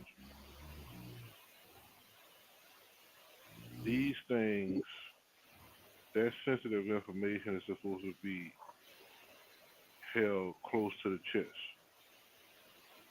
I believe that he gave him that number. Y'all boys want to have a little fun? You gotta think about it. The Saints and the Falcons hate each other. He's the Falcons defensive coordinator. Everybody in the NFC South is hoping and praying and wishing that the Saints don't take Shedeur Sanders. Look at the other 3 quarterbacks in the NFC South. Tampa Bay got Baker Mayfield, who has new life. Bryce Young is in Carolina. Atlanta has Michael Penix Jr. So they're not about to have no 3-to-1 nigga to white boy ratio in the NFC South, in the South, period. I'm a Saints fan. I think the Saints should have taken Shedeur. This fucking Tyler Shuck dude, he's fucking garbage. He been garbage. But Tyler Shuck went to the combine and threw at the combine. I think that Deion Sanders has the right to be arrogant because of who he is and what he did. Right. Shedeur Sanders doesn't it doesn't spill over. You haven't done anything yet in the NFL. And as far as at Colorado, yeah, y'all turned the program around, but he got a lot of individual accolades. He won the Golden Arm Award. I think that's something that should have gotten him drafted in the first round. But you can't not throw at the combine as if you're Cam Ward. Cam Ward was a Heisman finalist. So that's a totally different tier of quarterbacks. You know what I mean? Cam Ward didn't win the Heisman, but the guy who Shedeur was throwing the ball to did win it. And some people will argue that, that's just like whatever. But Travis Hunter was doing more than catching balls. He was catching balls on the defensive side too. That's right. So, and he was taking dirty plays and everything. They was trying their best to knock him out the he was taking dirty plays and had a good attitude about it. He didn't do nothing outrageous or nothing. He had a good attitude. And you know why that is? Because the difference is Travis Hunter is the one that come from nothing. He didn't have a Super Bowl winning Hall of Fame dad. And Shedeur should not be punished because he was born to a Super Bowl winning Hall of Fame dad. He shouldn't be punished because of that. Well, I'm gonna tell you this too, though. I'm gonna go somewhat with your story because at the end of the day, if he felt like he was really gonna be first round and all that, how come he wasn't at the draft?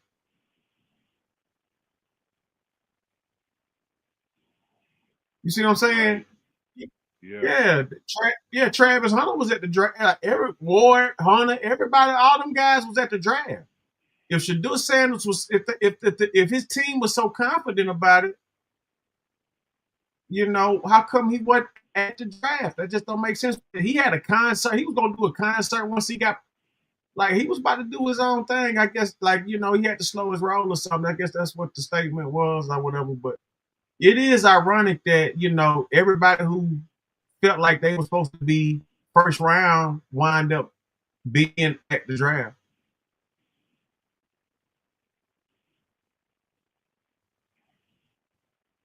Usually, you get a special invite if you're going to be selected on night one.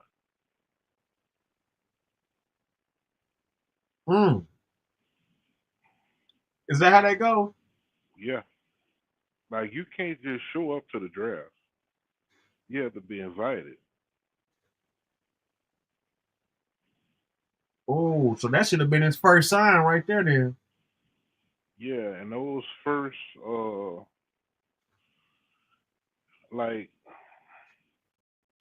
first rounders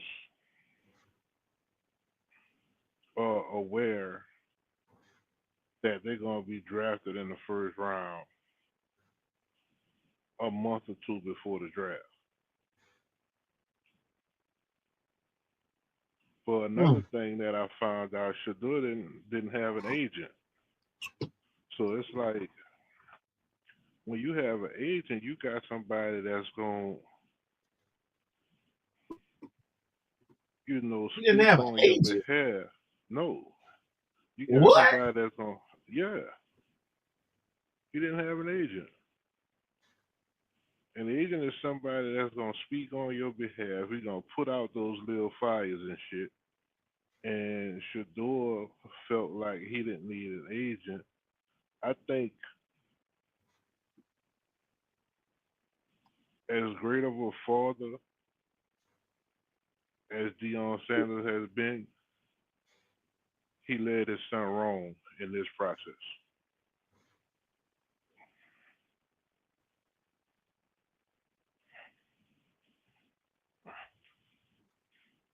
I think this has the potential to be a really great story because the quarterback room in Cleveland is shit. So if he is who he says he is, he's going to get the opportunity to showcase that.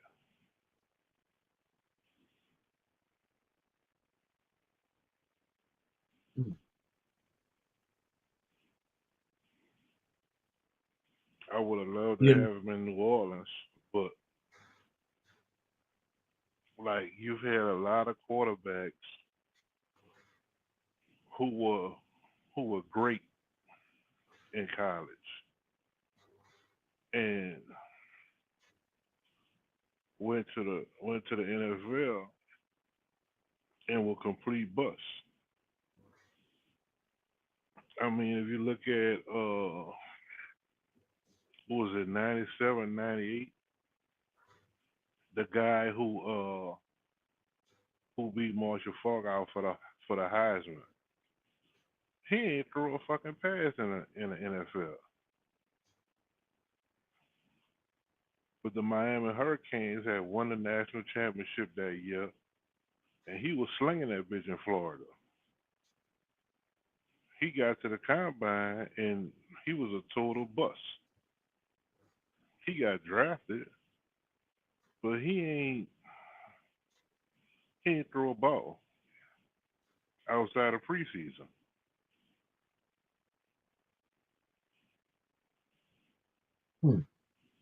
So, NFL executives are aware of that. Look at Johnny Manziel. He was electrifying at Texas A&M. He got to Cleveland, and he didn't last long. Yeah, that's the whole thing about that. Like Cleveland always drain the life out of play. Cleveland ain't been shit since Jim Brown. So I don't know how in the hell they got, you know what I mean? Like I just don't get it. And I know it's personal because Deion was speaking against him going to Cleveland. Just so happened his fate falls to Cleveland. It's crazy. Like you have to look at the NFL ownership. 90% of NFL ownership is motherfuckers who were here when segregation was still a thing. I'm gonna say when segregation was a bigger thing than what it is now, because it's still a thing. Mm-hmm. So they see this young nigga, this young confident. They understand the difference between confidence and arrogance.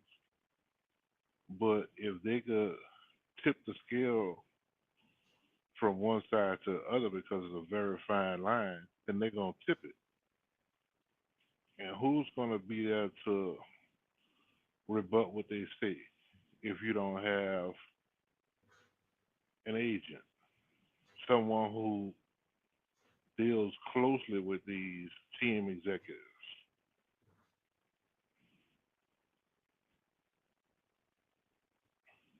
They understand that Shador is not arrogant, but at the same time, they understand that Deion is. But Deion has every right to be arrogant because, I mean, look at the tape. He brought championships to two different franchises. Not alone, but he was a part of it.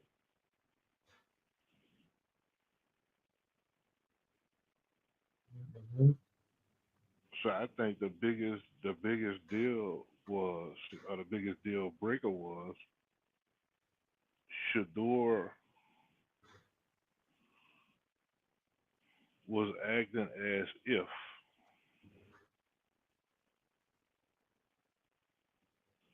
he was guaranteed to come in and change the whole trajectory of these different franchises. And I get what Dion was trying to do with the Archie Manning shit, but Eli played for Ole Miss in the fucking SEC, and I don't care what anybody says. The SEC is the hardest fucking conference to compete in the United States. And you'll have people that say, well, the last 2 years they didn't win the national championship, but the past 2 years the SEC has had the hardest schedule. Only a harder schedule was another team in the SEC.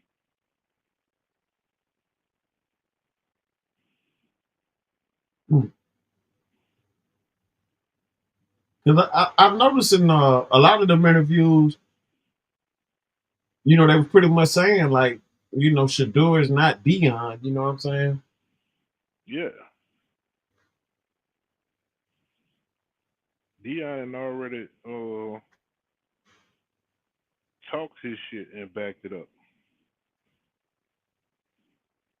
And Shador hasn't thrown a pass yet as an NFL quarterback. So that, you know, and you're not Cam Ward. I don't think that Cam Ward was that much better. But that's what I was saying. I see, yeah, like I mean, I think he was like more taller and in shape and all that kind of shit, man. But like, you couldn't deny Shador Sanders. Like, you know, he put it, yeah, like the shit he was doing out there was that was some football. But Cam Ward played in the ACC. So he must have been he must have been a tougher league. Yeah. He's in a league with Florida State and Syracuse and Clemson. All of these schools Oh have yeah. Okay, that yeah, have I'm a whole recently different. won national championships.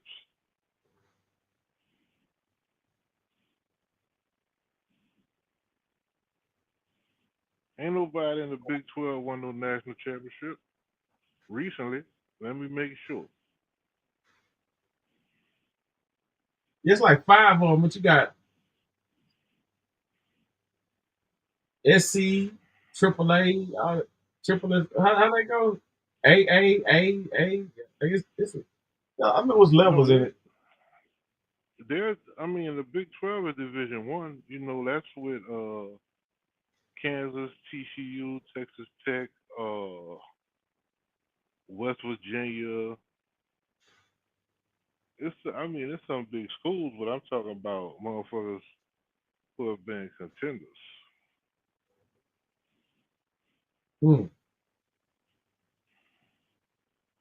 But Jackson State wasn't on that kind of level though.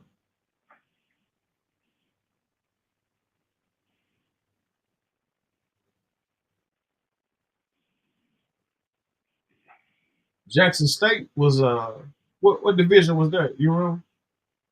That's the SWAC. That's the what? SWAC, and that's the SWAC.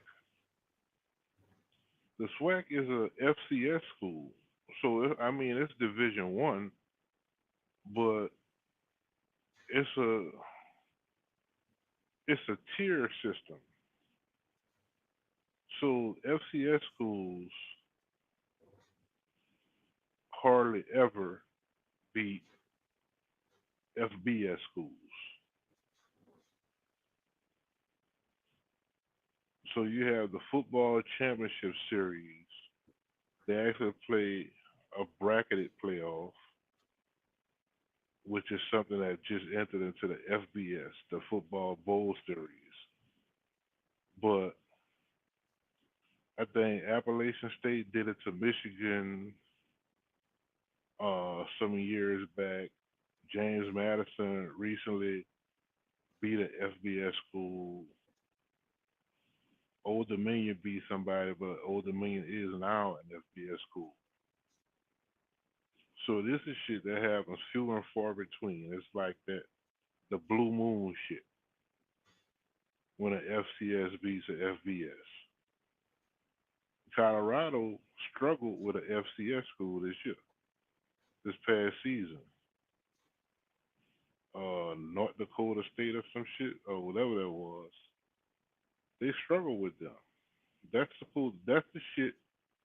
That's the shit when everybody pulled to hit the ticket when an FBS school played FCS. When they be giving up 40 points and shit like that, the point spread be 40, and they still beat them by 50. Or the point spread 50, they beat them 62-0 or some shit like that. So, I mean, they look at all of that.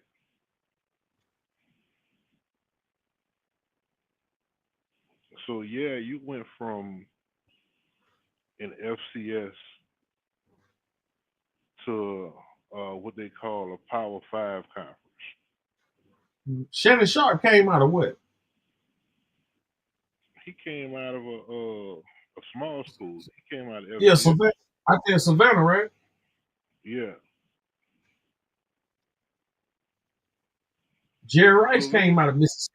I think Jerry Rice came out of Mississippi. One of them small colleges out there, Jackson or some shit.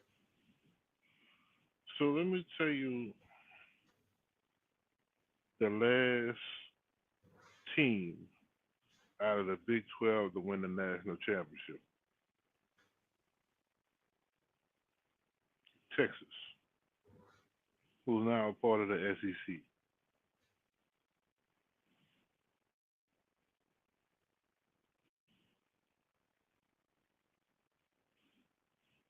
The last one after Texas, Oklahoma, who's now a part of the SEC.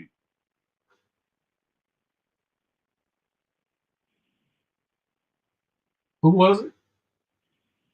Texas and Oklahoma. The two schools that transferred to the SEC from the Big 12.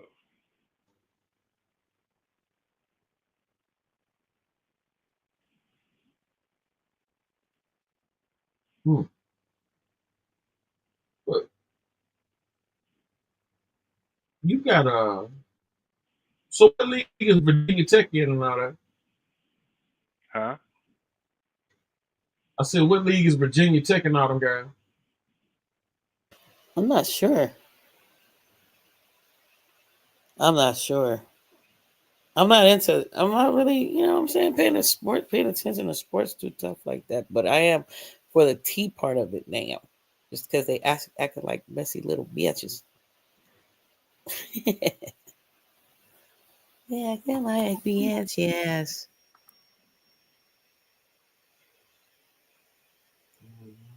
Who do you think was behind that helicopter crash?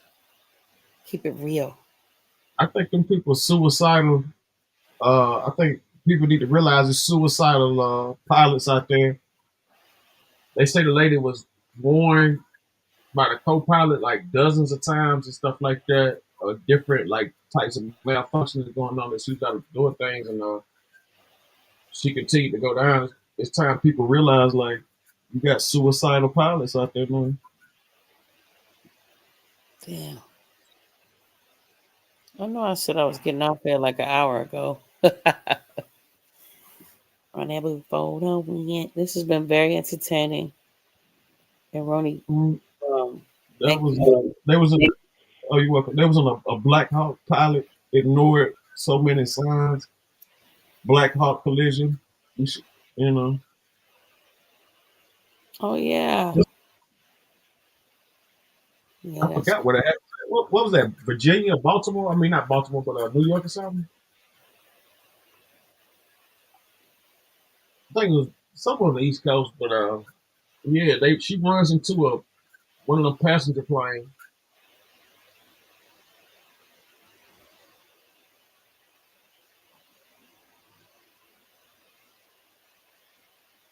You gotta look at all that.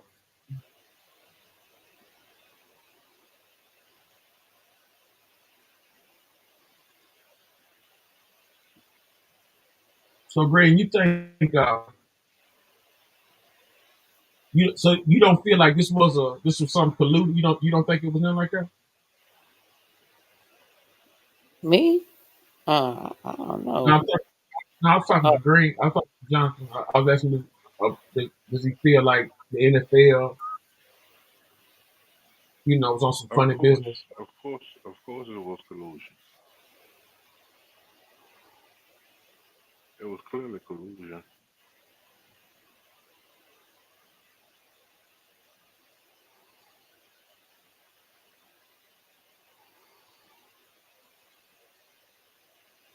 What do you think the main situation was with that? Him, his dad, or what do you think? Who do you think the shot was really at?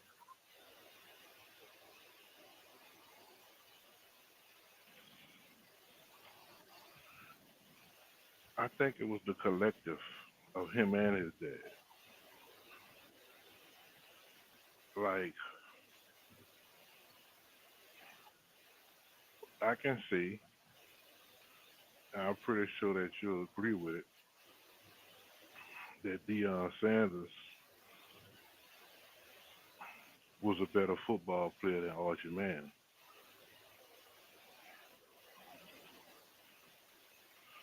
However, It was way better football player than Archie Manning. Archie Manning wasn't like that compared to him. however, we cannot say that Shador is better than Peyton and Eli. Yet, we can't see that. Both of them have 2 Super Bowls. Both of them are guaranteed first ballot Hall of Famers. And both of them played in the SEC. Like, people from other conferences are not gonna like that or want to agree with it. But I mean, we gotta be real. We gotta be real. Like, look at Florida, who was not even a thought in basketball, just won the basketball national championship. The competition is different. It's just different in the SEC.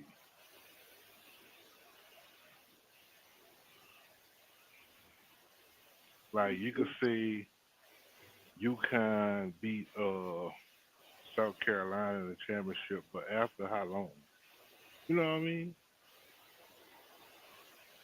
South Carolina won last year. LSU won a year before that. Then South Carolina won like 3, 4 years before that, straight. Then you had the year when Duke men and women won it the same year. But it's tough.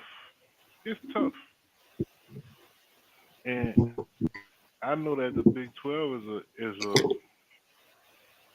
well, I'm gonna say used to be a strong conference, but your 2 strongest teams left and went to the SEC. Texas and Oklahoma.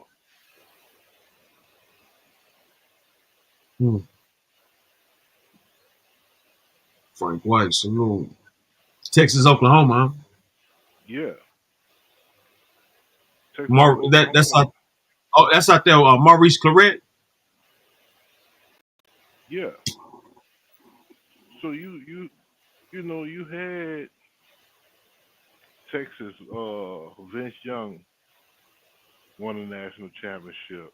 Oklahoma, no, Oklahoma was the most recent from the Big 12 that won the national championship.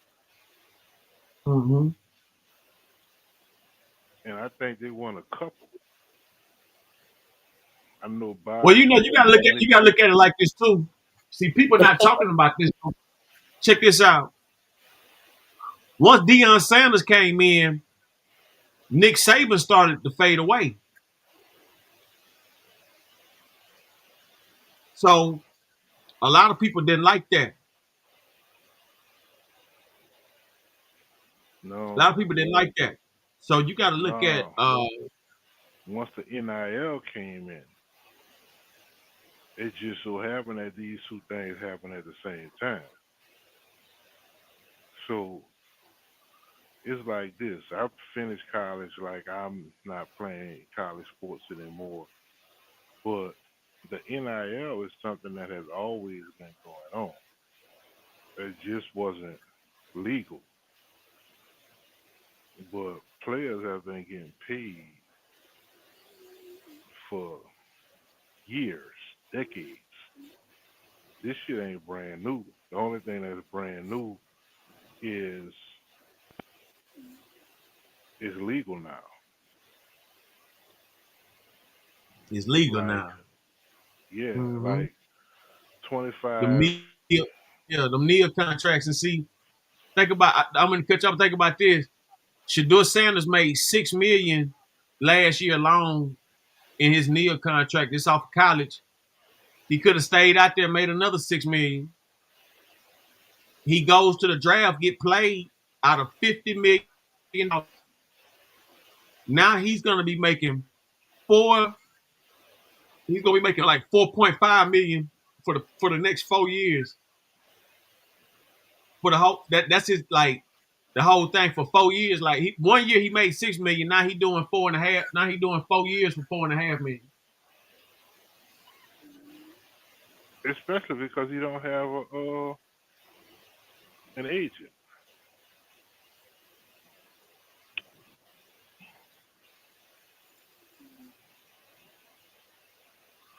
But you got to look at it like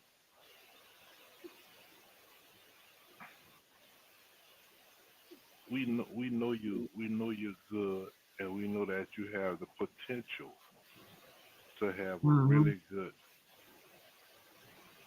NFL career. But the NFL, when it comes to a nigga, is the state of Missouri. You got to show us. Show me straight, man. And not throwing at the combine was a bad idea. Yeah. I'm all for black empowerment and a man being confident in the person that he is. But I think, first of all, the elephant in the room, people don't like Deion because he's a nigga that talk that shit, but he backed it up. And that's the biggest thing. You know, Deion stole Travis Hunter from Alabama. Travis Hunter was the number one motherfucking prospect coming out of high school. Travis Hunter was not supposed to go to no motherfucking Jackson State. He was supposed to be playing in the SEC. And Deion Sanders took that. So a lot of people didn't like that, especially SEC coaches. And like the whole Aflac commercial thing with Deion Sanders and Nick Saban was in the wake of Nick Saban criticizing the NIL. Because even though he's been paying players for 20 years plus,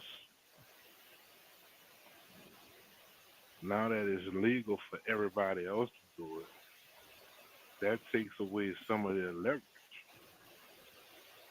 Like, look at it. This year, 79 players from the SEC were drafted.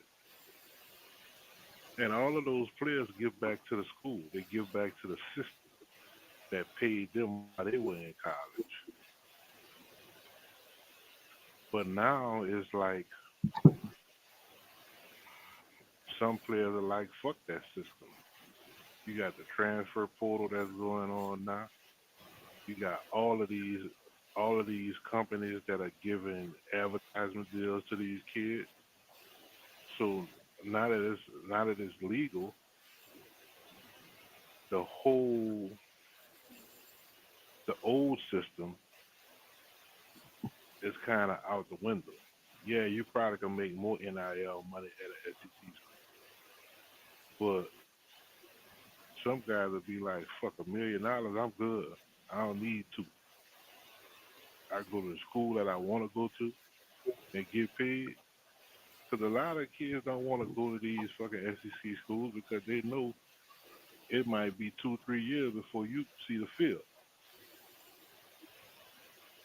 A lot of people want to play now.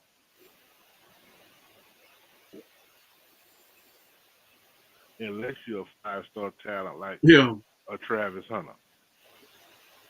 Like I think it was 28 years ago when Charles O'Bannon from UCLA filed a lawsuit against the NCAA and EA Sports for using his name, image, and likeness. Who did this now? Either it was Charles O'Bannon or Ed O'Bannon. It was two brothers, last name O'Bannon, that played basketball at UCLA. And one of them filed a lawsuit against the NCAA for using his name, his image, and his likeness. That's where the whole NIL shit come from. That lawsuit that was filed almost 30 years ago.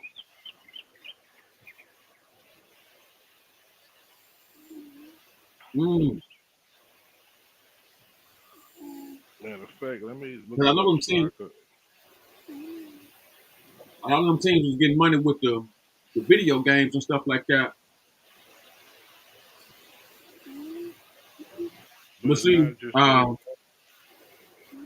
it's not just the video games. Merchandise. It's the jersey sales. You know, Mm-hmm. it's my name on that jersey.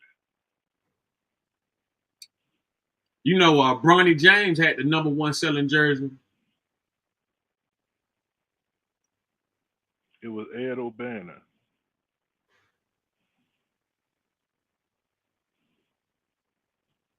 Oh, so what he did, he didn't file on his own. He filed on behalf of all of the big sports, the football and the basketball players, Division I football and basketball, men's basketball players. Challenged the organization's use of the image and the likeness of its former student athletes for commercial purposes. See, they were still making money off that shit. Like, you could go buy a fucking North Carolina jersey right now. And you know, Mike got his money because he got everything, you know, under his name now. But what about the other guys? And that's what it was about.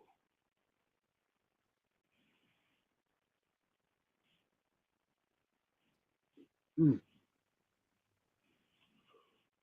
know, Magic Johnson said Nike came to him first.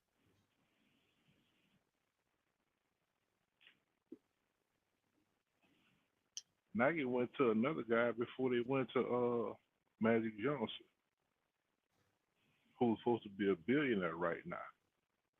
When they offered him stock because they didn't have the liquid assets to pay him at the time. And had he taken a stock option, he would, I think they say 2.4 billion is what he would be worth now.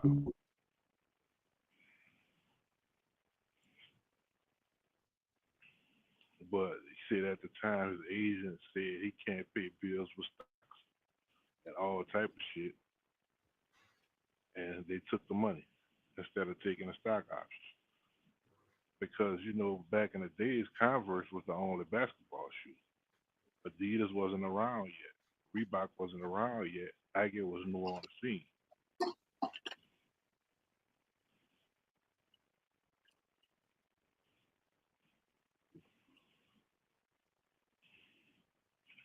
Yeah, they definitely done changed the game. It was 3 or 4 people that Nike went to before they talked to Michael Jordan. And Jordan grew up being an Adidas person.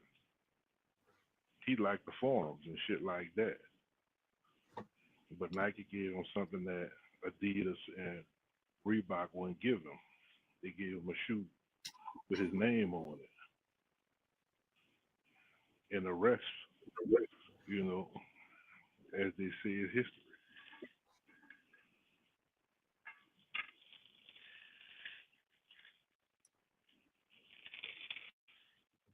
Then another thing Nike did, Jordan shoes were illegal in 1984. Nike said, wear the shoes and we'll pay the fine.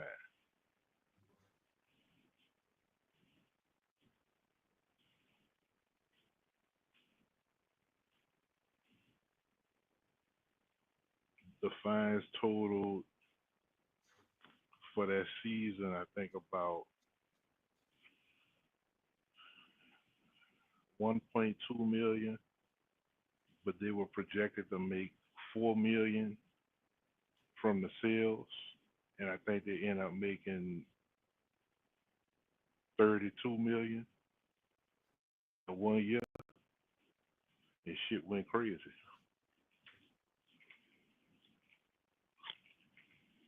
Johnson was the first one getting that NBA check. I think then Michael took it to another level. Who that? I said Magic Johnson was the first one to get a real check from the NBA, and then Michael Jordan, you know, he elevated the game and took it, you know, and you know, they start getting money. Yeah, they gave him a $25 million contract for 25 years, so it's $1 million a year.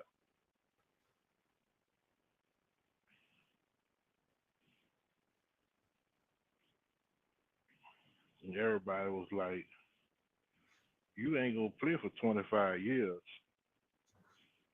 But then, you know, Jerry Buss, once Magic stopped playing, he became an executive with the Lakers organization. So he was still working, still getting paid after he was playing. Mm-hmm.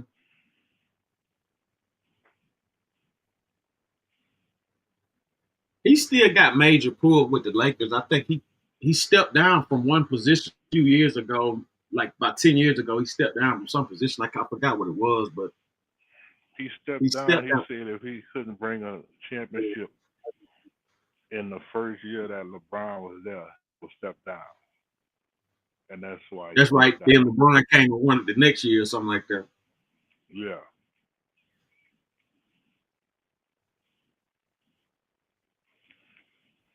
And he said, I should have gave myself more than a year.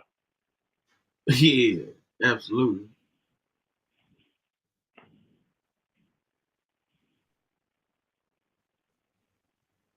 You know, that was they had a stacked team though.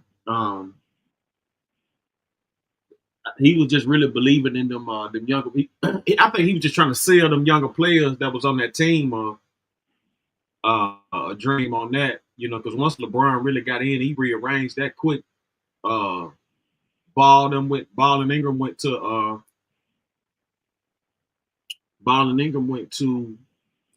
the Pelicans. The Pelicans, yeah. Ball and Ingram went to the Pelicans. Pope went to the Nuggets. I think Rondo retired. Yeah, Rondo retired, then came back playing with the. No. He came back with the Lakers. Then he got traded to the Cavaliers or something.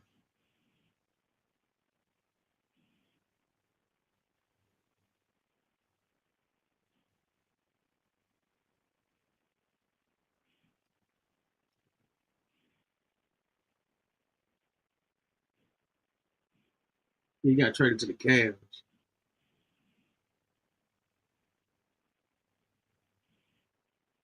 But some people feel like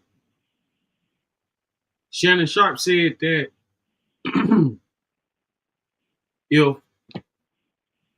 if a prank call deserves an ass whooping, what do sexual assault and hitting your wife deserve? You know, a lot of people, they go back and forth with, different views and stuff. But man, I'm touch the subject to be crazy.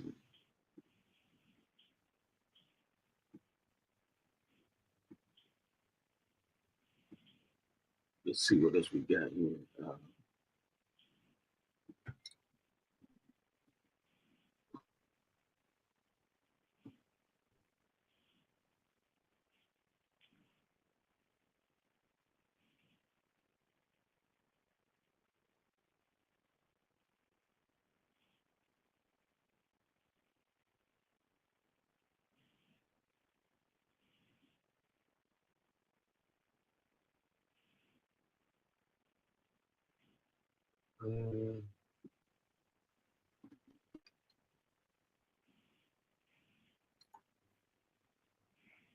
Let's look and see what kind of news we have here. Yeah, it was definitely some type of collusion in that. Cigar Sanders would definitely not have been, in that type of situation.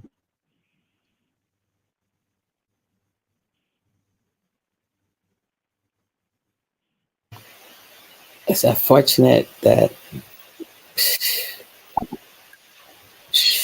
everything ain't just balanced out, man. Mm-hmm.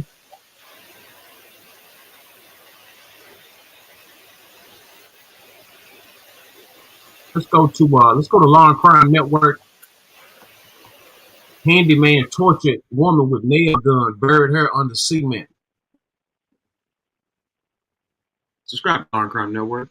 Here's my review. For nearly 25 years, with 19 years as the coroner, and this is the worst case I've witnessed. That is a coroner shaken by the story we're about to tell you. A former pastor who was also convicted of child sex crimes is now in jail accused of a horrific murder of a woman who was found encased in concrete under a shed. That is according to police, who also say that she was tortured before she died. We have the latest on this investigation and the lie that police say the suspect allegedly told that broke this case. In our line of work, we see many things, and this investigation is one you cannot unsee. We're on the case presented by Law and Crime. I'm Chris Stewart.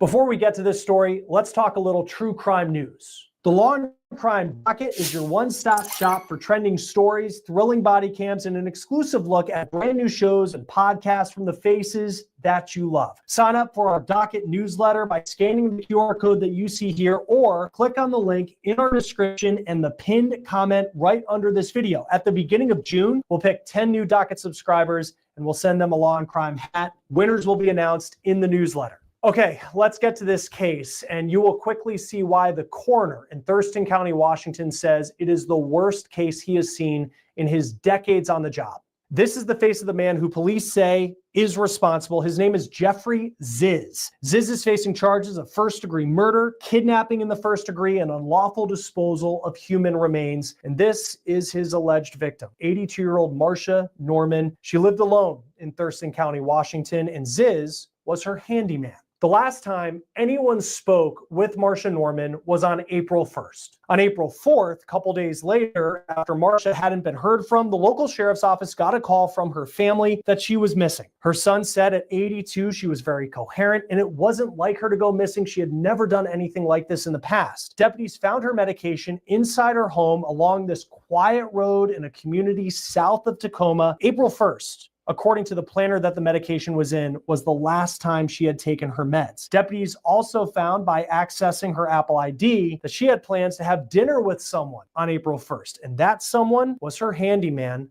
Jeffrey Ziz. Ziz was already convicted of a heinous crime and had a humiliating fall from grace a couple years ago.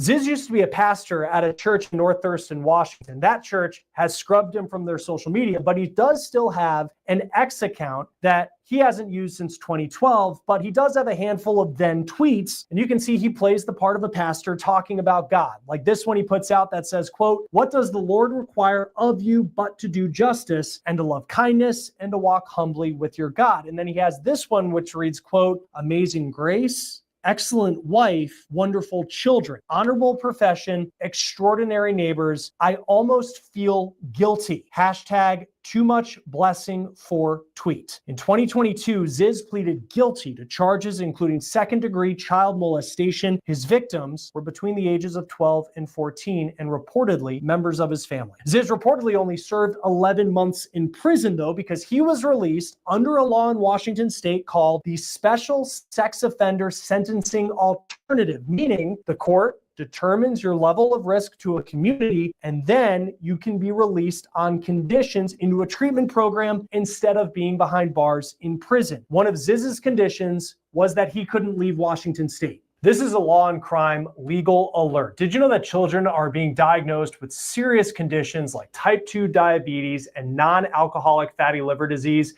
And research is potentially linking ultra-processed foods to these outcomes. Our partners at Morgan & Morgan are stepping in to help. This is a law firm that has a lot of experience going up against big corporations, and they want to stand up for families who deserve justice and hold these food companies accountable. So if you know someone under the age of 21 who's been diagnosed with one of those conditions, like non-alcoholic fatty liver disease or type 2 diabetes, go to forthepeople.com/food. Also, you can scan the QR code on your screen. So now you have a little context on who Jeffrey Ziz is, and it is certainly concerning at this point for deputies and Marsha Norman's family that he was the last one to see her. According to court records, Marsha had struck up a friendship with Ziz. Now, it's unclear if she knew of his past, but she let him use a shed on her property to do odd jobs, but also store equipment. Deputies say when Marsha's family was asked about Ziz, they told them a story about a creepy interaction that Ziz had with this 82-year-old grandmother. Deputies say that Marsha's son told them one time his mom woke up in the middle of the night and Ziz was standing at the foot of her bed. Marsha then told Ziz to leave and they needed to keep a professional relationship. So you can see the red flags that are building up surrounding this handyman, Jeffrey Ziz, in this investigation. Deputies say when they went to interview Ziz at the place that he was renting, they noticed his red truck parked outside. Ziz allegedly told police that after having dinner at Marsha's house on April 1st, he went home around 9 p.m. and didn't leave until the next morning on April 2nd around 6 o'clock in the morning. That was a lie, according to deputies, because a camera system spotted Ziz's truck driving overnight at around 3 o'clock in the morning. Ziz allegedly admitted to that lie, but said he went back to Marsha's house to get equipment that he had left. Notably, for that trip, though, his cell phone didn't show movement, as if he knew that that is something that deputies would look at in an investigation. Now, another part of Ziz's story was the Ring doorbell on the place where he lived. It did not show him leave. He didn't have an answer for that one, according to deputies, but when deputies then went to his bedroom, they noticed the window had a frame that was bent as if it had been removed by someone perhaps looking to get out of the window and not go through the front door where they Now we're to the Law and Crime Network.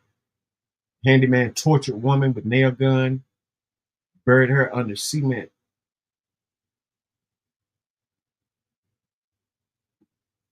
they would be caught on a Ring doorbell camera.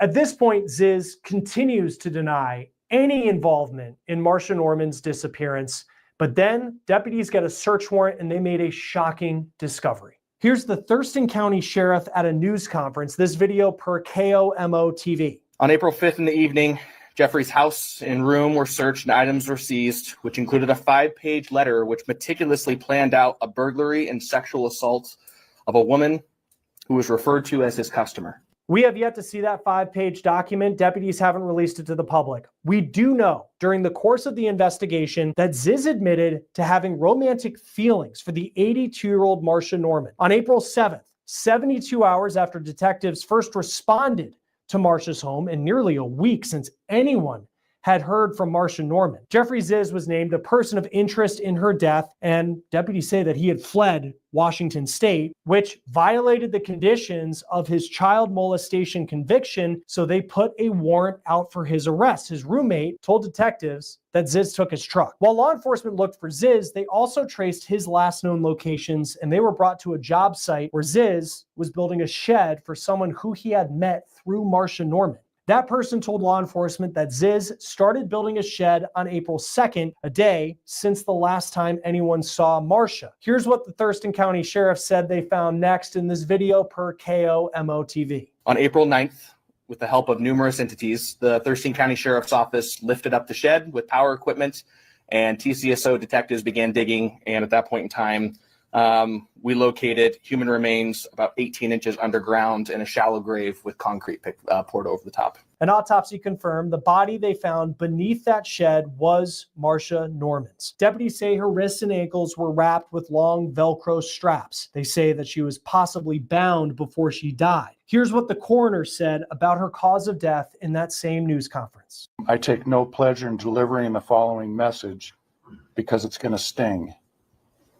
The immediate cause of death for Marcia is combined blunt force and penetrating sharp force injuries of the head. Other significant conditions contributing to Miss Norman's death were multiple blunt force injuries to her torso and extremities. Ziz was eventually taken into custody in Missoula, Montana, which is a more than 8-hour drive from Marcia's house in Washington State. Here's KOMO's video of him facing a judge there. He was held on a warrant initially for leaving Washington State as a violation of his conditions related to that child sex crimes conviction. He's now back in Washington State, where he is charged with murder in the first degree, kidnapping in the first degree, and unlawful disposal of human remains, and he is being held without bond. The victim in this case, Marcia Norman, was someone who her family called her. The Norman family released a statement saying, quote, "Marcia was the one that brought us together. We are thankful for the efforts of law enforcement, the Thurston County Sheriff's, Missoula Police Department in their handling of this matter. We are fully with the investigation in an effort to come to a resolution regarding the manner our family is grieving and looking for ways to honor her memory. Marcia was an engaged member of her community and family, full of life with plans for the future. She is loved by many." As far as a motive for a case this horrific, officially it's unclear. But the Thurston County Sheriff said if he was to guess at this point, it's because Jeffrey Ziz, a former pastor turned child abuser, who many say was released with a light sentence for that crime, now an accused murderer, is a, quote, violent person. Joining us now to talk more about this case is Professor of Forensics at Jacksonville State University, Joseph Scott Morgan. Thank you, sir, for taking the time to be a horrific case. And it was stunning to me where the local coroner in Thurston County, Washington, who'd been in the coroner's office for 25 years, said it was the worst thing he had ever seen. When you hear a coroner, and as well as anybody, and what you see on a daily basis, but for a coroner to say that, what's your reaction when you hear that? Well, it's one thing when you hear cops say things like that, but when you're using the measure of coroner and the things that they have been subjected to over the course of a very long career, by the way, 25 years, it kicks it up to another level. That means that what this individual saw at the scene, that, by the way, has to assess everything, take it all in, and remain as not emotional as possible, because you're trying to delve into the science. But it so struck this individual to the point where it's very assaulting. And I don't, you never recover from these sorts of things as a medical legal practitioner. Those things that hang in the back of your brain. And I think that this is probably going to be one of those cases, Chris. And to look at the science of this, because it will be important. And you think of Marcia Norman, she was a grandmother, just so many things about her that people should be thinking about in this case, but the science will be important when this case goes to trial. And she was found underneath a shed, in some ways in concrete. And then there was a horrific discovery of what the cause of death was. How do you go about the autopsy process of gathering all that information? Boy, it is very difficult. I was actually talking with a friend the other day about this case, and I've had experiences with what we refer to as encasement, and it happens one of two ways from a forensics perspective. You can chip away at the scene and try to remove the remains from, this encasement that they have, or you can get, something like a skid loader and dig out beneath this mass of concrete, which contains this poor woman's remains, and load it onto the back of a flatbed, cover it with a tarp, and drive it into the office. And then you take hammer and chisel and you knock away every bit of this. And the reason this is important, Chris, is the fact that with a case like this, as difficult as the concrete makes it to work the case, it also kind of cocoons the body, and it holds on to some of this trace evidence that's left behind. There's no telling what is in there, and it's painstaking. So where this concrete has seasoned on her body, remember, she was not encased in this concrete for for a protracted period of time. But the fact that she was, when you remove those chunks of concrete, you can actually take things away from the body. So you want to be in a controlled environment, like in the morgue, where you can catch everything that might come off the body. Another piece to this is going to be able to try to understand what we refer to as the PMI, the postmortem interval. And there's some literature out there to suggest that encasement like this can kind of retard that process to a certain degree. And timing is everything, as I know that you're well aware of. When did he make contact with her? When do we believe that he perpetrated this crime? Did he encase her at the scene? We can only assume that he did. And was there a lag between getting her in the ground and transporting her out there, that sort of thing? So to say that this case is complex would be an absolute understatement. And part of it. Yeah, for him to do all that, a nail gun, cement, it got to be something deeper than just, some job or something. This has to be, a real critical situation to where he's willing to risk everything, for a situation like that. That's a lot. That is a lot.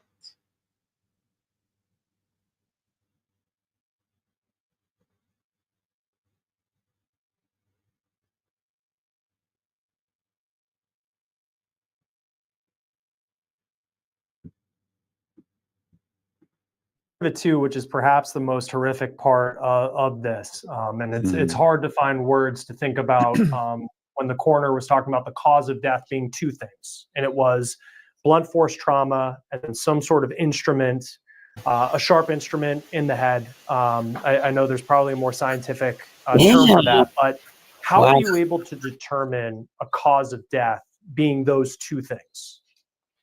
Well, that's a great question. And one of the things that you're going to want to do with a body like this, and let me just step back just for a second, or drop back to this idea of encasement. You need to try to figure out a means to x-ray this before the concrete ever comes off of her, okay, so that you can appreciate the body in its natural pristine state in situ, which is just a fancy term that we use that means in place, because it contextualizes everything. So if she's got injuries to her head, I want to try to understand, first off, are these antemortem before death, or are they postmortem after death? Okay, so if they're postmortem, that means that if she's got blunt force trauma to the head, then there's not going to be any hemorrhage in that area. However, based upon what the coroner is saying, it sounds like these are antemortem injuries, because he's saying that this is a causative factor in her death. So therefore, you would have to have hemorrhage in that space in order to compromise her ability to survive. And the sharp force instrument is kind of interesting. As gruesome as this is, I had read through some of these documents, and they're referring to him being armed with a nail gun, Chris. Now, Yeah. that would qualify as sharp force to a certain degree, and it's got more ballistic characteristics, obviously, than, say, if you're talking about a knife or a hatchet or something like that. But if it's a penetrating injury like this, and it's done as a result of driving a nail into someone's head, that's something that we would refer to under the classification of sharp force injury as a puncture wound. Okay, it's not the same as a bullet. And knowing that, and again, it's incredibly gruesome, and yes, it is. Just to know that the cause of death was as terrible as deputies are saying and what the coroner is saying. But that science is important, because there's going Yes, to be it a is. prosecutor who's going to try this case, and if Jeffries did everything that the deputies say he did, like, this is someone you do not want to ever see the light of day ever No. again. How does the fact that, that science that the coroner's taking, how does that factor into this not just being a murder, but what was torture before this woman passed away? Yeah, we're delving into the realm of sadism. Not Satanism, but sadism. When you get to this point, and I think one of the things relative to the physical assessment of her remains is going to be, how long did she linger? Okay, because there are cases that I've worked in, that I've covered in the media, where you will have literally individuals that are subjected to torture, where you can actually see at a cellular level, you can see the repair beginning to take place. Okay. Had this been something that was going on, how long did he torture her for a protracted period of time before he ever, committed the coup de grace, where he put her out of her misery, and then decides to, sequester her remains? That's going to be a big part to this, because this is so powerful, Chris. When you take this case before a jury, and you begin, and the coroner gets up on the stand, the forensic pathologist gets up on the stand, and they start talking about what she suffered through, that is going to send a chill up everybody's spine in this courtroom. And the thing about it is, it's illustrated. You've got pictures to go along with this. They're going to see her body encased in cement. They're going to see, after the cement has been cleared away, they're going to see these insults to her head that she sustained. And nobody, and particularly this woman, didn't deserve this, Chris. No. And it's just, you think of the preparation that you have for when this coroner is eventually going to be on a trial, to make sure everything is laid out correctly for the jury. How specific can you get when you think about lingering? If you were to say that this was a woman who was tortured for multiple hours, or a shorter period of time, I mean, how specific can a coroner get in figuring that out? Well, a lot of it is going to be dependent upon the assessment relative to viability. How viable was she at any one given time? So if you think about, like, the blunt force trauma of the head, okay, how much did she bleed into that area? Now, when they say blunt force trauma, to me, that means that there might be a chance that you've got an underlying hemorrhage in the brain. Okay. Now, if you take that up to the next level, is there also a communicating fracture to the skull that kind of links to the underlying hemorrhage? Because you can have an insult to the head without fracturing the skull. So you're really walking a fine line here when you're trying to describe to a jury who, and I'm not being insulting by saying this, they don't have the same medical knowledge as a coroner / forensic pathologist. So you have to take this step by step. And, on an aside, that's the sign of an actual good witness, because there are a lot of people I know that are very, very bright, but they're not worth a damn on the stand. Sure. If you can have somebody that can take these complex scientific constructs and break them down so that, your local. Yeah, that goes to show, when you're dealing with cases like this, how being educated in body and organs and things of that nature, you can see and understand what someone may have went through. This is a horrible way to go. Very sad situation.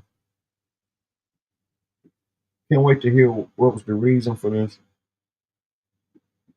Your local carpenter or the dump truck driver or the lady that prepares the meals at school who's been called to go jury duty, they understand it.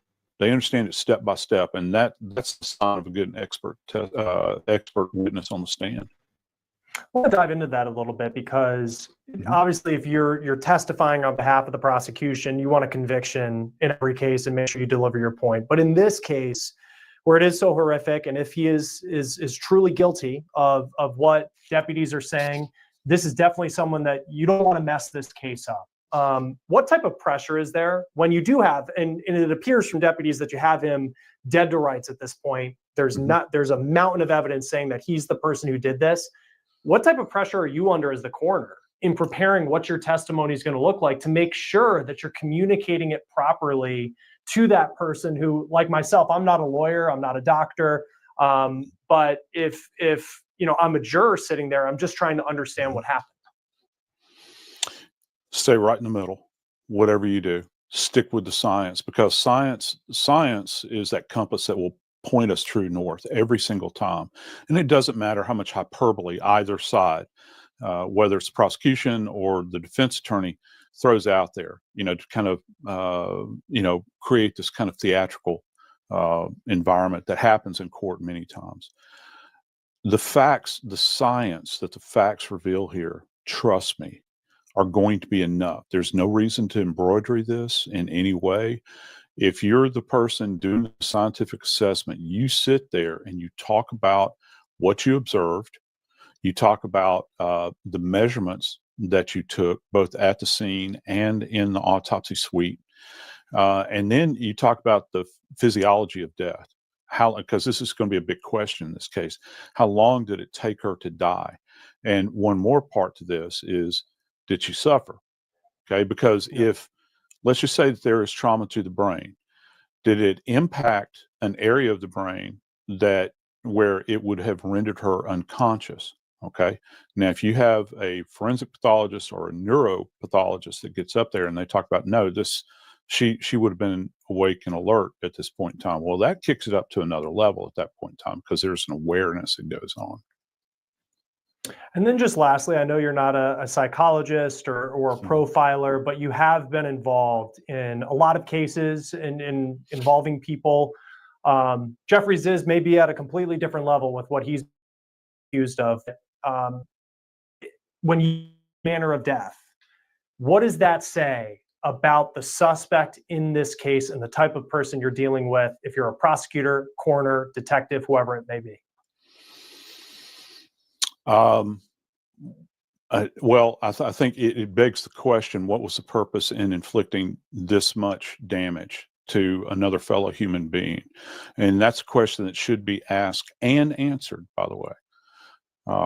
What is the purpose? This is not like, as horrific as this is not like he took her out into the middle of a field and executed her with a gunshot wound to the head. That's not what we're talking about here. We're talking about, according to what the police have said, at his own hand, he inflicted this kind of trauma to this elderly woman. And so you can have an assessment, a forensic psychological assessment on him to paint the picture. Now, there's a real fine line that the prosecution is going to have to walk here. And let me just briefly break this down. I see this played out over and over again. It's almost as if the more horrific a crime is, there is at least from a perception standpoint, there's a possibility that you can say, well, this person is so mentally unstable. Obviously, and defense will argue this, obviously he had no idea of what he was doing. It's an out-of-body experience. Who in their right mind, and that's key here, would ever do this to a fellow human being? Well, it would appear that Jeffrey Ziz did. And I got to tell you, man, this is not his first brush with the law. So that goes back historically with this guy. This is just merely the crescendo, I think, in what has been horrible crimes that he has committed previously. Yeah, he was convicted of sex crimes in 2022, pled guilty to those crimes. And certainly in this case, is facing a mountain of evidence pointing him in the direction of just being responsible for just a horrific crime. Professor of Forensics at Jacksonville State University, Joseph Scott Morgan. It's always great to have you on Law and Crime. Thank you for taking the time to be with us. Thank you, Chris. Have a good day. Ziz is next expected in court on April 6th. Deputies are still looking for information on this case. They put out a flyer looking for people who saw Ziz's red truck pulling a trailer at specific times around when deputies believe he allegedly killed Marcia Norman. For On the Case,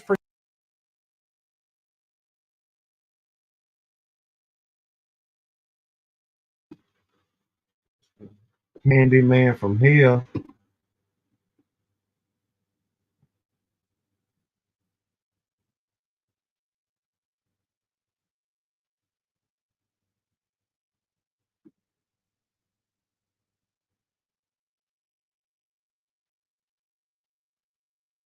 Let's go to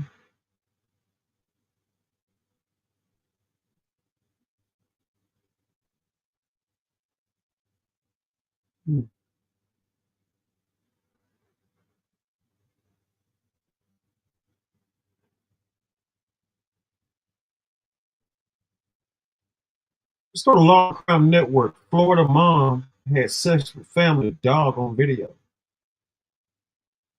Subscribe to Law and Crime Network. Here's my review. And I just woke up and I have no idea what's going on. Look, we'll talk to. I'm just reading you the search warrant. Do you understand? A young mother in Florida on body camera, and she'll later admit to engaging in sex acts with the family dog and more. I have the disturbing case out of Florida and what else White told police.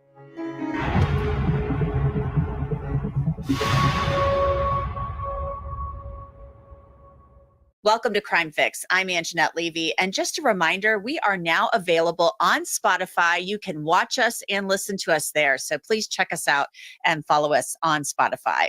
Samantha Lee White is a petite blonde from North Fort Myers, Florida. And she has a young child, which makes it really sad that she's on her way to prison. And she's going there for sex crimes against animals, specifically a dog. This case started in February 2024 when police and deputies went to her home with a search warrant. They were looking for electronic devices. Yeah. Just have her get the child and then come down and then you can. So get the child first and then read it. I'll follow her in there. When I come get the baby, I'll follow you in there.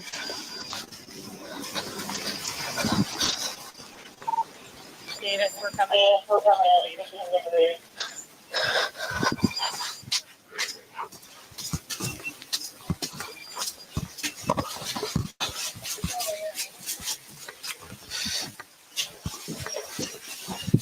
Ruger, shut up.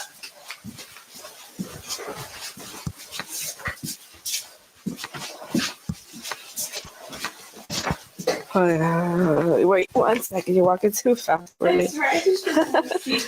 How do I hear you? So the officer follows Samantha White up to the second floor of the house, and there are already other officers there with the little boy.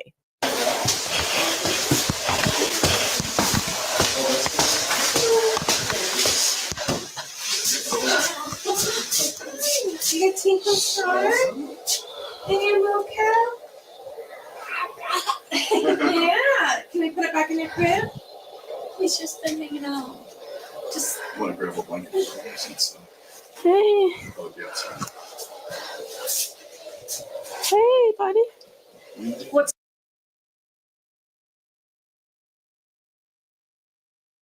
this? How are you? For me, I have shoes. Yes, I can be out by the door. Okay. All right. Betty, some people came to protect us today. Yeah. Yeah, that is your baby.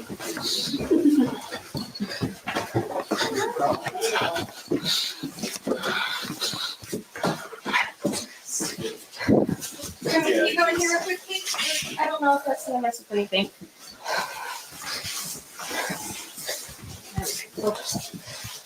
I just don't want him to run up the door. No, yeah, I hear you. He's the little one that you won't let me catch him. Is she over there? Yeah. Mama shoe. Yeah, Mama got shoe on, baby. Yeah, all the cars can protect us. Oh. Say hi, everybody. Yeah, there are no Mama's cars. Watching this is really, really sad, knowing what we know now and seeing this child in the video because his mom is going to be arrested and is now on her way to prison. The officer then reads the search warrant to Samantha White. I'm gonna, let's be over here. Going back to Yeah, right here where it's warm a little. All right, so I'm gonna read you this. We have a search warrant for the residence, okay? It's gonna be under agency case number with Lee County 24-06919. The charges in Samantha White's case are concerning to say the very least. I looked her up on truthfinder.com to see what might come up. Truthfinder is one of the largest public records search services out there. White's name and address come back. It's the same house detectives searched in February of 2024. And all of the charges that she faced show up too. Truthfinder is really great because it will show you a person's past and current addresses, phone numbers, social media accounts, and of course, criminal and traffic records. If you want to try Truthfinder, you can get 50% off of confidential background reports. Just log on to www.truthfinder.com/LCCrimeFix. Log on and start accessing information about almost anyone. Samantha White is standing there holding her son as the officer reads the description of the house in the warrant. But then the officer tells her why they are actually there and what they think they will find. This is what we're searching the house for. The law prohibits sexual performance by power controlled by Florida State Statute 827.071, subsection 5 of the Florida State Statute. The firm has probable cause to believe and does believe that the property connected with the above listed crime is currently being contained, stored, or concealed within the following location. Pray for those tuning in.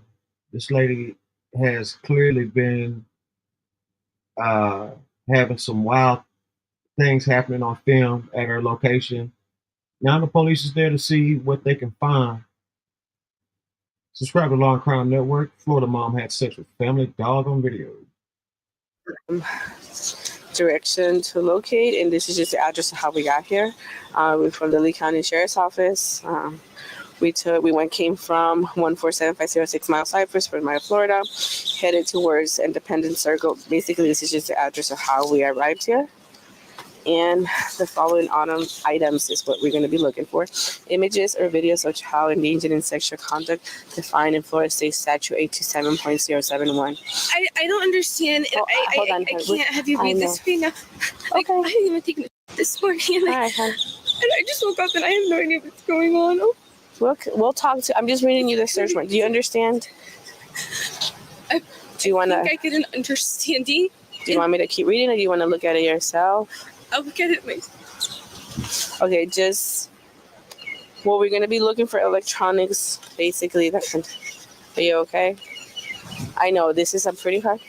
I'm sorry, I made your money. And that's what I just don't want, because I can't give him to his dad, and I can't give him to anybody that I don't trust, and I just need a minute.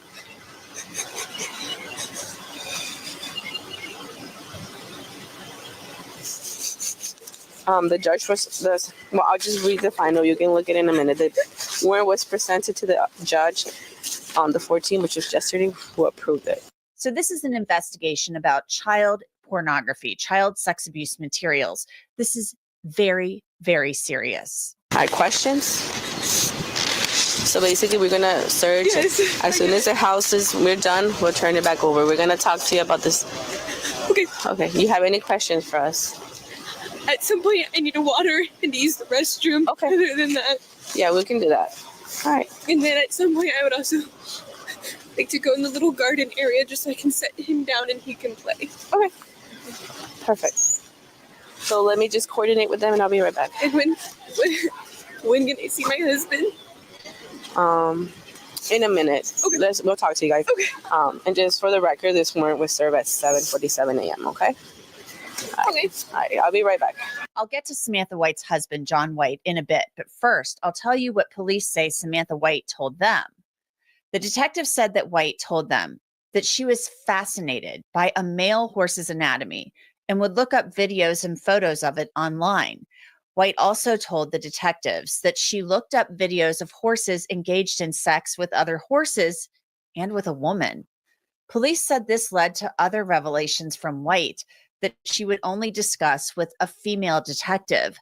Samantha White then admitted to having sex with her family dog. She decided to try it since the horse's anatomy interested her so much, but she told the detective the interaction with the dog wasn't her thing.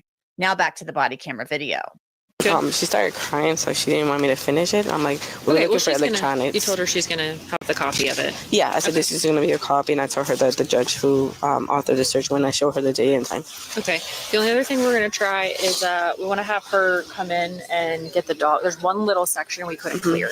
Okay. So if we can have her either leave little guy or she can keep it with her. That's fine. I have her I just want to put him on a leash or let's just find. I'll go with you. Let's just see if we can find a spot once we reset. Yeah, poop everywhere. Too late. I don't know how many times I had stepped on everything. Ma'am, is there anywhere we can put the dogs besides that space while we're here, or are they allowed outside? I can let them out over here, and then they'll be trapped in there, and nobody Will else that be will have okay with you? access. Yes. It'll just help us. I just speed prefer things up. me. No, we to do, would prefer I you just to do it don't as know well. how they would react. Okay. Everybody else. Are you able to help do that right now? Okay. I sure am. When we go in, is there a way I can just get a sip of water before we do that? For sure. Yeah, we can do all that. No I need to do this. I'm not using them. So the detectives go into the house to get the family's dogs. Do you mind if she holds the baby really quick while we do that? I do. Okay, that's fine. No, that's okay. This will just need to be moved, and we'll have to close this behind us. Otherwise, the dogs will run right out this way. Perfect. Okay. If you guys want to grab your breach, we're gonna close this. Yeah, Mama knows a little Gail, you want to? I don't think we need it. It's yours.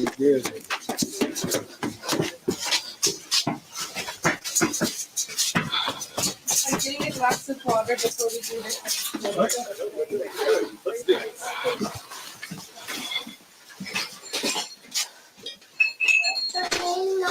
Yeah? Yeah, runny nose. It's okay, baby.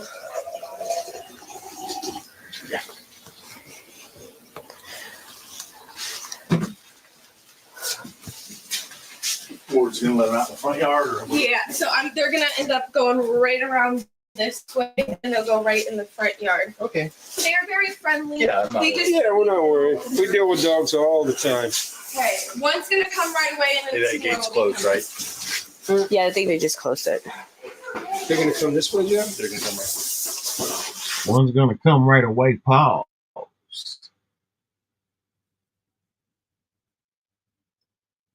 Yeah, this is a wild one. I mean, these dogs. This been a hell of a few years for these dogs, man. Like,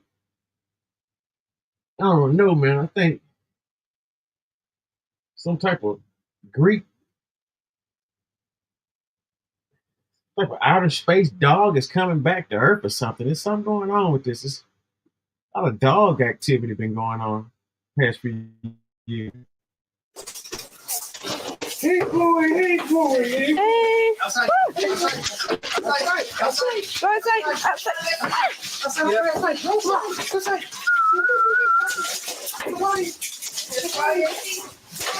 No, you guys know not that way. Not that way. Stella, Luna, River.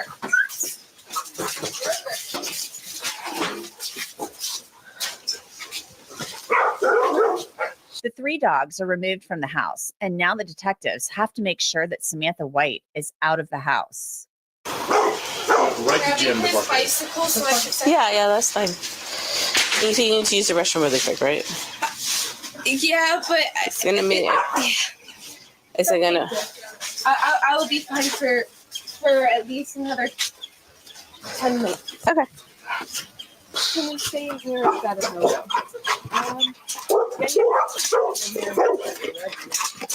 She wants to know if they can stay over there.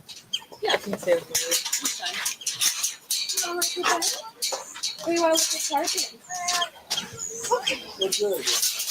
What's happening? You know, and then that one comes from. You know, and he's like, "Hey, I did that clear. Oh, you did? Okay. Yes, it's good. Yeah.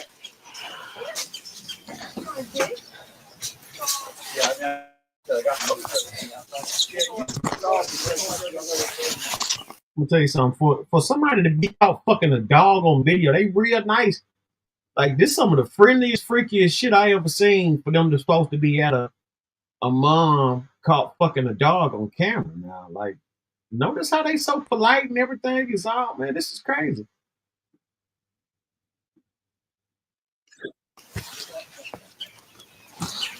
I guess she's complying.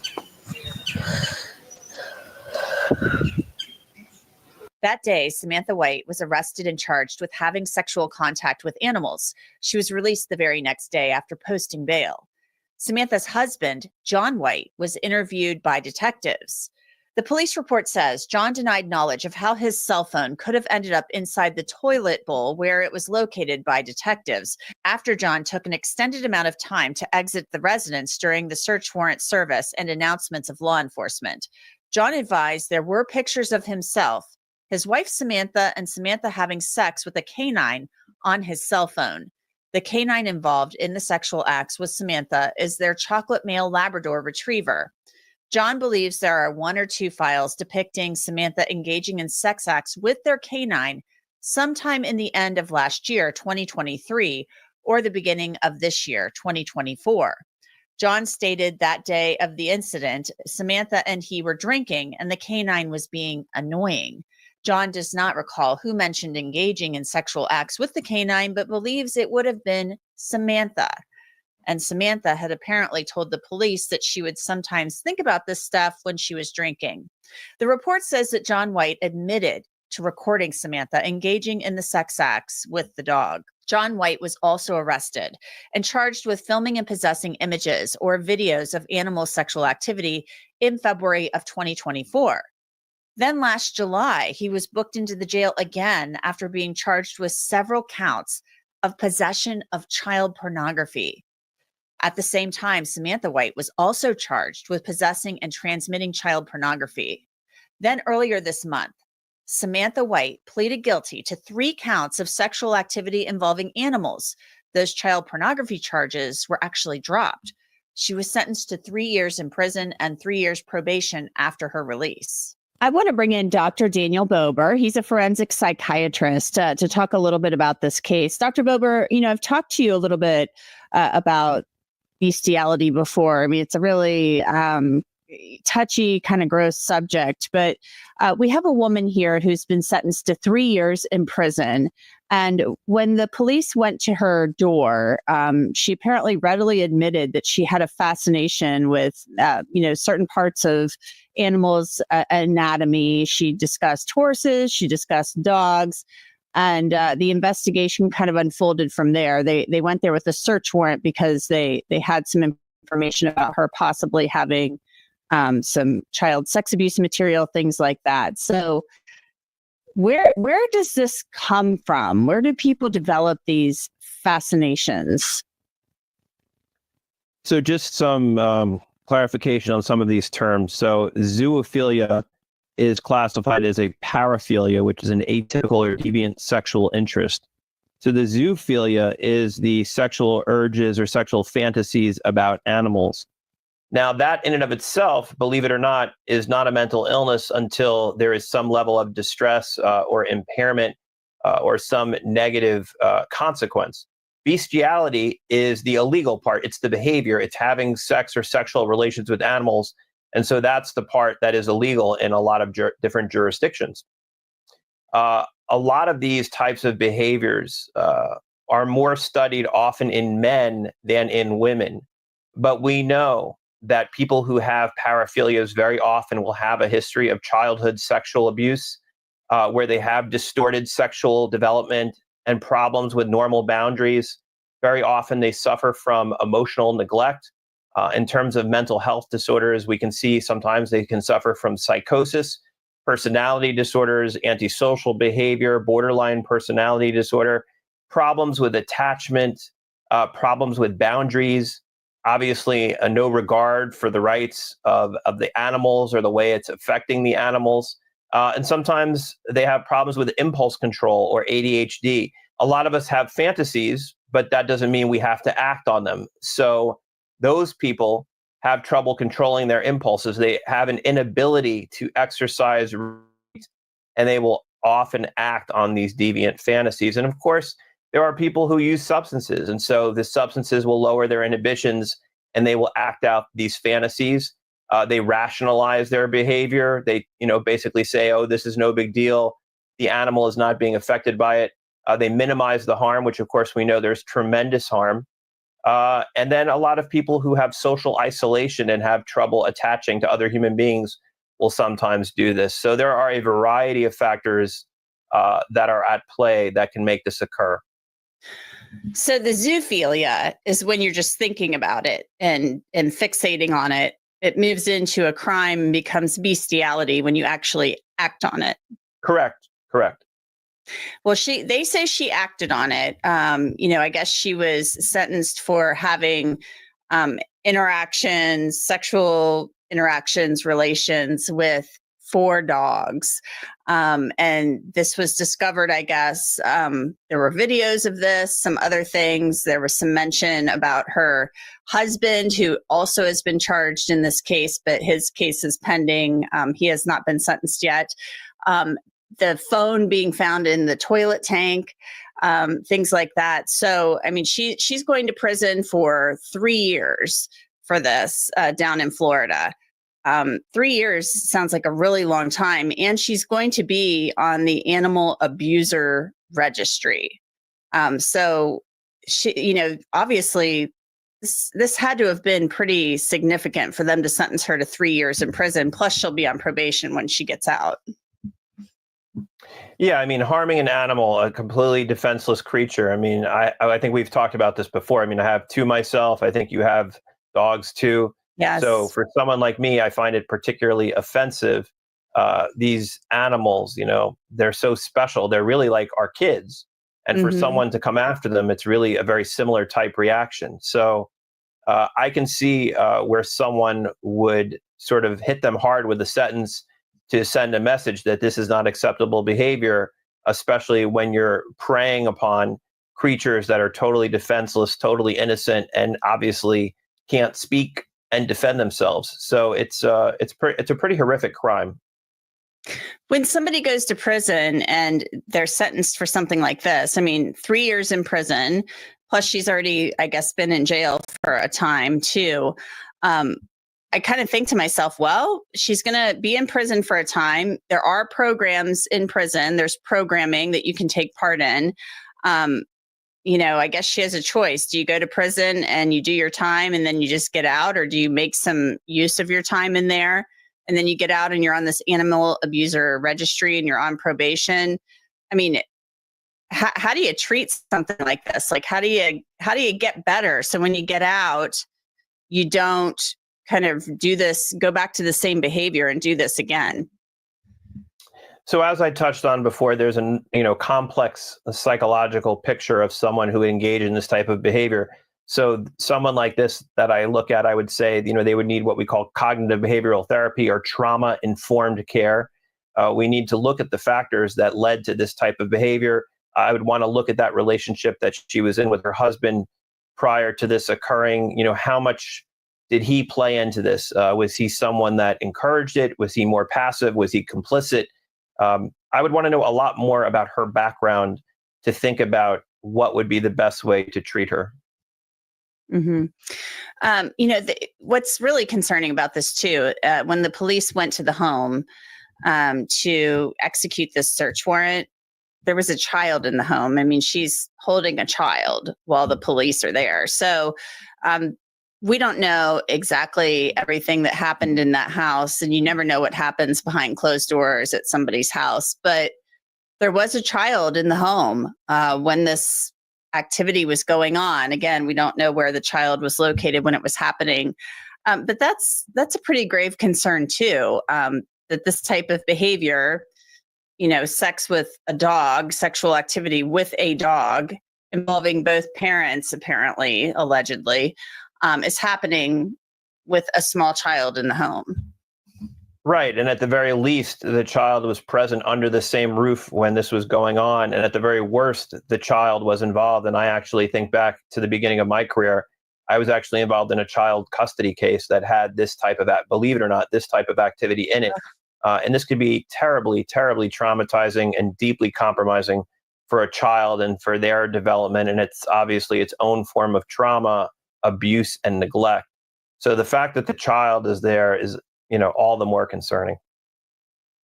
Let's hope that the child wasn't anywhere near this. When they first charged this out, she, in July of last year, she had been charged with an additional 3 counts of possession of obscene material, including depictions of child pornography.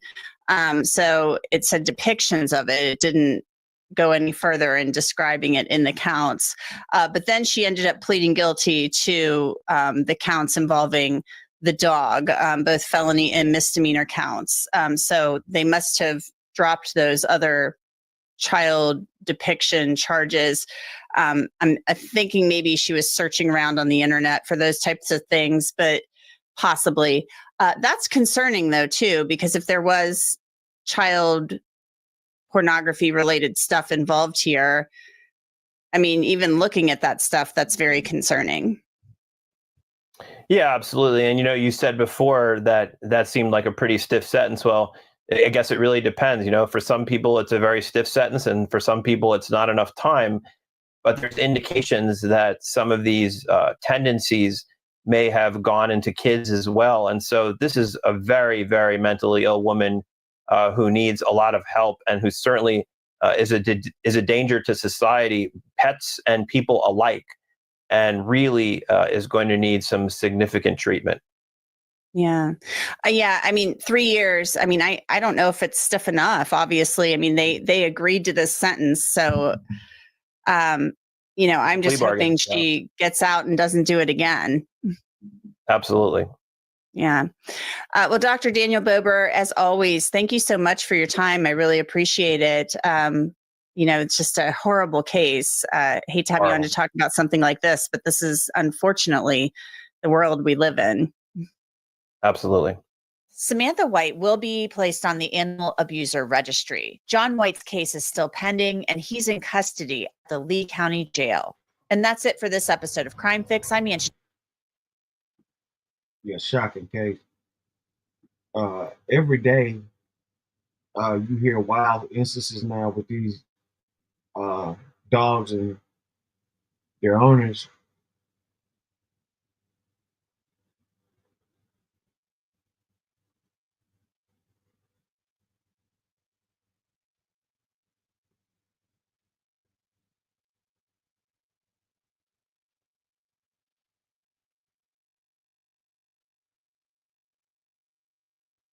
Let's go to Law and Crime Network. Rich wife vanishes after military husband discovers affair. Subscribe to Law and Crime Network. Well, it's finally over, and as predicted, I did come in before he did. Right, Andreen did defeat me, and she is so excited. Andreen meets Andre McDonald in Jamaica in 2009, where the two quickly connect and fall in love. Andre, a U.S. Air Force major, brings Andreen to San Antonio, Texas, where they marry, have a daughter, and build a life together. Driven and ambitious, Andreen earns a finance degree and launches her own assisted living business, Starlight Homes, which quickly grows into a multi-million-dollar success. With her achievements, she even gives back to her home country through charitable work in Jamaica. It seems like they were living the American dream, until it all turned into a nightmare. Business and philanthropy aren't Andreen's only strengths. She's devoted to her health, too. Yeah! Come on, Dream! Despite her already busy schedule as an entrepreneur, mother, and wife, Andreen also has a strict gym regimen. According to her friends and family, she never misses a workout. That's why when she doesn't show up to the gym or work the morning of March 1st, 2019, people notice. Her employees are the first to question the sudden change in Andreen's schedule when she doesn't come into work. They call her Jim only to learn that she never showed up there either. They immediately alert Andreen's friends and family, hoping they know what's going on. Andreen McDonald's mom, Maureen, tries her daughter's cell phone. When she can't get a hold of her, she promptly makes a call to the Bexar County Sheriff's Office. Her daughter, she tells them, is missing. Word spreads fast among people close to Andreen. One of the first people notified is her husband, Andre McDonald, who had recently arrived at work at the Lackland Air Force Base after dropping their daughter off at school that morning. When Andre hears his wife is missing, he goes straight home to look for her. Then he quickly walks back out the front door. This time, he drives to a local hospital. Maybe his wife has been injured in an accident or needs treatment for one of those intense migraines she gets. Security footage shows Andre walking up to the reception desk at the hospital. He allegedly asks the employee if they had recently admitted anyone by the name McDonald. The employee confirms there is someone named McDonald at the hospital. She even gives him a room number. Then Andre does something strange. He leaves. Apparently, Andre rushes back home because he left his cell phone at the house. He tells investigators he needed to let Maureen know he'd found her daughter. When her family follows up, they quickly discover that Andreen is not at the hospital, and she still isn't answering her phone. They know she didn't run off. Andreen was too loving of a mother and too dedicated to her business to just up and leave her life behind. Andreen is missing. I will call it what it is. It's a missing persons case under very suspicious circumstances. Friends of the missing person, Andreen Nicole McDonald, 29 years of age, reported to us that earlier that day, she did not follow up on her normal routine, namely going to the gym, which she did religiously, going to work. She didn't show up at either one of those places. They did encounter another person that does live in the house, Ms. McDonald's husband. On the day Andreen is reported missing, law enforcement arrive at the McDonald residence to speak with her friends and family. What they find just outside the home is disturbing and very telling. Right in Andre and Andreen's yard, investigators see what appears to be a large burn mark in the gravel pathway. Nearby, they also find several items that look to have been burned. They have a few simple questions for Andre McDonald. What had been burned there, and why? And where does he think his wife disappeared to? But he isn't talking. Deputies came to the location, spoke to Mr. McDonald as well, and we weren't able to get very much information. In fact, Mr. McDonald asserted his rights and retained the use of an attorney. What we can tell you about this is the circumstances surrounding it are somewhat troubling to us. There is literally no sign of her anywhere.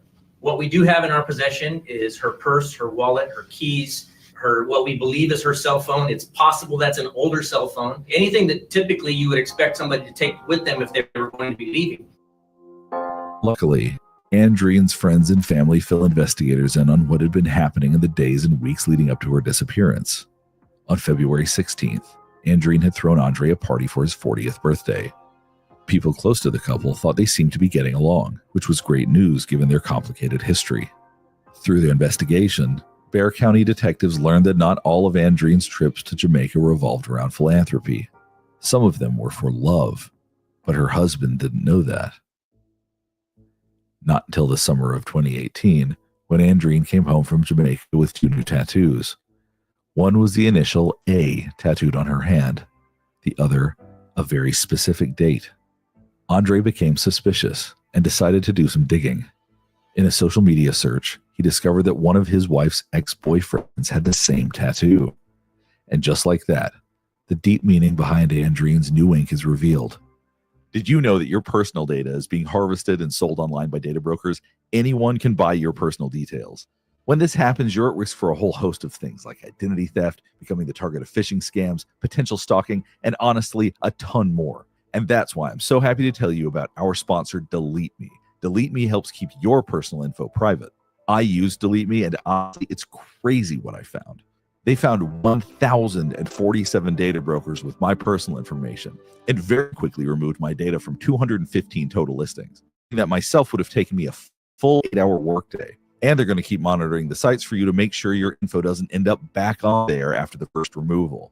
Using Delete Me has given me peace of mind about my family too, because if someone buys your data via a data broker, they can see info about your relatives too. So right now, you can get 20% off Delete Me and protect your personal data. Go to joindeleteme.com/investigates and use the promo code investigates at checkout. That's joindeleteme.com/investigates, promo code investigates. While on a trip to Jamaica in 2017, Andreen had rekindled a decade-old romance with her teenage love. The A on her hand wasn't for Andre, but for her ex, Aubin. And the date? That was Aubin's birthday, the day, month, and year. Andre was angry, and understandably so. He allegedly threatened a divorce until Andreen promised to cut Aubin off, never to speak to him again, and never return to the island where she grew up. If she wanted her marriage to last, she would also need to cover up those tattoos. She agreed, and by Andre's 40th birthday, the power couple was back to normal. Or so it appeared. But a closer look at text messages exchanged between Andre and Andreen the evening before her disappearance tell investigators a different story. Apparently, Andre discovered that his wife had opened a new business without his knowledge, which caused a heated argument between them. He later told law enforcement that he left the house the night of February 28th and went to a gas station to cool off. Security footage from the gas station corroborated his story. While he was there, the couple continued to argue via text message. In one text, Andreen even threatened divorce. Andre told investigators that he returned home after the gas station and didn't see Andreen for the remainder of the night. He said he believed she was sleeping in a separate room. By the next morning, Andreen had vanished. The story of the alleged affair, along with the strange burn evidence found outside the McDonald home, leaves detectives with a chilling notion of what might have happened to Andreen McDonald. Right away, they begin working to execute a search warrant on the rest of the residents and the vehicles parked outside the home. In the meantime, they are determined not to let the U.S. Airmen turn suspect out of their sight, especially because Andre is done talking to them. He's lawyered up, and detectives aren't getting any more details out of him. Early this morning, surveillance was set up on the residence. They observed Andre McDonald. Our investigators observed Andre McDonald get into one of the vehicles, depart the location. They established moving surveillance vehicle and followed it to a gun shop here in the city of San Antonio, where he was observed by an undercover officer that went into the store, observed buying a handgun and ammunition. He hurried out of the store with only the ammunition. Deputies tail Andre as he leaves the store and meet him outside his home, where he is detained over concerns that he could be experiencing a mental health crisis. While Andre is in custody, the investigation pushes forward. The community bands together with law enforcement to search for Andreen. We're going to be doing a search, of course, with volunteers. We have a small army of volunteers. I heard today about 200 folks, along with about 100 search and rescue and law enforcement folks. So this is a huge undertaking. While the search for Andreen takes place around San Antonio, detectives also conduct another search on the McDonald residence. By now, the FBI is involved in assisting Bexar County with a forensic analysis of Andre and Andreen's vehicles. At the home, investigators discover garbage cans containing clothing presumably belonging to Andre. There is also blood on a light switch, clear evidence that a violent altercation had taken place. Lying on the floor of the back seat of one of his vehicles is another suspicious piece of evidence.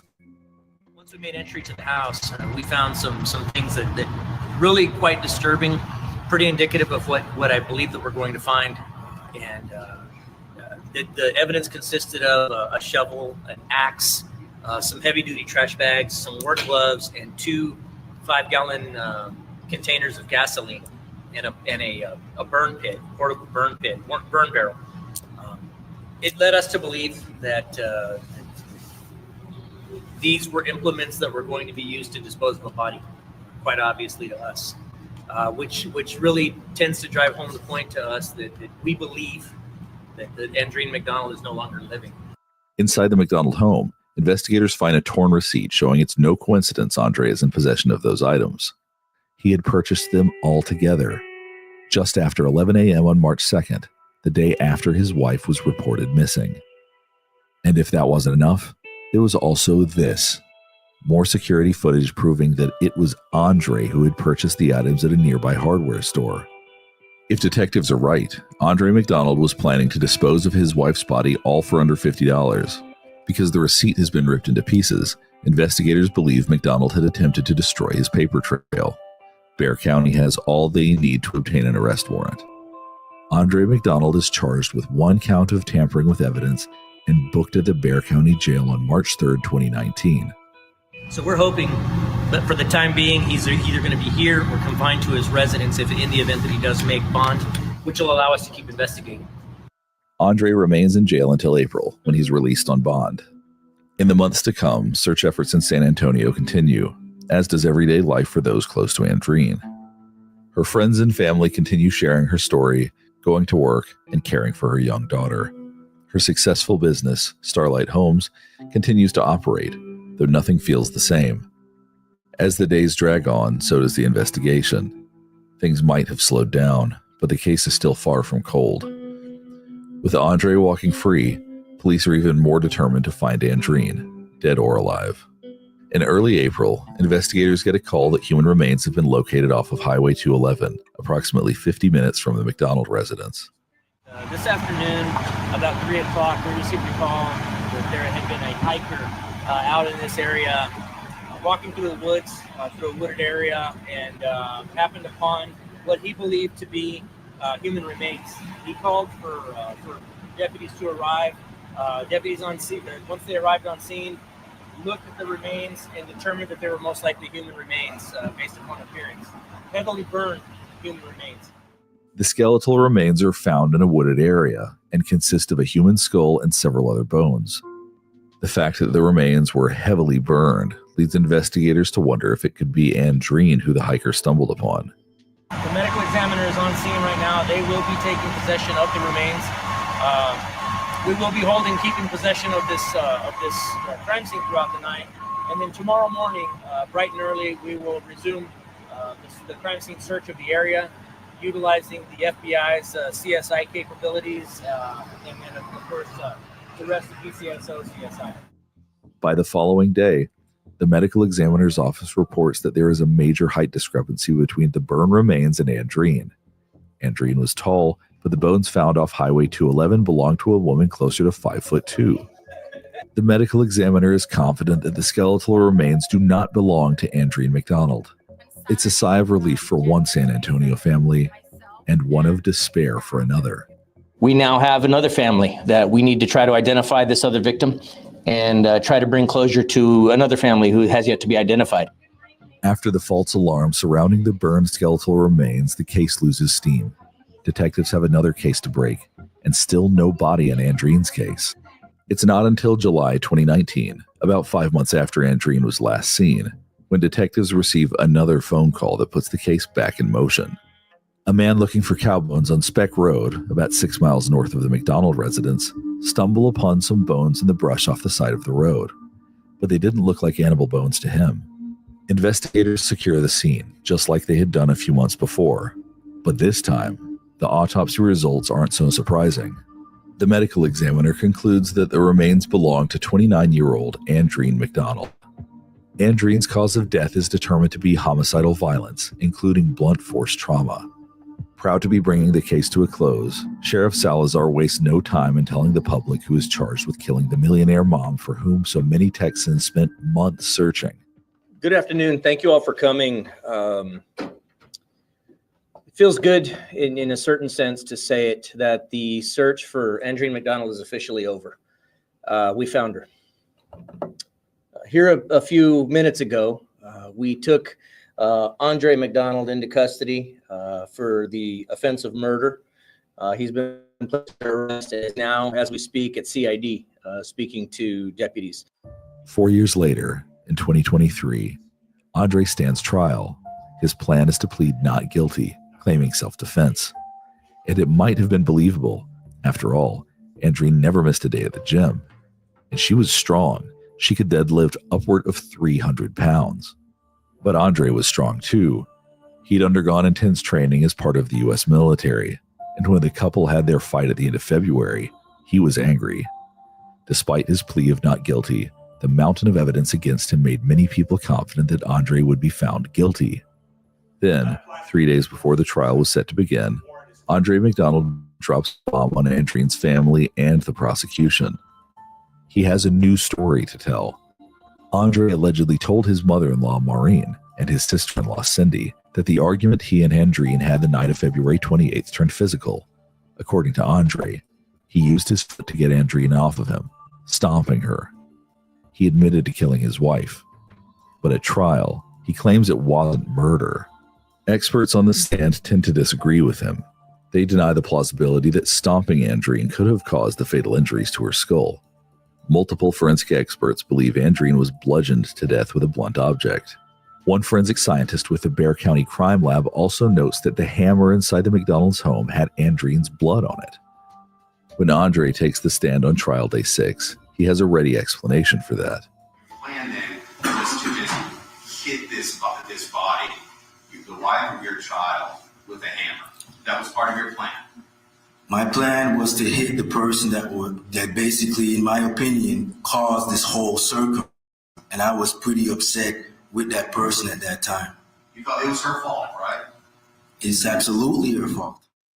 Other disturbing evidence comes out at trial, like the way Andre dumped Andreen's body in the brush. She was stripped of her clothing, burned, and abandoned.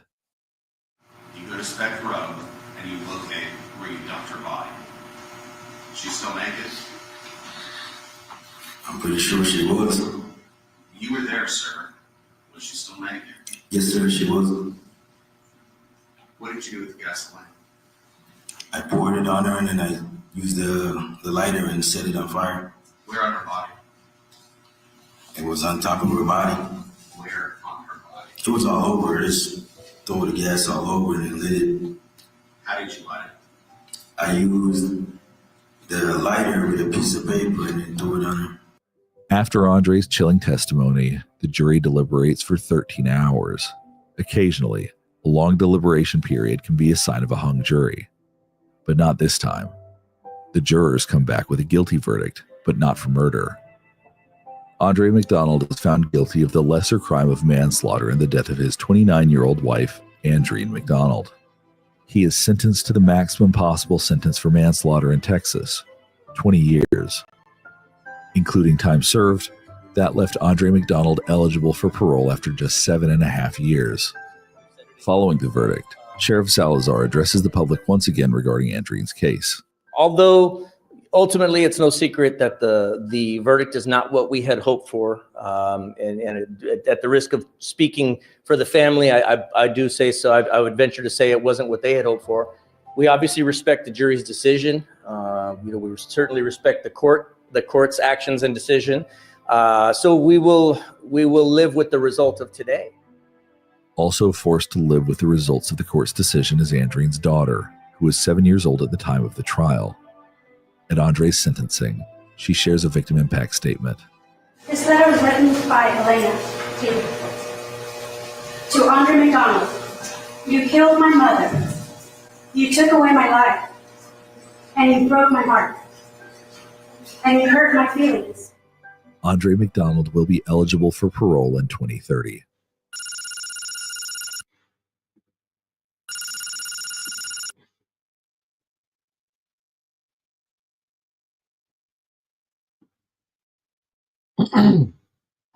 Salute to everybody tuning in. Hey, hit that like button, hit that add button, hit that subscribe button, hit that follow button, hit that share button. Let's get the content out, run it up. Subscribe to my channels, SendaRoni Television, SendaRoni TV, SendaRoni Slow Screw, Worldwide SendaRoni Frappuccino Timer, OG Smokelink, my lovely co-host, number one moderator, pardon me, the Kitty Frappuccino Show. Make sure y'all go hit that channel up, subscribe to that. You understand?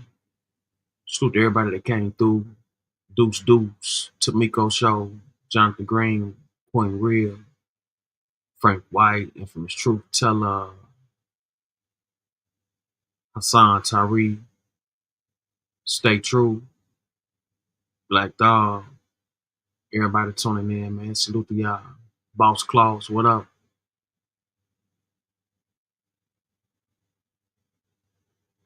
Caramel for the win. Mocha Bird, yeah. Shout out to everybody that showed love, man. Came through, stepped up tonight. You know what I'm saying? We're going to get it cracking again later on. Glad y'all could make it.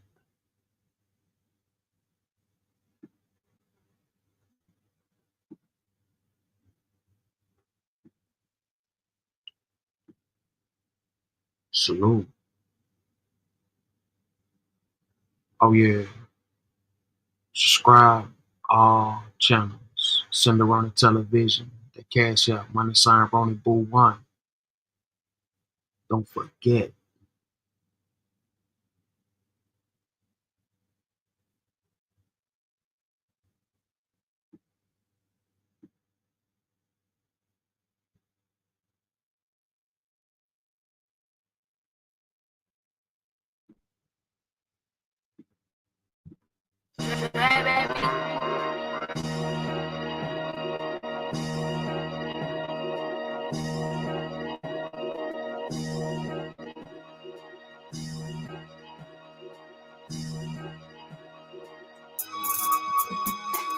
Feeling like Jesus, trying to run 2 million up like peas. These niggas rats, why they always cheese? I want me a rollie with a dime that's free. I gotta keep a Glock over shit, get grease. I want me a bitch that don't really need me.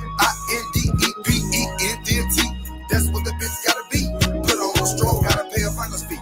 I ain't choose the gang, but the gang found me. Always praying to the Lord, have mercy on me. I ain't think I always have to have a 30 on me. I'm the MVP, put a jersey on me. Got that boomerang, I ain't Eddie Murphy. Strike 3 niggas out, yeah, it's a turkey. I fuck with addicts, don't fuck with perfect. Front about you with a water. Feeling like rich, homie, I'm the man of the year. Walked in with 2 cups, I'm the man of the year. I ain't playing with these niggas, giving structure to my bitch. I be pimping on my hoes, I'm the man of the year. I'm feeling like Equal Dollar, I'm the man of the year. We gon' get the business clear, I'm the man of the year. I'm the man of the year, I'm the man of the year. I'm the man of the year. I'm pimping like I'm dumb. I'ma stop at the store, sell me an onion. Go and get some backwoods in the back of Funyuns. Let a nigga play me sweetie, he gon' meet the honey bun. I ain't ride with it. Got a 100-round drum. Hit that nigga with the drink, he go ba-da-ba-dum-bum. Hit it with the daddy's dog, I got the little baby sprung. Gotta keep that thing on you coming from where I'm from. Gotta keep that thing on you when you coming from the bird. I been jugging it finessing, get that boy and got that girl. She been moving up the ladder cause the pimpin' in the word. They be shooting around here daily, why the fuck you acting scared? Hey, I got a scope, it'll knock down the bear. Got a new BBL, make a nigga stop and stare. Sending packs in the mail, use the next day air. I send the bitch too, I put it in the air. Yeah, feeling like rich, homie, I'm the man of the year. Walked in with 2 cups, I'm the man of the year. I ain't playing with these niggas, giving structure to my bitch. I be pimping on my hoes, I'm the man of the year. I'm feeling like Equal Dollar, I'm the man of the year. We gon' get the business. I'm the man of the year, I'm the man of the year, I'm the man of the year, I'm the man